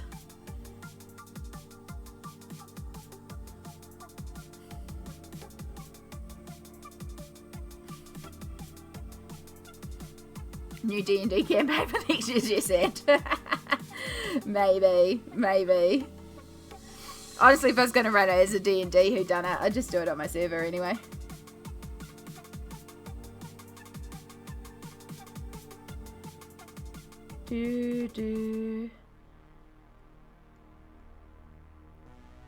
Alright. So yeah, right now I'm just adding some iridescent top coat, which makes like, it gives like a really pretty blue shimmer to this. I just have to be really careful how I place it, because if I don't blend it out thin enough, we end up with these really obvious white lines that don't dry down. How are you going anyway, Chai? Are you feeling better after taking a break? And how was your pizza? We have had a few people come in and say that they're having pizza. It's really been the trend of the day. Everyone's getting pizza. And I love it. I love it. debating heating up my third piece now.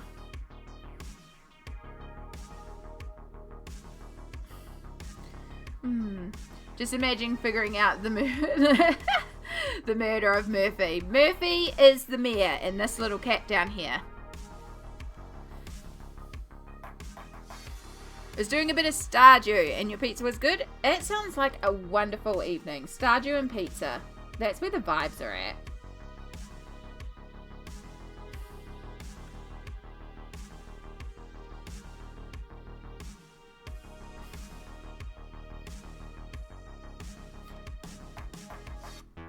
Oi.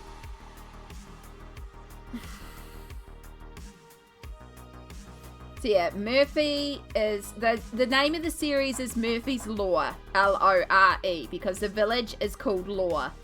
Sandwich, I don't know if you heard that part because I know you disappeared for a little bit, which is totally fine. That's not a critique. But yeah, we ended up circling back, and the whole series would be called Murphy's Lore.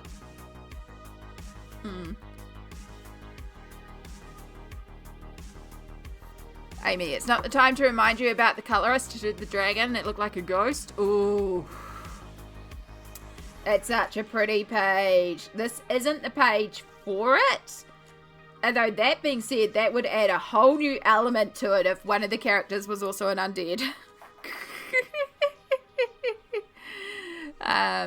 Been using up so many of my foods to make things in my new kitchen in the game as well. Heck yeah. Yeah, I did disappear for a few hours. No, that's all good. That's all good, hun. I knew, you do what you need to do. That's not a critique. If you need to lurk at any point, you lurk away. So yeah, okay, so to catch everyone up on the story. So this is a little village in the town of Lore. Lore. And Lore is just a small little village full of happy little animal friends, your peaceful, quaint little village.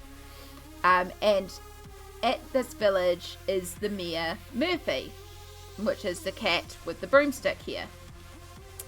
Now, under Murphy in this village is a few other notable characters.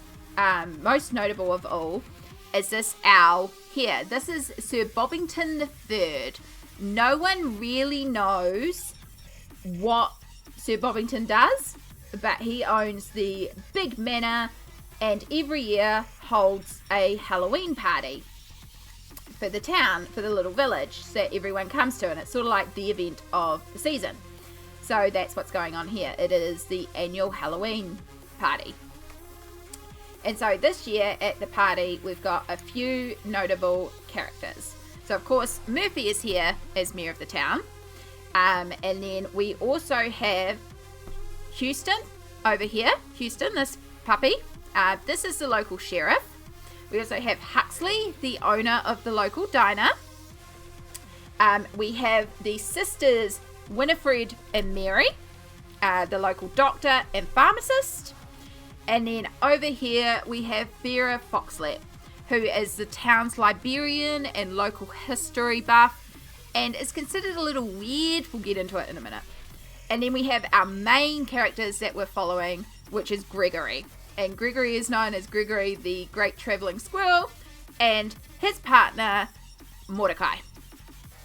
Now Mordecai and Gregory, they own the local greengrocer's grocery goods store. And their relationship, they're having a couple of problems lately. So while Mordecai runs and manages the store, Gregory will go traveling to buy merchandise for the store, hence the name Gregory the Great Traveling Squirrel. And this time he took a bit of a longer break for travels because him and Mordecai, he's been changing. Things are going weird with Mordecai, and so Gregory just stepped away for a while and took a bit of a break to reflect. And now he's back in Lore because, of course, it's the annual party. He can't miss it. And he does realize he still loves Mordecai and he wants to try and work out what's going on and help Mordecai through it. So they came to the party to attend with all their friends. And then the other character here is this lovely little bunny butterfly here. This is Sadie. She is the maid of Sir Bobbin. So she is the Sir Bobbington. So she is the one that's cooked all the food and has set up all the party, faithful, loyal servant of Sir Bobbington. But yeah, they're all having a wonderful time at the party when then suddenly Murphy is discovered dead, bludgeoned to death with one of the bat stick club thingy-mabobs, and it's like... And so Sir Gregory decides to take it upon himself with the help of Mordecai to figure out who did it, pairing up with, of course, their good friends, Huxley and Houston. So these two kind of play our comic relief in the story, and like our comedy characters. Sadie Sanderson. I don't know the John Farnham song, so I don't know for certain. This name was suggested. So the four of them begin investigating, and of course all suspicion immediately goes onto Farah, because Farah is really odd. She is the local librarian, historian buff, but she's always talking about like ghosts and spirits and like creatures on the other side and the darkness around us, and everyone's like, yeah, she's weird, she did it. So they begin investigating, and they find out that there is a love relationship going on between Farah and Sir Bobbington III, where they're having a romantic relationship. And in this, he is talking about how Murphy has problems. Murphy is blocking him from buying the land that he wants. Murphy is the root of all his problems. And so all suspicion is now really falling on Farah. But then while investigating, they also discover another set of letters that Sir Bobbington has written to somebody else, where that there is like this mystery person, Sir Bobbington, has written, no, I'm not in a relationship with Farah. I'm using her. She's of, a wilder class than me. We can't be together. We're from two different worlds, two different class of animals. I'm just using her to get what I need out of Murphy. So everyone's like, did Farah do it? So then they go and find, of course, Winifred and Mary, the local doctor and pharmacist. And Winifred and Mary are like, well, no, let me look at the body. This head injury that is so damning, because Farah, of course, is where holding the little bat lollipop. This has been done post-mortem. This is not how Murphy died. And so they use their magic, because by the way, they have magic. That's just standard in this world. It's not really discussed. It's not really explained. It's just magic. They use their magic and work out that Murphy was poisoned. And then Mary, working with Huxley, the diner owner, realized that the food is what's being poisoned. And so they're like, hang on, the food was all made by Sadie. And at this point, big explosion, because there has to be an explosion, right? Like, it's got to have an explosion. And this is when we learn the lore, that lore is not the only village. Like, it is a mirror universe, and there's another lore, the other side. And Murphy's land has a connection to the other side. So Sir Bobbington and Sadie have actually come through from the other side, murdered this side's counterparts, and overtaken them as the creatures on this side, and are using it to influence their evil plans. Now, remember how I said Mordecai has been changing? Turns out Mordecai is being influenced by an eldritch horror from the other side and is starting to go a little weird. And this is why Farah has always been seeing this, because she has a connection to the other side. So she was right all along. She's not weird. She's right. And so that's kind of like where book 1 ends, and book 2 is where we then have to travel through to the other side. Yes, there's a sequel. This is how far we developed it. So our party of Farah, Mordecai, Gregory, Winifred, Mary, Huxley, and Houston now travel to the other side to start investigating. Yeah, you could say we went batshit crazy. They travel to the other side to, figure out what's going on, to try and stop Sir Bobbington and Sadie, close the portal, and of course rescue Mordecai from what's overtaking him. And along the way, they will find Murphy, but other side Murphy. And that's about as far as we got. There's also discussion about there being like the magic, and maybe there's a secret coven of magic that no one can really explain. Salamander, thank you for the follow. Sorry, this is weird. This is a weird introduction, but I'm hoping you're enjoying the story.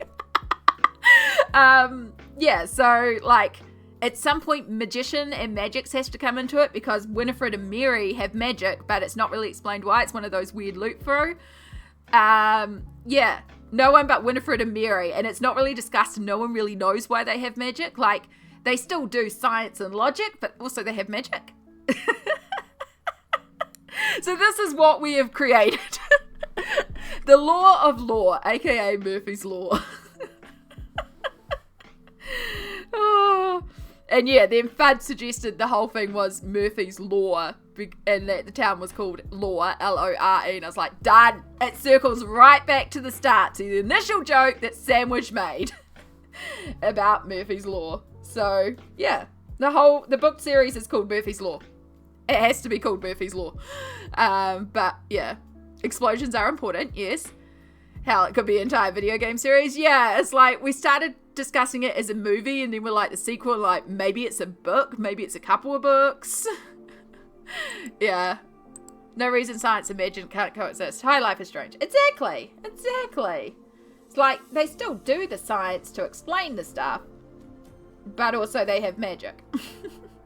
So, like, to work out what, like, the food has been poisoned, Mary uses her magic combined with Huxley because he's the diner owner, so he knows food, and stuff like that, and then somehow the food explodes or something like that. Like, these little moments of comic relief in there as well. We know at one point Huxley eats all the food and has to choke on the food, and then like Houston the chef is like, you know, like, not the chef, the sheriff is like that typical small town country sheriff that really doesn't do a lot, like, you know, is there just as a formality, but nothing really goes wrong in a small town, so is the sheriff who doesn't actually know what to do. So yeah, think like buddy cop. Like, these two are buddies, they're like BFFs. So BFFs, we've got siblings, sisters, and then we've got our lovers. Yeah, and then of course the whole way too, as well as rescuing Mordecai from the influences of the Eldritch Horror, Gregory also has to save his relationship, you know. Full circle from like 4 hours ago, baby! From one pun! This originated from one pun! My question is that a painting of an owl or a mirror? Ooh, that's a good question, Lolo. That's a good question, because I think like it's put in as if it's meant to be a painting, but what if it is a mirror? Like, it did say we're probably going to have to colour the eyes of Sir Bobbington red now, because it's an albino owl. So we're going to do it very pale with red eyes, and we're also going to do Sadie very pale as well, to represent that, you know, they're like a little different. But yeah, maybe it's a mirror. Ooh, that's a good question. Apparently pistachios can go explodey if stored and shipped improperly because of all the fat content. Yep. So it turns out the fluid exploded because of the pistachios. Well, there you go. That sounds like something that Mary the pharmacist would know.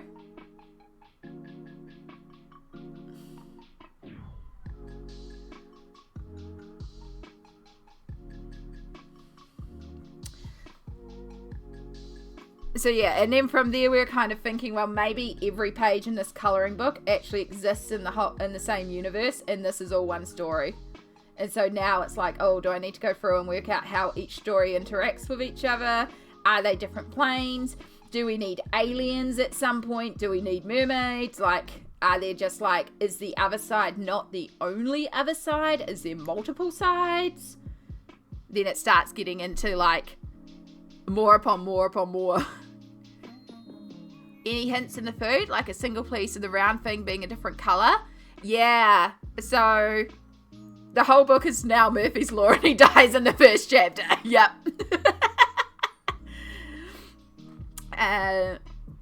Yeah, I think we will, because it looks like she is reaching for one of them. Like, again, this is meant to be like, this picture is a snapshot of the party that they are looking at for evidence. And of course they get fixated on the fact that, you know, Farah's holding a bat wing here and is like, clearly the murderer. But then when they realise the food is poisoned, and then they come back and they see Sadie, you know, sorting out the food. So this is like the snapshot that is the evidence. So yeah, I'm kind of thinking this donut here will have something a bit different to indicate that, hey, maybe there's something going on here.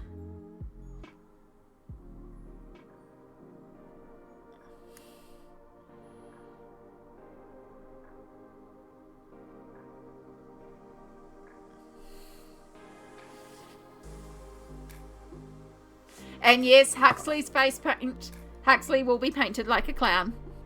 I have not forgotten. I have a note on my random page of notes. So, needs clown face paint.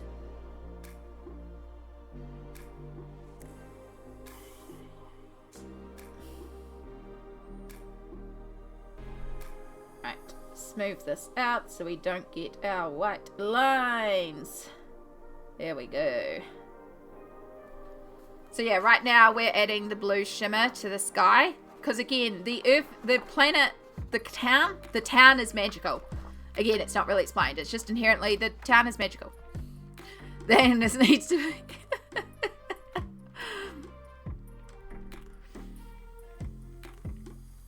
Or I see it like 4 hours ago. I will write. You will write. Dang, this needs to be a book or a story vlog. I did joke that I might need to make a channel in the Discord and just write the whole story down so we can keep track of it, because it's turning into like an actual epic story. Just make a channel that's just, you know, Murphy's Law, and we just start writing Murphy's Law down there. Well, it is like Huxley is dressed up like a clown, so we are going to just amplify the costume and do some clown makeup on him.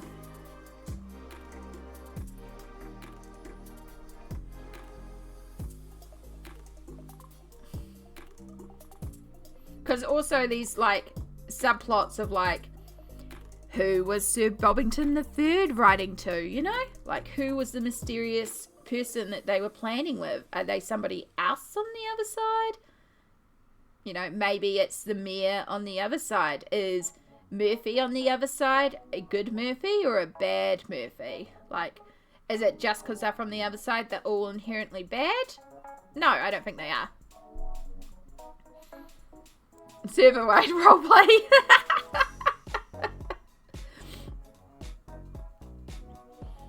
I'll play Murphy, and that way I can just be dead the whole time. And then I don't have to type anything and leave it all up to y'all.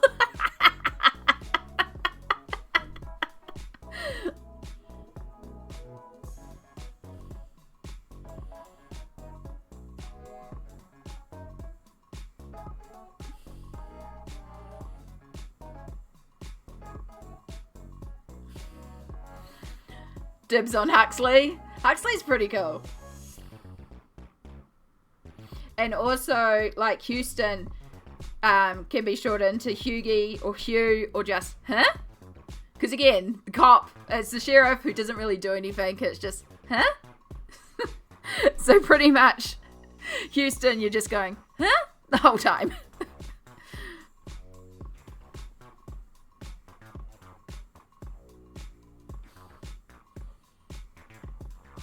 So yeah, we've got everything, because we've got romance, we've got comedy, we've got murder mystery, we've got horror in the Eldridge thing that's overtaking Mordecai. We have fantasy and the magic. We have murder mystery. We have the whodunit. We have plot twists. We even have like classism built in with the illicit relationship between Bobbington and Farah that isn't a part of it. And oh yeah, you say a dumb joke. Everything was taken. Like, everything that was suggested, we tried to work in as much as we could. Because also, it just makes sense. Because, like, you know, again, the sheriff hasn't done a lot. You know, it's just a small little town. Like, might find, you know, might be like, who went and destroyed my flowers? Oh no, there's a bear on the loose. Or like, you know, citating someone for littering, or maybe was going a little too fast in their car or something, you know. just like small town problems. Never had to really deal with anything in terms of being the marshal, the law, basically. So it's like, someone was murdered. What do I do?